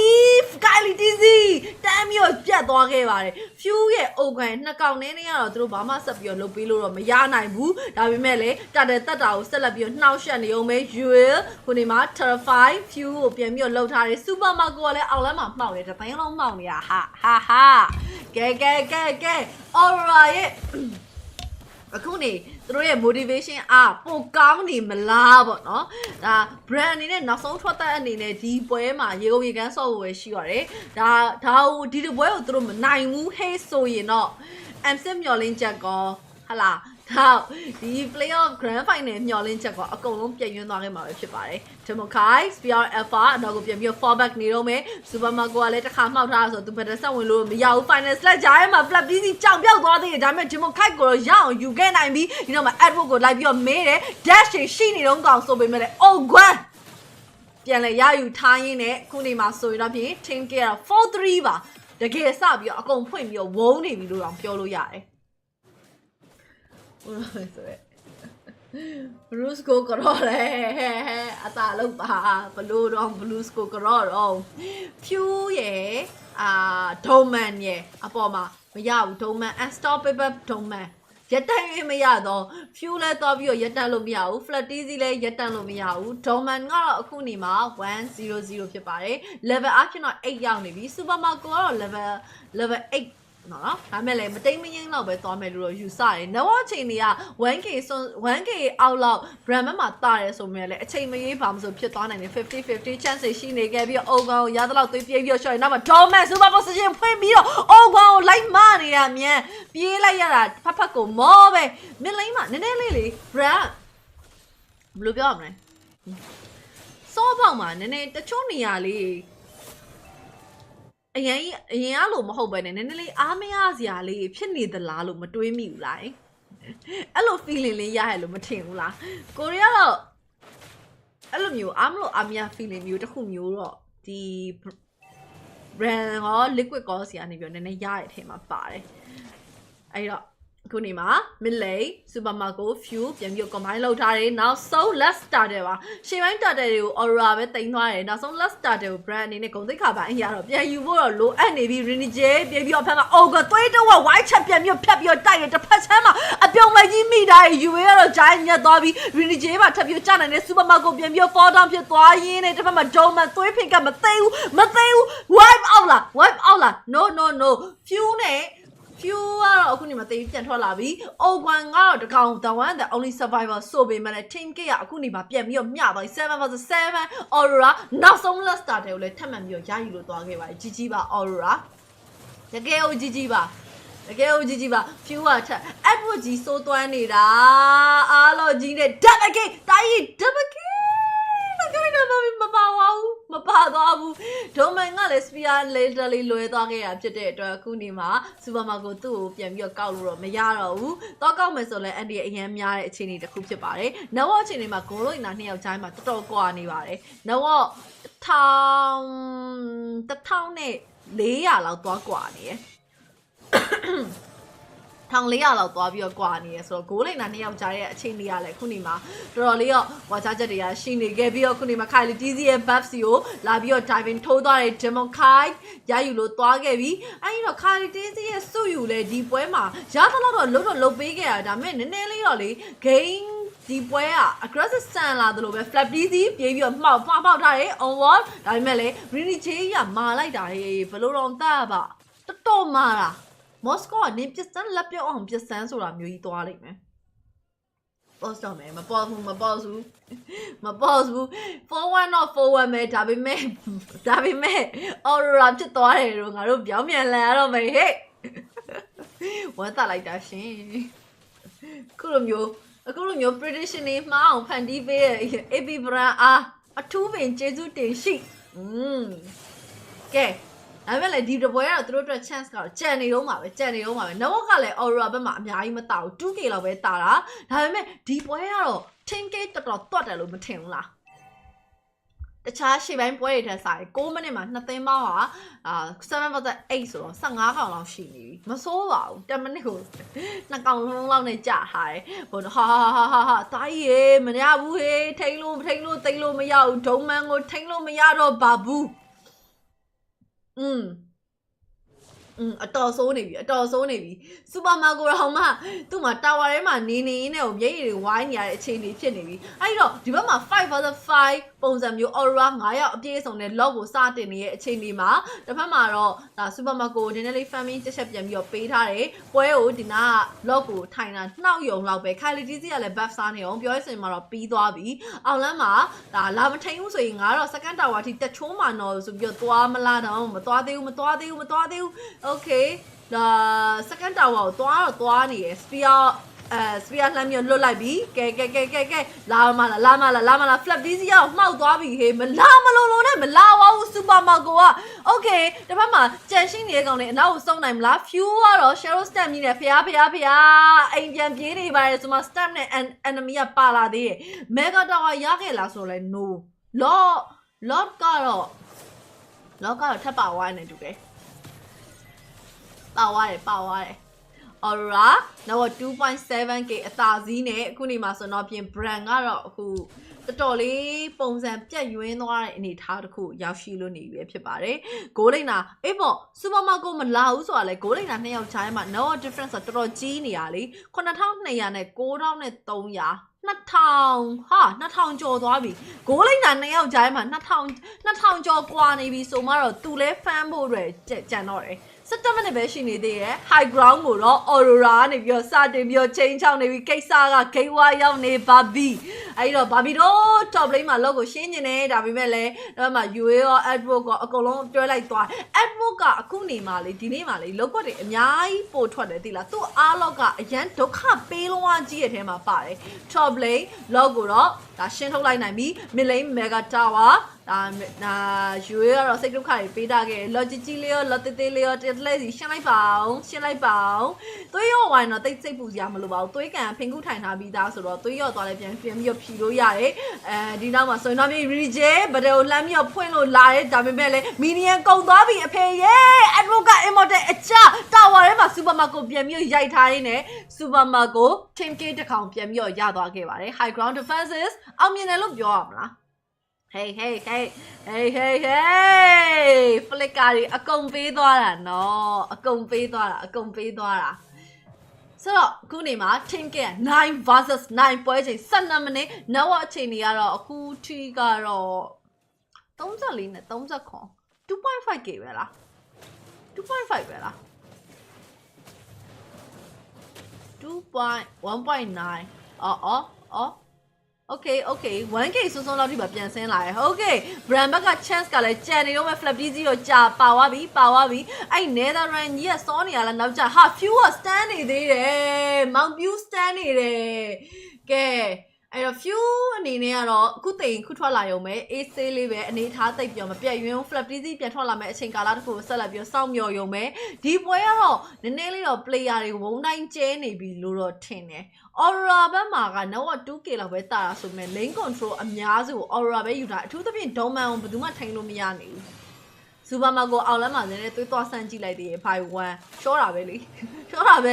ခုဒီမှာတော့ Kali TZ ရဲ့ buff ဒါကိုတော့ Aurora ဘက်ကနေပြီးအတင်းခေါင်းတိုးပြီးတော့လူယူသွားမျိုးမလုပ်သေးဘူး Doman ကတော့ second lock ကိုစတင်လို့နေပြီး Democite ပါရောက်ရှိလို့လာတယ် Democite ကလည်းကတ်တိုးလေးသွေးဆိုးနေတဲ့အထဲမှာပါဒါမဲ့လေ तू ကတော့117ဆိုတော့ Uri နဲ့ KD ကသွားပြီးတော့တူနေ Rini J backline နဲ့ပြေးပြီးဝင်သွားပြီး Kali TZ လောရသွားတယ်အောင်လမ်းနေ Superman ကို spearing နဲ့ပြေးပြီးတော့တက်လာမလားမတက်လာဘူးမိထားရဲဆိုပေမဲ့လေဒီဘက်မှာ Bren အနေနဲ့ပြေးဖို့တလိုက်အောင်ပဲတီးတန့်ဖန်တီးလို့ထား Few ကတော့ Netherland ဖွင့်ပြီးတော့ပြေးတယ်ဟိုလိုပြေးတဲ့အားမရလို့ဒီလိုပြေးတယ် flicker နဲ့ပြေးတယ် on one နဲ့ပြေးတယ်ဟုတ်နေရပဲအေးပေါ့လောရပါပြီဆိုမှပြေးရပြီပေါ့လောရဝါရဲဆိုတိုင်းသိရမလား enemy နဲ့ဆက်ပြီးတော့ချနေရအပစ်မှာပဲရှိလိမ့်မယ်လောရသွားပြီးဆိုရင်ဒါနဲ့တက်ဖို့အတွက်ကိုပြေးရမယ်ဒါပေမဲ့လည်း Aurora လည်းအဲ့လိုလမ်းတစ်ဝက်မှာနေမြောင်းတစ်ဝက်မှာနေဖြတ်ရှင်းနေနေတာ Okay ဒါကလည်းသူတို့ရဲ့နတန်တမ်းပဲအရန်ထွက်နေတဲ့ခွန်အားပေါ်မူတည်ပြီးတော့မြောင်းအောင်ပေးမကြော်ဘူး sorry ပဲတိုင်းရင်ငါတို့ရှင်းလိုက်ပြီဒါပေမဲ့လည်း mega တော့ဖြစ်တယ် super minion နဲ့ effect တွေနဲ့သူတို့ရှင်းလို့ရတယ်အပေါ်လမ်းကိုတော့ကတ်တိုးလေးပဲ Moscow တက်သွားပြီးတာဝါချိုးနေရအောင်တွေ့ရမယ်ကျန်တဲ့၄កောင် battle sign split position မှာ goal လိန်နာကိုသွားပြီးတော့သူတို့ split push ခိုင်းတယ် open ကျသွားပြီးခိုင်လီတီစီနောက်ကနေဝင်လာတဲ့ Rini J ကိုပြန်ပြီးတော့ယူထားတယ်ကဲဒီလိုနေရာမှာဆိုတော့ Moscow Doman oh my god super marco shut down ပြန်လဲရရှိထားရင်းနဲ့အခုနေမှာဆိုတော့ဖြင့် Aurora သူတို့ရဲ့အားလီဘက်မှာတာထားခဲ့တဲ့အရာတွေကိုတော့လက်လွတ်လိုက်ရပြီပဲဖြစ်ပါတယ်နောက်အချိန်တွေကလည်းပြန်ပြီးတော့ညီသွားပြီးတာဝါရရှိထားမှုကလည်းမတိမ်မီမဲကြံတော့တယ်ဒီမြစ်လိုင်းရဲ့တာဝါပါသွားလို့ကတော့အဲ့ဒါတာဝါညီသွားပြီပဲကဲအလဲအပြောင်းတစ်ခုကိုလုပ်ပေးသွားတဲ့အထဲမှာကတော့ super Kali TZ ရဲ့ဒီ log ကိုပြန်ယူထားနိုင်တဲ့ effective ကြောင့်လည်းပါမယ်ဒီနောက်မှာဆိုတော့ super marco family ကိုပြန်ပြီးတော့ UI ကြီးကလည်းတော်တော်ကြီးကိုဂေါ်သွားခဲ့ဒါအပြင်မှာ Doman ကို shut down ကြီးလာပြီးတော့အောက်လမ်းမှာမသွားတဲ့အခြေအနေတစ်ခုဟာဆိုရင်တော့ဖြင့် Brand အနေနဲ့ Aurora ရဲ့ mega တွေအကုန်လုံးတိမ့်ပိုက်သွားပြီးတော့ပြန် fallback သွားခဲ့ပြီဖြစ်ပါတယ်ပွဲချိန်15မိနစ် total team K 12 versus 12လုံးဝညီမျှတယ် share ပဲဒီနေ့နေပြီ Okay Aurora ပဲပြောင်းပါဦးမပြောင်းပါဘူး Super Marco သွေးဆိုးနေပြီဒုံမန်ကိုဆုံးမပြီးရဲ့အနောက်မှာ Super Marco ပြန်ပြီးတော့သူ့အနေနဲ့ဒါသိမလားသူ့ချိန်ပြန်ရောက်သွားပြီဆိုတော့ तू ကလည်းအဲ့လိုမျိုးသွားမေးဖို့အတွက်အရန်ကိုအခြေအနေကောင်းသွားတယ်ဆိုတော့ဒီနေ့အစအရာပြောပါတယ် draft ထွက်လာကြတဲ့ကဒီ draft ကမျှတယ်ဘယ်အသင်းကပို့ပြီးတော့သူတို့ရဲ့ performance ပေါ်ပဲပုံမူတည်သွားပြီဆိုတဲ့အခြေအနေတစ်ခုပြောပြခဲ့ပါတယ်အဲ့ဒါကိုလည်း Aurora လုံးနိုင်တဲ့အချိန်မှာ Aurora time ဖြစ်ခဲ့တယ် Bren လုံးနိုင်တဲ့အချိန်မှာ Bren time ဖြစ်ခဲ့တယ်ဒါပေမဲ့ Knockout Cup ကိုအဲ့လောက်ထိအရင်မကွာဘူးနှစ်သင်းလုံးကထိန်းပြီးတော့စော့နိုင်တဲ့အချိန်မှာပါတယ်အခုလာမယ့် lock ကတတိယမြောက် lock 3ချိန်မြောက် lock ဒီ lock ကိုတော့ Bren အနေနဲ့ သူတို့အင်အားသုံးပြီးတော့ပဲဖိပြီးတော့ယူမယ်လို့တော့ထင်တာပဲဘာဖြစ်လို့လဲဆိုတော့တစ်ဖက်မှာမေဂါပေါက်နေတာဒီဘက်မှာမေဂါ3လိန်းလုံးကျန်သေးတယ်အဲ့အားသာချက်ကလေးနဲ့တော့သူတို့ဖိပြီးတော့ယူဖို့အတွက်စူးစမ်းမယ်လို့တော့ယူဆတယ် few ကတော့ရှေ့ဆုံးကနေသွားပြီးတော့ vision သွားပြီးတော့ထောက်ထားတယ်မောင်ပြူ vision ထောက်ထားပါတယ်လော့နာစီကိုတော့Aurora ပြန်ကတ်လာတဲ့အချိန်တွေမှာ Bren ကလည်းခဏအနောက်ပြန်ပြီးတော့ fall back လုပ်ထားတယ် top lane minion wave ကို Supermarket ကိုသွားရှင်းမယ်ဟုတ်တယ်ပြမကောင်းလို့ရှင်းပိုင်းပွဲရတော့ပြမကောင်းတယ်ဒီပွဲလေးကတော့မစိုးတကယ်သူတို့ရဲ့ကတ်တိုးလေးလောက်ကွက်တွေကိုပြလာတဲ့ condition ကမိုက်တော့မိုက်တယ်ဒုံမန်ကတော့အိမ်ကိုပြန်လိုက်ရပြီသူ့အနေနဲ့ဒါအိမ်မှာပွင့်နေတဲ့ဘောလုံးဝင်းကြီးကိုသွားပြီးတော့ရှင်းရအောင်ပဲပေါ့နော်အဲ့တော့ Aurora အနေနဲ့ချက်ချင်းတော့ခေါင်းတိုးလာနိုင်ပါမလားဆိုတော့လွယ်တော့မလွယ်ဘူးဂိုးလိုက်တာ2ယောက်ကိုပတ်ပြီးတော့သူတို့ကရှင်းခိုင်းထားတယ်ရှင်းခိုင်းထားပြီးတော့ lock ခိုင်လီတီးစီ reset လုပ်လိုက် battle calling လှမ်းခေါ်လိုက်ခေါင်းတိုး Rini J ခေါင်းတိုးလာတာကိုစောင့်နေတာ Rini J ultimate ကိုသုံးလို့မပြီးမချင်းအဲ့လို့မလုပ်ဘူးမပူနဲ့ Bren လောတတ်တော့တတ်နေရဆိုပေမဲ့ဟိုဘက်ကဗဒန်အတင်းခေါင်းတိုးလာမှာအဲ့ဗဒန်ကိုစိုင်ပြီးတော့မှသူတို့ကလောဆက်တတ်လိုက်တယ်။ဒါမှ Aurora ကလည်းအဲ့အပေါက်ကိုချောင်းနေတာဖြူလာပြီဗျာ okay အပေါ်ကနေပြီးတော့လဲ Spear ကြီးကလမ်းပြီးတော့မိထားတယ် Moscot တော့ဆင်းလိုက် Super Marco Doman တန်းပြီးတော့ကျသွားပြီ Super Marco လည်းအလားတူပဲဒါပေမဲ့သူ့အနေနဲ့ပြစ်ကွင်းကတော့ရရှိလို့နေတော့မဲ့ Demokai fall down Rini J down ယူရင်းနဲ့ Edward ပဲကျန်တော့တယ်ယူရင်းကိုလည်းနောက်မှ Few ကလိုက်ပြီးတော့မင်းနေခဲ့ condition မှာကျွန်တော်ပြေးပါပြီတော်ကြပါတော့ရှင်ဒါပေမဲ့ Kylie တီးတီးလိုက်တော့အသေးတယ်လုံးဝပဲ 4 man down ဆိုတော့ဒီပွဲက Bren ရဲ့ပွဲပြန်ပြီးတော့ဖြစ်လို့သွားပြီပဲဖြစ်ပါတယ်အဲ့တော့ final slap Supermarket ရတယ်လို့သူ့အနေနဲ့နောက်ဆုံးလုံးလို့ရတာလေးတစ်ခုတော့လုပ်ခဲ့ဆိုပေမဲ့လည်း game ဒီပွဲကတော့ Bren ရဲ့ပွဲပြန်ဖြစ်သွားပြီးတော့ 2-3 ပါ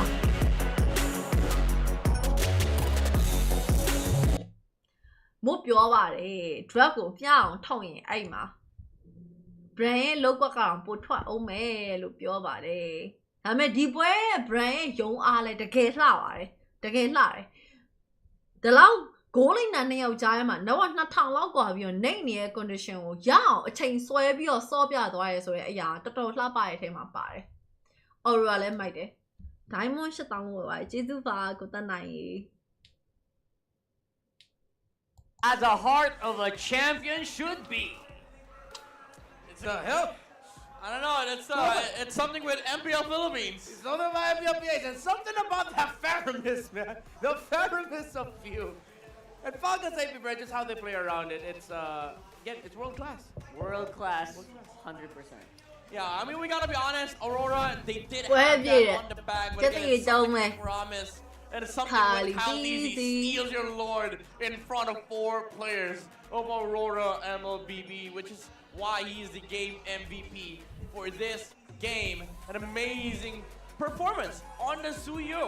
And we thought this was something that Aurora MLBB was prepared for, but they were not ready for the dash, second skill ready to steal from Calteezy. Yeah. Soul Sever, the Soul Sever tap. Yeah, Soul Sever tap. Yeah, it's just Packaging giveaway ရမှာတယ်လေးစင်တော့ also set it up in the panel. ဟုတ်လေ man ထားတဲ့လူYouTube မှာ comment man ထားတဲ့လူတွေအကောင်လုံး subscribe လုပ်ထားတဲ့လူတွေကြီးပဲ comment man လို့မရရင်အဲ့ဒါ subscribe မလုပ်ထားလို့အဲ့ဒါကြောင့် subscribe လေးနှိပ်လိုက်ပါ comment man ပြီးတော့ဝုန်းလို့ရပါတယ်ရှင်ကျေးဇူးတင်ပါတယ် Balmondol, you know, but on a second skill. And after that, the layer of control that Falcons AP Bren showed as well on the Lord. The Wild Surge was there from Ogwib. Again, going back, I mean, Falcons AP Bren, they didn't look like the early game was theirs, but come the mid game, they found a big problem. They didn't have enough damage to go up against Aurora. The Alpha was dealing so much damage, and Doming, you know, standing in the front line was being a big nuisance. Falcons AP Bren, but this overextension when both Edward and Renegade died paved the way for that Lord steal from FCAP. Yeah, and you also can never underestimate the iframes that Asuyo has, surprisingly, right? It was beautiful. No matter how well, it looked like it was very well zoned. It looked like it, right? But Scout Easy Care, not really. From 6K to 3.5 to nothing. Yeah, that's how fast. That's why Suyo was like, other than the fact, like, guys, remember, jugglers, your main job is one thing. Get those objectives, man. It's so easy. Soul Sever or... Wow. To So keep easy. it simple. To keep it simple. Tap to retry, secure. Yeah, Boom. tap to win. Tap to win. And that's why, Sugyo, again, I thought he was going to get a blemish on his record today. အာ but not brand နီး really. ပြက brand နီးပြ2ယောက်ရှိရယ် Tribal နဲ့ Ducky နဲ့ဒါကတော့ Ducky ကိုဘယ်လိုပြောမလဲသူ personality ကိုတော့တိတ်မကြိုက်ဘူးဆိုပေမဲ့သူ draft တာပိုကောင်းတယ်ဆိုတဲ့ဟာတစ်ခုကိုတော့မြင်မိရယ် Tribal draft တဲ့ခါကျရင်အခုလိုပဲ brand ကအဲ့လိုမငြိမ်ဘူးတိလား draft နည်းနည်းလေးသွားပြီးနှိမ့်နေရဲ့အကွက်တွေစထွက်ကြရအဲ့လို support ကဖြစ်နေတဲ့ draft တွေအဲ့လိုမျိုးဘယ်လိုလဲဟိုဘရောက်ဒီများပုံစံမျိုးတွေထွက်လာမျိုးတွေရှိရယ်ဒီလိုမျိုး draft ကိုညီအောင်လို့ထုံလိုက်မိရင်ဒီ player performance က brand ကပို့ပြီးတော့နည်းနည်းပိုကောင်းတယ်နည်းနည်းလို့ပြောရအောင်နော်ဒါပေမဲ့အဲ့နည်းနည်းလေးကလည်းပွဲအဆုံးဖြတ်ဖြစ်သွားနိုင်တယ်ဒါအခုဒီပွဲလို့ပဲအဲ့တော့နောက်ထပ်လာမယ့်တပွဲကိုပဲဆက်ပြီးကြည့်ကြည့်ရမယ် Aurora ကတော့သူတို့အနေနဲ့ကတပွဲနိုင်လိုက်သူတို့အတွက်တပွဲပဲလို့တော့တယ် 3-2 ဖြစ်နေရဆိုတော့ Bren ကတော့ဒီပွဲကသူတို့ရဲ့နောက်ထပ် chance another last chance ဖြစ်ပါတယ်ခိုင်လင်းစိုးရဲ့ဘာဖြစ်လို့လဲမတင်ငိမ်တတ်တဲ့လူတွေကိုဘာလို့စိတ်ထဲမှာထားနေရလဲ We've seen all series long in terms of how they time and layer everything together to make sure that they maximize all the crowd controls they have, from the pull of the Faramis, everything that the Gronk and the Edith have. Yeah, and overall, you kind of just have to really commend as well how Few keeps this lineup together. Yeah. Oh, yeah. Despite, obviously, they looked like they were going to actually slip out in that last one. Aurora was waiting for that last Lord to just break through that trio of inhibitor turrets, and it looked like they were going to run away with it. But then again, slow and steady as the captain calls your play. Yeah, which is why it's kind of suicide to give to give the captain a Falcons AP Bren his signature here, because like he's gonna be able to make the ship work. Yeah, maybe able to go steer the ship. And again, time and time again, FCAP has been here before. ဘာရှာ drudgy လွမ်းလိုက်တာမလွမ်းပါဘူး Fedrin ဘာရှာငါတို့ဘယ်လိုပြောမလဲအရင် Never ဦးစိန်ခဲ့တဲ့ထဲ underestimate မှာ the ပါတယ် heart of a champion.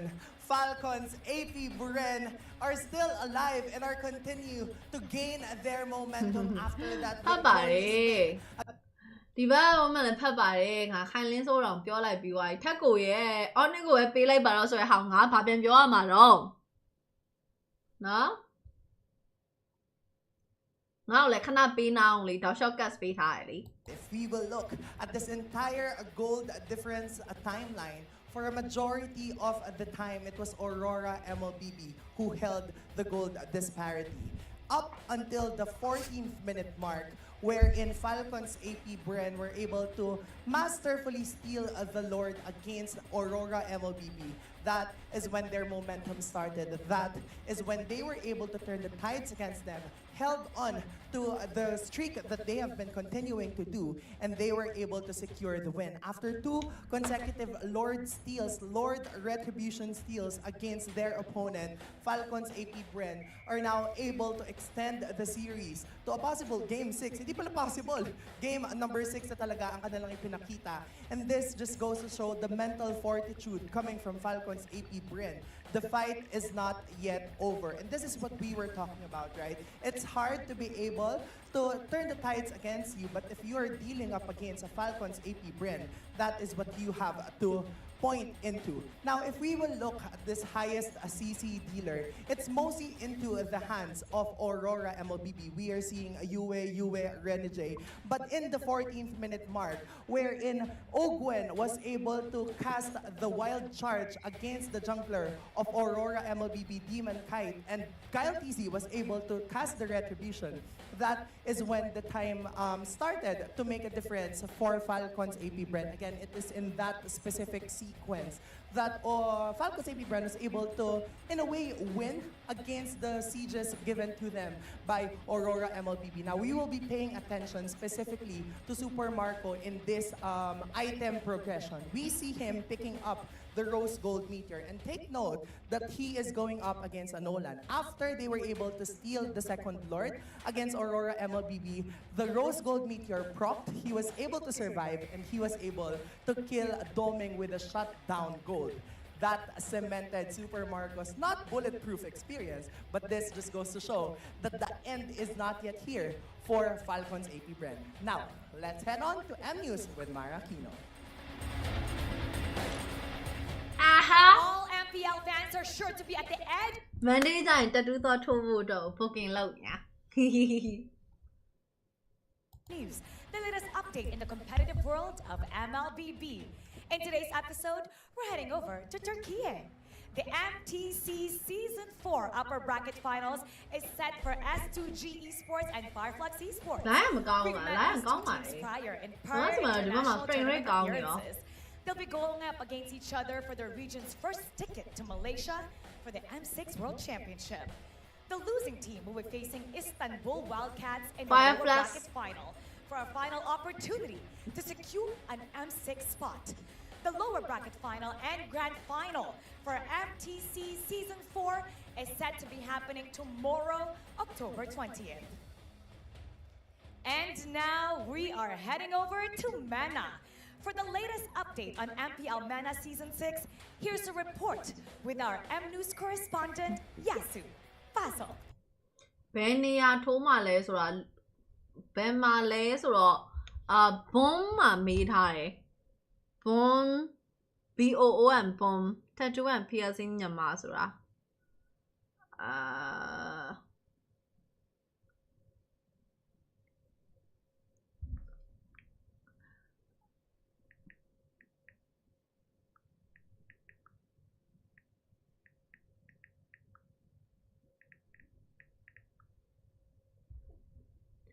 ပေါင်ပါ playing as their gold lane player. And yes, he is the same Corvi from Deuce Volt, the team that finished as top 4 in the previous M5. Twisted Minds, on the other hand, are the most consistent team in MENA, keeping the roster as it is for the second season in a row. Their players represented MENA at M5 and at the last MSC, so it's the most experienced full roster in MENA. And they finished the regular season as top 1. Their ace player, in my opinion, would be the jungler, would be Houda. He joined for the first time with the team this season in a critical match at the lower bracket and led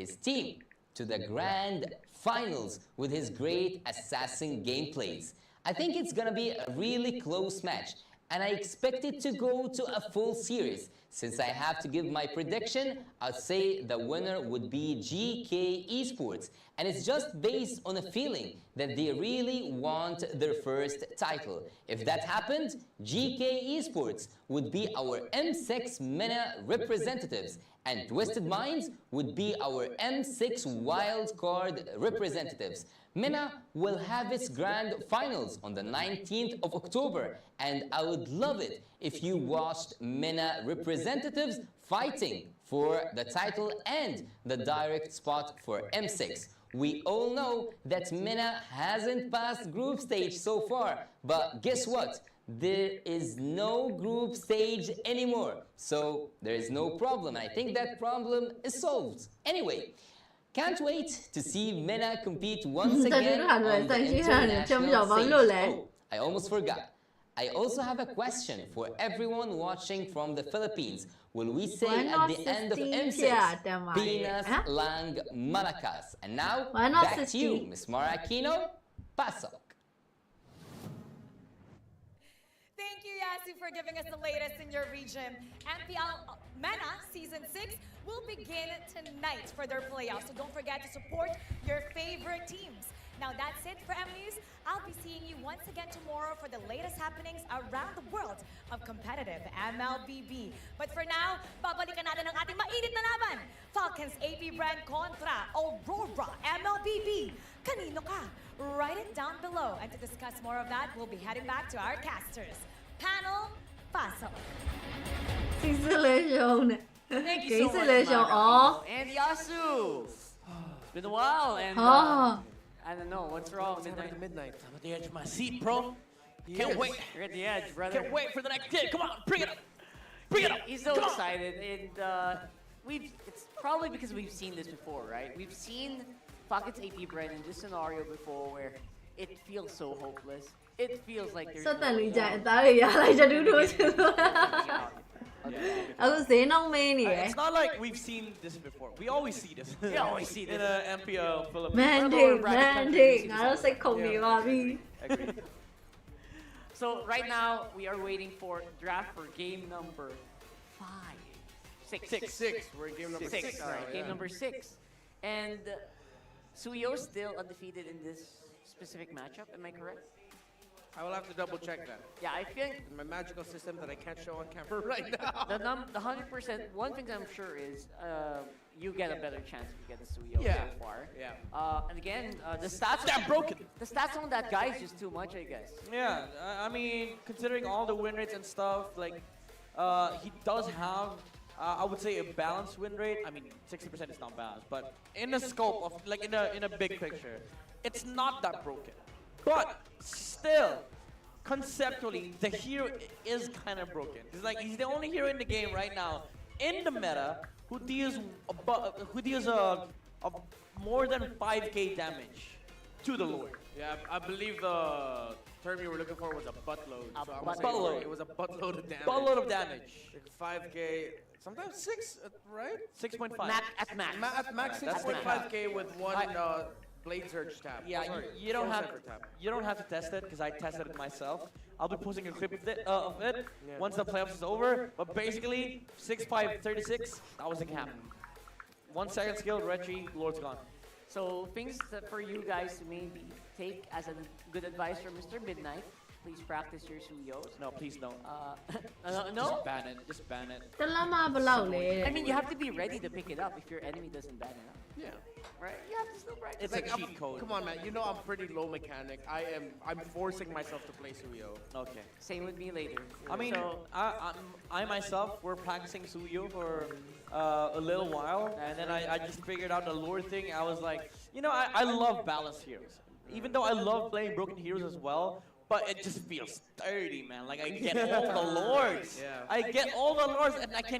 can't even get hyped about it. Cause like Yeah. it's a cheat code. It's like it just feels nasty. It's like you gotta take a shower is. after a game of It Suyo. is. I Gotta think wash your hands. That's something that we did see in the previous game, right? Where it felt like Aurora was in control with like 5k, 7k gold lead. But you know what? I'll just go in. Kati says I can do Exactly. it. It's a walking win condition. So it just feels like Tala too mo much, and we'll have tao. to wait and see because right now Aurora is like loose. Okay. So more leeway to ban it out, number 1, and number 2, options to also go for it first if it's left open. Yeah. I think if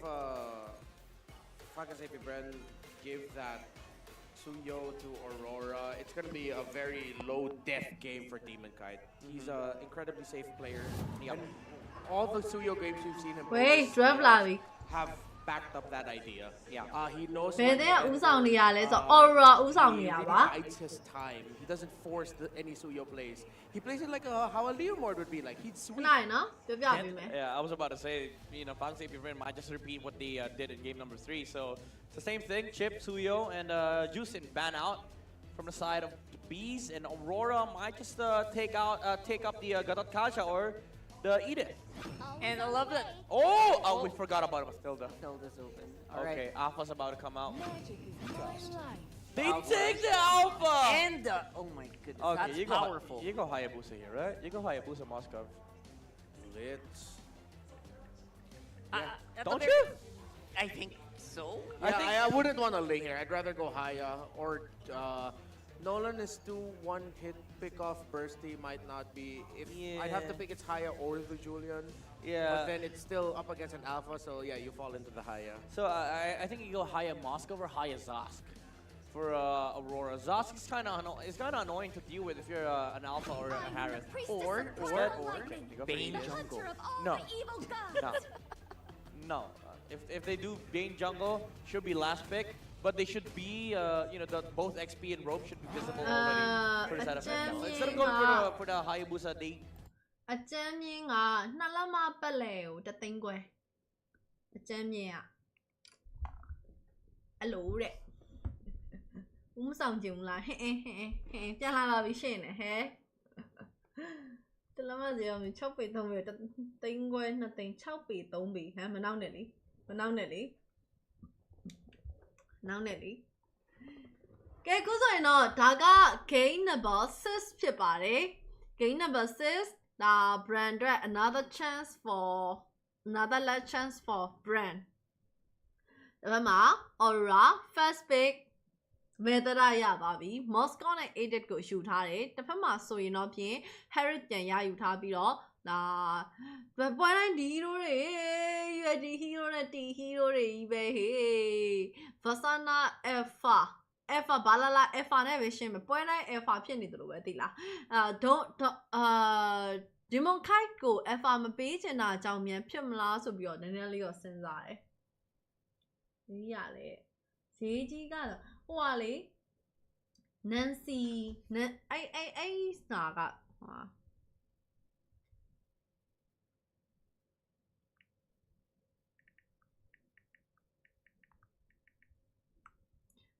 အဲ့ဒါ Nancy ဆိုလားခဏလေး Nancy you ရဲ့သိလား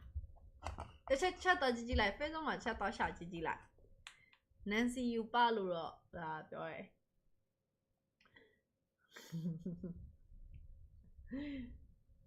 သူတို့ hero စာပေးလိုက်ရင်လည်းသူတို့အဲ့မော့အဓိကကြည့်ရမှာ flap tz ကိုဘာ hero ပေးလဲဆိုတာလည်းကြည့်ရမှာ flap tz ကိုလှုပ်လို့ကောင်းတဲ့ကောင်လေးပေးမှလည်းပို့ပြီးတော့အဆင်ပြေရဲ့အထဲမှာပါတယ်ဆိုတော့ Supermarco ရဲ့ win rate က 71.63 ရှိပါတယ်တဲ့ဒါသူ့ရဲ့ win rate ကလည်းတော်တော်လေးတော့ခေါ်တဲ့ win rate ထဲမှာတော့ပါတယ်နောက် banner hero မှာ Julian ban လိုက်တယ် Eve ban လိုက်တယ်Eve နဲ့ Medera နဲ့ဝင်ပြီးတော့နှောက်မှာဆိုတဲ့အတွက်ဒါကိုခုနကစဉ်းစားလိုက်သေး Eve တွေပါရှိသေးရဲ့လို့ Medera ကိုမြင်လိုက်တော့အဲ့လိုတွေးလိုက်သေးရဲ့ဒါပေမဲ့လည်းအဲ့လိုတော့မထွက်လာတော့ဘူးပေါ့နော်Aurora တော့အခုနေအထိမှာဂျန်ဂလာကိုတော့အခုဖွက်ထားတော့မယ်တစ်ဖက်မှာ fourth pick brand ရွေးချယ်ပြီးသွားရင်တော့ Aurora ရဲ့ရုပ်လုံးလေးကတော့ပေါ်လာပါတော့မယ်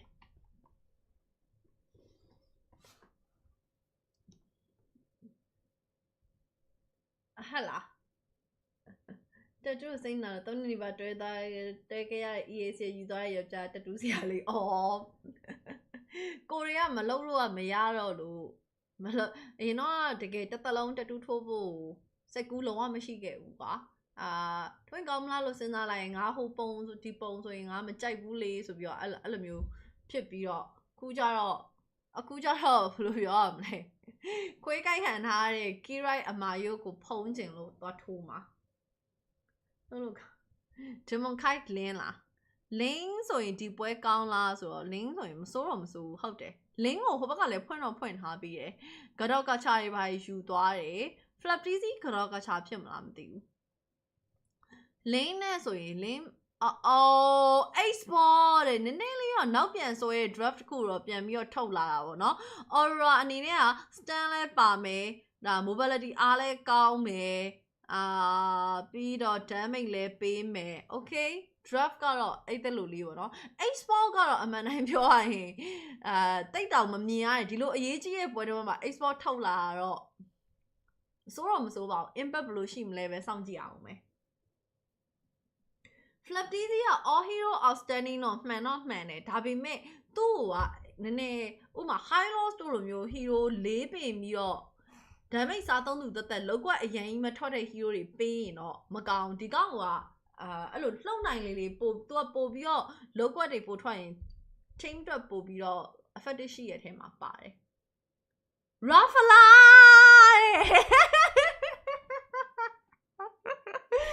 ဟုတ်တာဗော Raffala ဒီပွဲကောင်းတာဗောအေးဟုတ်ပြီကောင်းတော့ဒီပွဲ Raffala လိုက်တယ်ဒါပေမဲ့တကူတော့ရှိရဗော Aurora spam မိသွားရင်တော့ဒင်းကတန်းပြောက်သွားလိမ့်မယ် e-sport jungle တဲ့ထိုးမဲ့ပတ်စံဦးတဲ့မရှိရလူလှူလိုက်ပါလားနော်တဲ့ဟုတ်တော့ကျမအတွက်ကျမလိုအဲ့လိုကျမလုပ်တဲ့ကိစ္စလေးအဲ့ပတ်စံလည်းကျမရှာထားတာလေမရှိရလူလှူလိုက်ပါလားဆိုတော့ကျမတနေ့လက်မယ်စိတ်ပါတဲ့ခါလှူပါတယ်ရှင်တခါလေကြာရင်လူတွေကအဲ့လိုမျိုးတော့ရှိတယ် သိမလားပျော်ကြည့်ကြည့်ပါလားအိမ်မှာဟိုထမင်းသုံးတဲ့စားရဲ့ထဲမှာတန်းလျှော်ပြီးမရှိတဲ့လူတွေကိုကျွေးလိုက်ပါလားယင်အဲ့လိုလုံးနိုင်တယ်ပိုတော့အဆင်ပြေသေးရဲ့ဟိုမိန်းကလေးကိုလည်းလိုက်ပြောလိုက်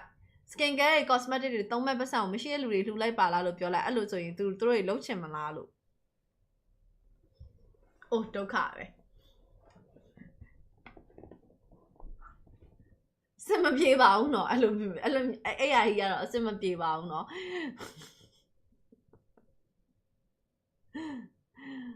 โอเคတခုတော့ရှိရယ်မရှိရဲ့လူဆိုတဲ့ကိစ္စတစ်ခုမှာသူတို့မရှိအောင်လို့လုပ်ထားတာကျမတို့မှမဟုတ်တာရှင်ကိုရီမှာအရန်ပေါများနေပြီးတော့လှူဖို့တန်ဖို့အတွက်ကိုစိတ်ပါနေတဲ့အချိန်ကျရင်တော့လှူမှာပေါ့ရှင်ဆိုတော့ကဲရွှေ Rini J ခုနေမှာတော့မီလိန်နာမှာအတွဲလိုက်တော့ရှိနေဦးမယ် Bren ဘက်ကတော့ဒါ Kylie Tizzy အနေနဲ့ buff လေးတော့ကျိတ်သွားပါပြီဆိုတော့sorry เนาะခုနအဲ့လိုဘယ်လိုပြောမလဲခုနအကန့်ပြောတာရေလို့တော့မဟုတ်ဘူးပေါ့နော်ကိုအတွက်ကိုဆိုပြီးတော့လူတွေကကိုအတွက်ကိုလုံးနေရဲ့အချိန်လေးမှာအစင်မပြေလို့မပြေတဲ့အကြောင်းလေးပဲပြောတာပါဘယ်လိုပြောရလဲလှူဖို့ရှိနေတဲ့အချိန်ကျရင်စိတ်ပါတဲ့အချိန်ကျရင်တော့လှူပါတယ်ဒါပေမဲ့သူများအတွက်ဝေးတဲ့နေရာလုပ်ဖို့အတွက်တော့အဲ့လောက်ထိတော့ဟိုမျိုးအဆင်မပြေဘူးကိုရီးယားဖျားလောင်းလည်းမဟုတ်တဲ့အတွက်အဲ့လောက်ထိအရင်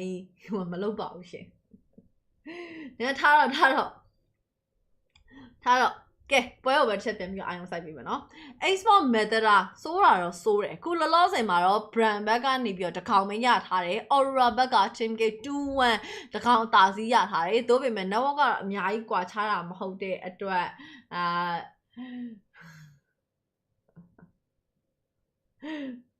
ဘာလို့လိုက်မတော့လှူနေရပဲလေဒုက္ခပဲ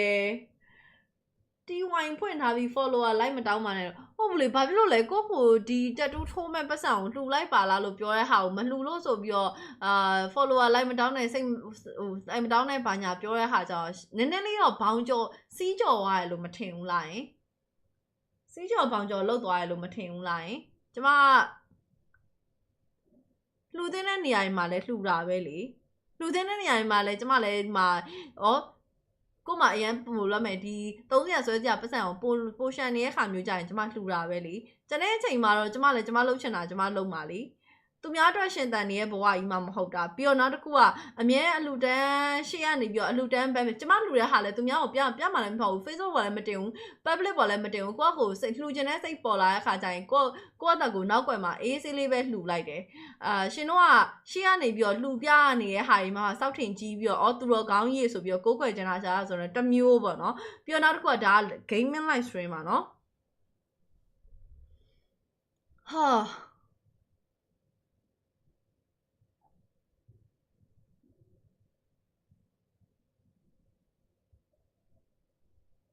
မရှိတဲ့လူတွေထဲမှာအမဖန်တွေပါရှိနေရောပြဿနာပဲကိုကြော်ရဲ့ပြဿနာပဲ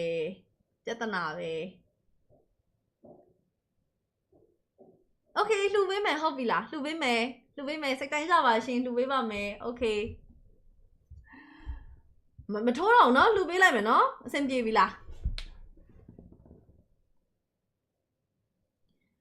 โอเคခုဆိုရင်တော့ Aurora နဲ့ Bren မှာTeam K 4vs4 နဲ့ပွဲစဉ်ကိုဆက်လက်ပြီးတော့သွားနေပါတယ်ပွဲချိန်4မိနစ်မှာ4vs4 Bren အတွက်က last chance ဖြစ်တဲ့အတွက်ဒီ last chance ကို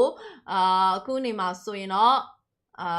okay minion လေးတော့ပြန်ဆန်ရှင်းထားအောင်ပဲတာတာရရှိထားမှုမှာဆိုတော့ Bren ဘက်က tower တတိုင်း Aurora အနေနဲ့ကတော့ tower တတိုင်းပေါ့နော်sorry Aurora တော့ tower လုံးဝရရှိထားခြင်းတော့မရှိသေးပါဘူး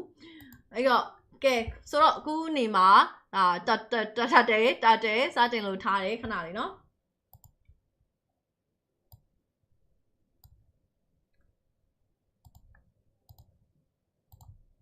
တတဲ့ရထားတယ် Kylie Tizzy ကျသွားပါပြီ Flap Tizzy ကိုပါထက်ရဟာ2 for 1 trade ရဲ့အနောက်မှာတတဲ့ရသွားတော့ Aurora လည်း Bren ကိုလွယ်လွယ်ကူကူနဲ့ကမ်ဘတ်တော့ပြန်မပေးပါဘူးအေးဆေးလေးပဲဒုက္ခ Okay ဆိုတော့ခုနေမှာဒုံမန်အနေနဲ့ကတော့အောက်လမ်းမှာနည်းနည်းလေးတော့သူကတော့တည်ထားဖို့အတွက်တော့ကြိုးစားနေတော့မယ်ဒီနောက်မှာဆိုရင်တော့ cycling eager really j ဖြတ်ပြီးတော့တိုက်ထားတယ် flap tz နောက်သူရတော့အတော်လေးနည်းနေပြီဒမွန်ခိုင်းအနေနဲ့ခုနေမှာ anti win ခွဲလို့ရတယ်ဆိုမဲ့သူဒီ risk ကိုမယူတော့ဘူး ruffler နဲ့ပြန်ဖြီထားတဲ့ draft တစ်ခုဖြစ်တဲ့အတွက်သူအနေနဲ့ flicker နဲ့လည်းလိုက်ပြီးတော့ခွဲလို့ရမျိုးမဟုတ်တဲ့အတွက်ခဏလောက်အသာလေးပဲစိတ်လျှော့ထားလိုက်တယ်ဒမွန်ခိုက်ကတော့ 3k under 2 assist ဖြစ်ပါတယ်Okay ဒီနောက်မှာ mid lane အခြေအနေ oh my god ခုံလာပြီဒါပေမဲ့နည်းနည်းလေးနောက်ကျသွားတယ် approach ကိုတော့သူတို့ပြန်ပြီးတော့မရခဲ့ဘူး Aurora အနေနဲ့ခုနေမှာ number 1k အသာစီးနဲ့ဦးဆောင်နေသေးပါပဲ bottom lane ဒီနောက်မှာ cycling eagle Rini J ရဲ့အဲ့ဒီဟိုလာမယ်မဲတရာကလည်းနှောက်တော့တော်တော်လေးနှောက်တဲ့အထဲမှာပါတယ် Super Marco အနေနဲ့ကတော့ level အပြင်7ဒီဘက်မှာက goal lane ဒုံမန်းလည်း level 7ဆိုတော့ goal lane နာနှစ်ယောက်ကလည်းတောင်းတော့တော်တော်လေးတောင်းတင်းတော့ဖြစ်နေအောင်ပဲပေါ့နော် Okay ဆိုတော့ခုနေမှာဒုံမန်း Super Marco ရှင်းထားတယ်ရှင်းနေတော့မယ်Aurora တော့ no 1k စွန်းလောက်တော့အသာစီးရထားတယ်ဒါပေမဲ့လေဒါ safe ဖြစ်တဲ့အခြေအနေတစ်ခုတော့မဟုတ်နေခဲ့ပါဘူး Bren ကလည်းဒါကိုရရင်ရသလိုပြန်လုပ်ဖို့အတွက်အခြေအနေလေးရှာနေဦးမယ်အထူးသဖြင့်ကတော့ flap tz ကနေပြီးတော့ခြုံနေကိုလိုက်ဆက်ရမယ့်တောင်းရှိနေတယ်သူရှေ့ကိုဝင်သွားလို့လေကောင်းတော့လေကောင်းတယ်ပေါ့နော်နောက်မှာ ruffler healing တွေပါနေအကုန်လုံးပြန်ပြီးတော့ထောက်ထားတာဆိုတော့လေအဆင်ပြေပါတယ်ပေါ့နော်အဲ့တော့ခုနေမှာတတ်တယ်ဘယ်သူရမှာလဲ Aurora လား yes Aurora ပဲဒီနောက်မှာဆိုတော့ flap tz ခုံဝင်လာတယ်ဒါပေမဲ့လည်းမပြတ်ဘူးဟိုဘက်ကလည်းမပြတ်ဘူးဒီဘက်ကလည်းမပြတ်ဘူးဒီ draft ကြီးရီရတယ်သိလားနင်တို့လည်း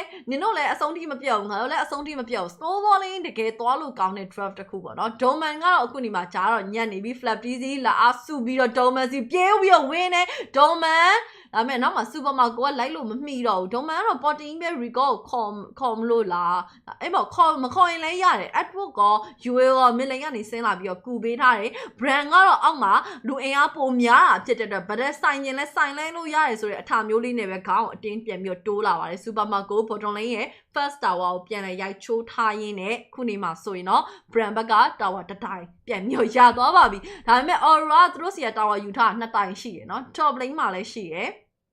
bottom lane မှာလည်းရှိရယ် mid lane first tower တွေကတော့2သင်းလုံးမှာလုံးဝသွေးအပြေးလောက်နဲ့ပဲဆက်လက်ပြီးတော့ရှိနေပါတယ်ဆိုတော့ကဲခုအပေါ်လန်ဒမိုကိုက်January တစ်ချက်ပြန်ပြီးဝင်ထားတယ် few ဒမိုကိုက်က Kylie tz ရဲ့ back ကို white သွားတာဟာ white သွားတာ Kylie tz rubber မရတော့ပြဿနာတော့အရင်တော့မရှိလောက်ဘူးလို့တော့ယူဆပါတယ်အဓိကပို့ပြီးတော့အရေးကြီးတဲ့အထက်မှာတော့ puppet buff တော့ပို့ပါပါတော့နှစ်ခုလုံးမပါသေးရဆိုတော့လေနည်းနည်းလေးတော့အဆင်ပြေလို့တော့ယူဆတယ် mid lane tower ကိုတော့တောက်လျှောက်အကုန်လုံးတော့ပြန်ပြီးတော့ save ထားတော့မယ်နောက်အချိန်တွေကတော့ 2k နီးလောက်မှာပဲ Aurora နေပြီးတော့ဦးဆောင်ထားတယ်ပွဲချိန်10မိနစ်ပဲရှိနေသေးရဖြစ်တဲ့အတွက်တော်တော်လေးတော့စောနေသေးရဲ့ကာလတစ်ခုပဲရှိပါသေးရဲ့လိတ်ကိန်းသွားရင်တော့ဘယ်အသိရပိုတာမလဲဆိုတာလေးတော့တစ်ချက်တော့ကြည့်ရမယ် stand ကိုပြန် show မယ်ဆိုရင် few မှာရှိမယ် flap tz မှာရှိမယ်ပြီးတော့နောက်တစ်ခုကဒီဘက်မှာကျတော့ Edward Rini J ရဲ့ method ကလည်းတော်တော်ကြီးကိုလုံးနိုင်စွမ်းများတယ် total stand ကတော့တိတ်တော့မကွာလောက်မတိမ်မရင်းလောက်ပဲသွားထားရပါတော့အဲဒီတော့ Bren ကအထူးသဖြင့်တော့ flap tz ကိုအားကိုးနေရတစ်ဖက်မှာတော့ Edward က Rini J ရောတစ်ကောင်လုံးကနည်းနည်းလေး damage စားပြီးတော့တည်မလားခေါင်းအတင်းတိုးလာလို့ရတယ်ခေါင်းတိုးလာရမယ့်အပိုင်းတော့ကွာတဲ့ cycling eager Edward ကြီးနဲ့အတူတူပြေးပြီးတော့ဝင်သွားတယ် terrifying ဖြစ်ထားပြီးတော့ Edward ကိုဝိုင်းဖြတ်ဖို့ကြိုးစားတယ်ဒါပေမဲ့ guiding wing နဲ့ပြန်လွတ်သွားပြန်ရော guiding wing ကလေတကယ်ကိုအာယုံနေကျွေးရတဲ့ထဲမှာပါတယ်ကဲဆိုတော့ခုချိန်မှာဆိုရင်တော့log ကိုတော့တစ်ဖက်မှာနှစ်ဖက်စလုံးကတော့ရယူဖို့တော်တော်လေးစိတ်အားထက်သန်နေရတော့တွေ့ရပါတယ်6 versus 5အနေထားပါ6 versus 5အနေထားဒေါ်မန်ကတော့အခုချိန်မှာ team K တော့မရထားသေးဘူး013အနေထားလေးနဲ့ပဲပွဲကိုဆက်ပြီးတော့သွားနေတော့မှာပဲ013 okay ဒီနောက်မှာ log ကိုတော့ဒီဘက်မှာ Aurora လည်းလောလုပ်မယ်ဆိုရင်သူတို့ကလည်းပိုတာတဲ့ draft ခုတော့မဟုတ်တဲ့အတွက်ဘယ်သူကဦးမလဲပေါ့နော် flap tz ပြန်ပြီးခုံဝင်လာတဲ့ Edward C ကိုဒါပေမဲ့ Edward primary form ပြောင်းထားရဲ့ Brimo ခိုက်ကတော့ few ကို backline ထဲမှာသွားပြီးပြေးဖြတ်ထားရဲ့ Rini J နဲ့အတူ Super Marco ကျသွားပြီ Super Marco ကျ သွားပြီဆိုတော့ပြဿနာတော့အကြီးတက်ပြီး Doman Spear လမ်းမြောက်မိထားတယ် Flap Dizzy ထပ် down Kylie Dizzy 3-1 နေထားကိုသူလည်းမတည်နိုင်တော့ဘူးအနောက်ကိုအကုန်လုံးပြန်ပြီးတော့ပြေးထားရင်းနဲ့ခုနေမှာဆိုရင်တော့ပြင် first block ကတော့ Aurora ရရှိသွားခဲ့ပြီပဲဖြစ်ပါတယ်ဒီနာက first block button မှာ Aurora နောက်အသာစီးကလည်း 4K ကျော်သွားပြီဆိုတော့ကဲ Bren ရဲ့ခက်ခဲသောနေ့ရက်များစတင်တော့မယ်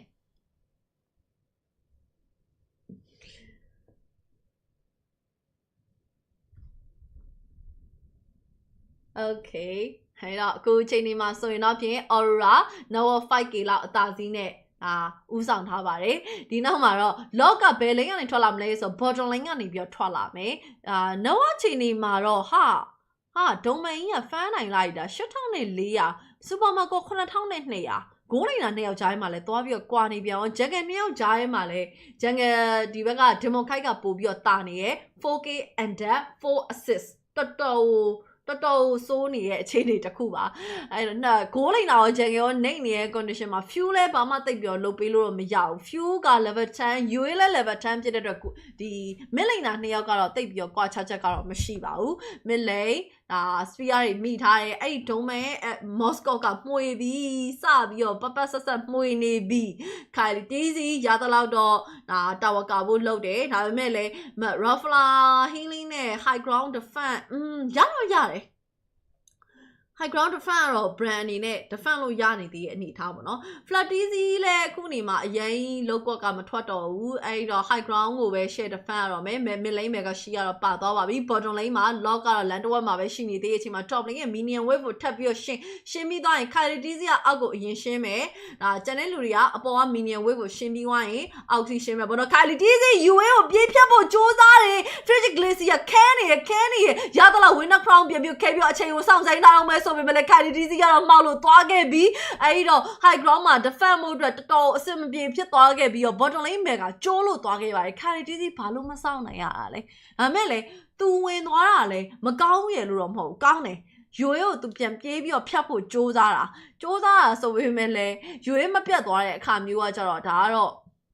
အခြေအနေကိုပို့ပြီးတော့စိုးသွားစေတဲ့အနေအထားတစ်ခုရောက်ရှိလို့နေခဲ့ပါတယ် top lane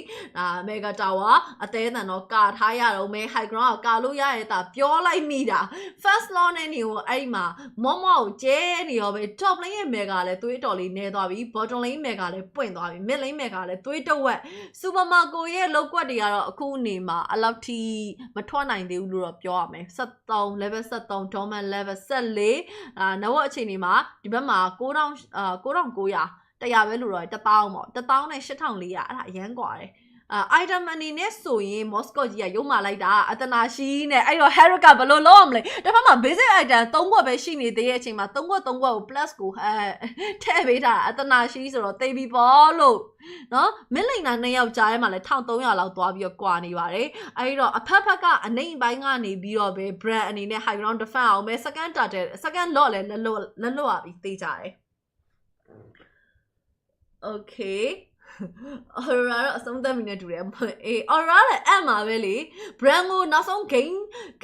70ခေါ်ဖို့ဆိုတာမိုင်မဲလုံးကကြတယ်အဲ့တော့သူတို့ကလည်းဒီနေရာနဲ့ကိုဖြတ်မှာပဲ Bren ကတော့အမှန်တမ်းပြောရင်သူတို့နဲ့ Ruffler draft နဲ့တိတ်အသားမကျသလိုမျိုးမြန်ဖြစ်နေမလားပေါ့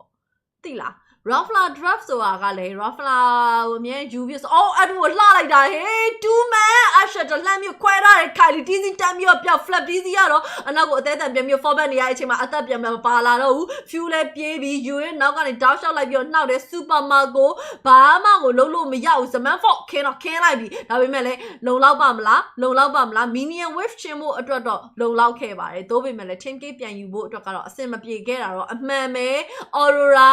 Ambo အတွက်ရခိုင်တော့အရန်ကိုများနေခဲ့ပြီးမလိမ့်မကကျိုးသွားတဲ့နောက်မှာဆိုတော့ Ogun ကြ Supermarket တကောင်မဲကြံတော့တဲ့ condition ဟာဆိုရင်တော့ပြင်ကဲ M5 World Champion ကြီးကတော့ဒီနားမှာနေနှုတ်ဆက်ထွက်ခွာသွားခဲ့ရပြီဖြစ်ပါတယ် GG ပါ Aurora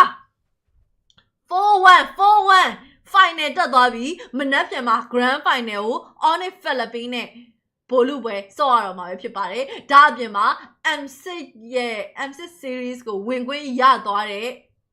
အသင်းဖြစ်သွားခဲ့ပါပြီ congratulations ပါ World champion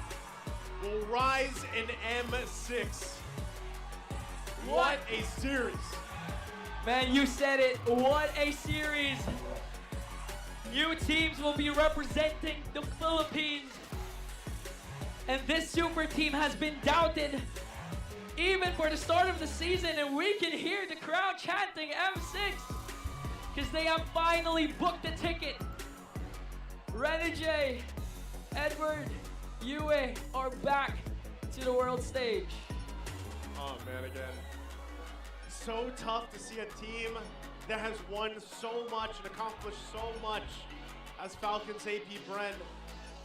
the current world champions, won't get to defend their title in M6. And talk about the improvements that we saw here from Aurora. Again,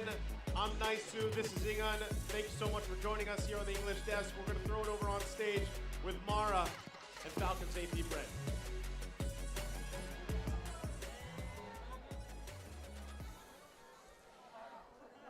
Falcons AP Bren will not be going forward. Few, what is your final message to everybody supporting you, not just here, but all over the world?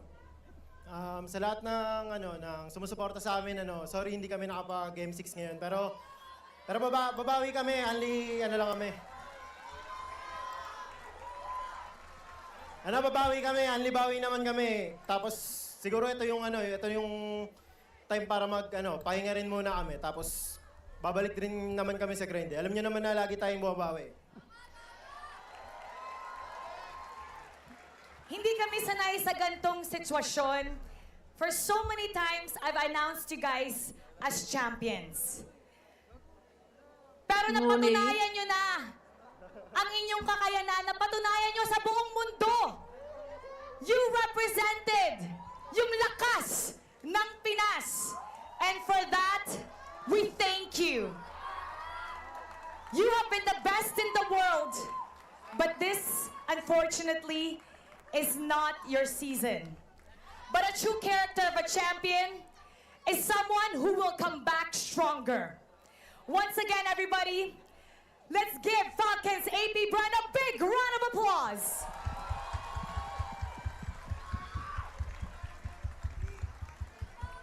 Ogwin, keep your head up. Falcons AP Bren, chin up, because I know you will come back stronger. You may now take your bow. And your journey ends here.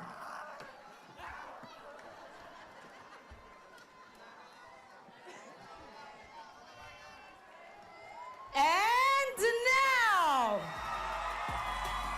your grand finalist, Aurora MLBB. Aurora, short လိုက်ကြတာ short လိုက်ကြတာ Demon Kite! Demon Kite! Finally, makakapunta ka sa world stage. This time, M6, nakita ka namin sa MSC. You made us proud. Wait, nakita mo ba yung message yung sinabi kanina ni Coach Panda? Hindi ko pa masyadong marinig kasi nagpe-prepare po kami. Sinabi niya bumoto siya sa Aurora MLBB. Tinanong kung bakit ang sabi niya. Because I want to see Kite in M6. Congratulations! You've done it! What is your response to Coach Panda's prediction? At ngayon, M6 ka na.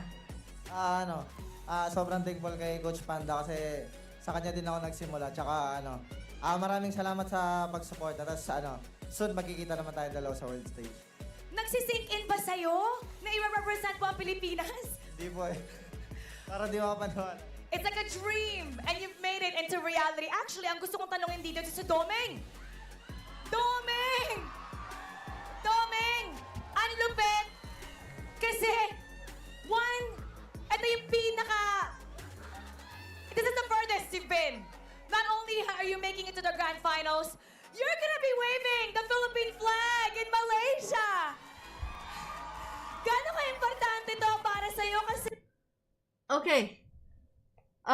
ခုနကိစ္စကိုတစ်ချက်ကြည့်နေတဲ့လူတွေကိုတစ်ချက်ကျန်တဲ့လူတွေကိုတစ်ချက်ပြောပြပေးပါမယ် လာစင်လာတိုင်းလဲပြီးခဲ့တဲ့ဒါရေဘေးဆိုလဲမလွတ်စေရဘူးဝစ်စားတွေရောပတ်စံရောအဲ့ဒါကြီးလဲလှူတယ်တခြားဟာကြီးလဲကိုလူတဲ့နေရာလူအဲ့တလိုမျိုးကိုမှလာစင်လာတိုင်းမှာလှူဖို့အတွက် amount တစ်ခုတတ်ထားပြီးတော့ကျမလှူပါတယ်ဒါပေမဲ့ကျမကိုဟိုဟာလှူပါလားဒီဟာလှူပါလားဆိုပြီးတော့အဲ့လိုမျိုးအမိန်ပေးရတယ်လို့တော့မဟုတ်ဘူးပေါ့ကွာဒါပေမဲ့ပြောတဲ့ပုံစံချင်းတော့နည်းနည်းလေးတော့ကွာတာပေါ့ကိုကတခုခုလုံးဆရာရှိနေတဲ့ဟာလေးကိုကိုရဲ့ very first time မို့လို့ဒီတိုင်းလေးပဲပြောပြတဲ့သဘောမျိုးပါအဲ့တော့သိရမလားဒါအတွက်စိတ်ကွက်သွားတဲ့လူတွေရှိမယ်ဆိုရင်လည်းအားလုံးကိုတောင်းပန်ပါတယ်နောက်ဆိုရင်ကျမဟိုကဝယ်မယ်ဒီကဝယ်မယ်ဟိုကလုံးမယ်ဒီကလုံးမယ်အဲ့ဒါလုံးဆရာရှိရတယ်ကိုကျမဘယ်တော့မှမပြောတော့ပါဘူးရှင်Onyx နဲ့ Aurora ဘယ်သူနိုင်မယ်ထင်လဲ Onyx နည်းနည်းလေးတော့စိတ်နှောက်ယှက်ဖြစ်သွားတဲ့အထဲမှာနည်းနည်းတော့မဟုတ်ပါဘူးတော်တော်လေးတော့စိတ်နှောက်ယှက်ဖြစ်သွားတဲ့အထဲမှာပါပါတယ်ဘယ်လိုပြောရမလဲ Drake တို့ပါလို့မျိုးချမ်းသာနေတော့အကုန်လုံးအန်းချလိုက်တယ်တက်လားနော်တော်တော်အန်းချပလိုက်တယ်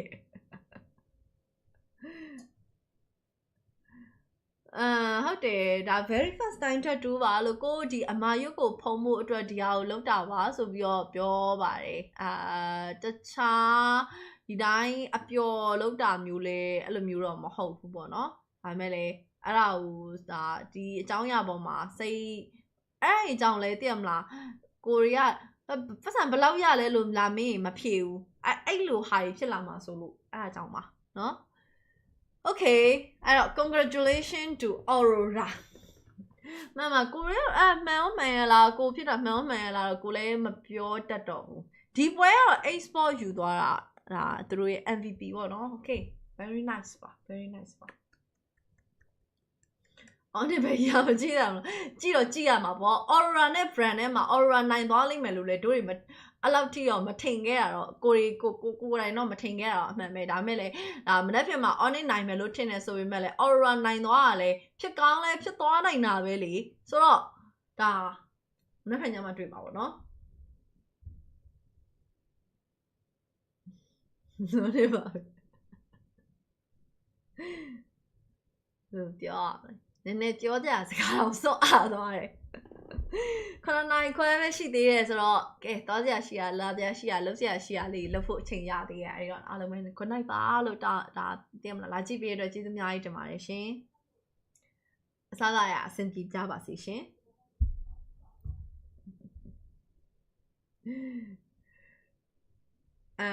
กูติ้งนี่เจ้าตัวอะไรเน้นๆเลยปลุกยอมเลยเน้นๆเราepic ပုံစံမျိုးရှိလိုက်သိလားကလိုင်းဘယ်လိုရမလဲလက်ရှိ MPL ရဲ့ champion liquid ပြီးရင်M5 World Champion နှစ်သိန်းစလုံးက MC မှာမမြင်ရတော့ပါဆိုရဟာစာတန်းလေးနဲ့တွားလိုက်ဒါပေမဲ့ Bren ပွဲအကြောင်းကိုနည်းနည်းလေးပြောမယ်ဆိုမှန်တော့နည်းနည်းကလိုင်းကပုံလေးကိုနည်းနည်းပို့ပြီးတော့စိတ်ဝင်စားစရာပုံစံမျိုးလေးတင်သင့်တယ်လို့တော့အမထင်တယ်သိလားဒီတိုင်း private chat မှာစကားပြောဖို့အတွက်အချိန်မေ့သွားလို့ဒီလိုမျိုးသတိရနေတော့လေးမှာမှားလိုက်တာ Okay နော်အားလုံးပဲလာကြည့်ပြီးတော့ကျေးဇူးပါ good night ပါအောင်ပါ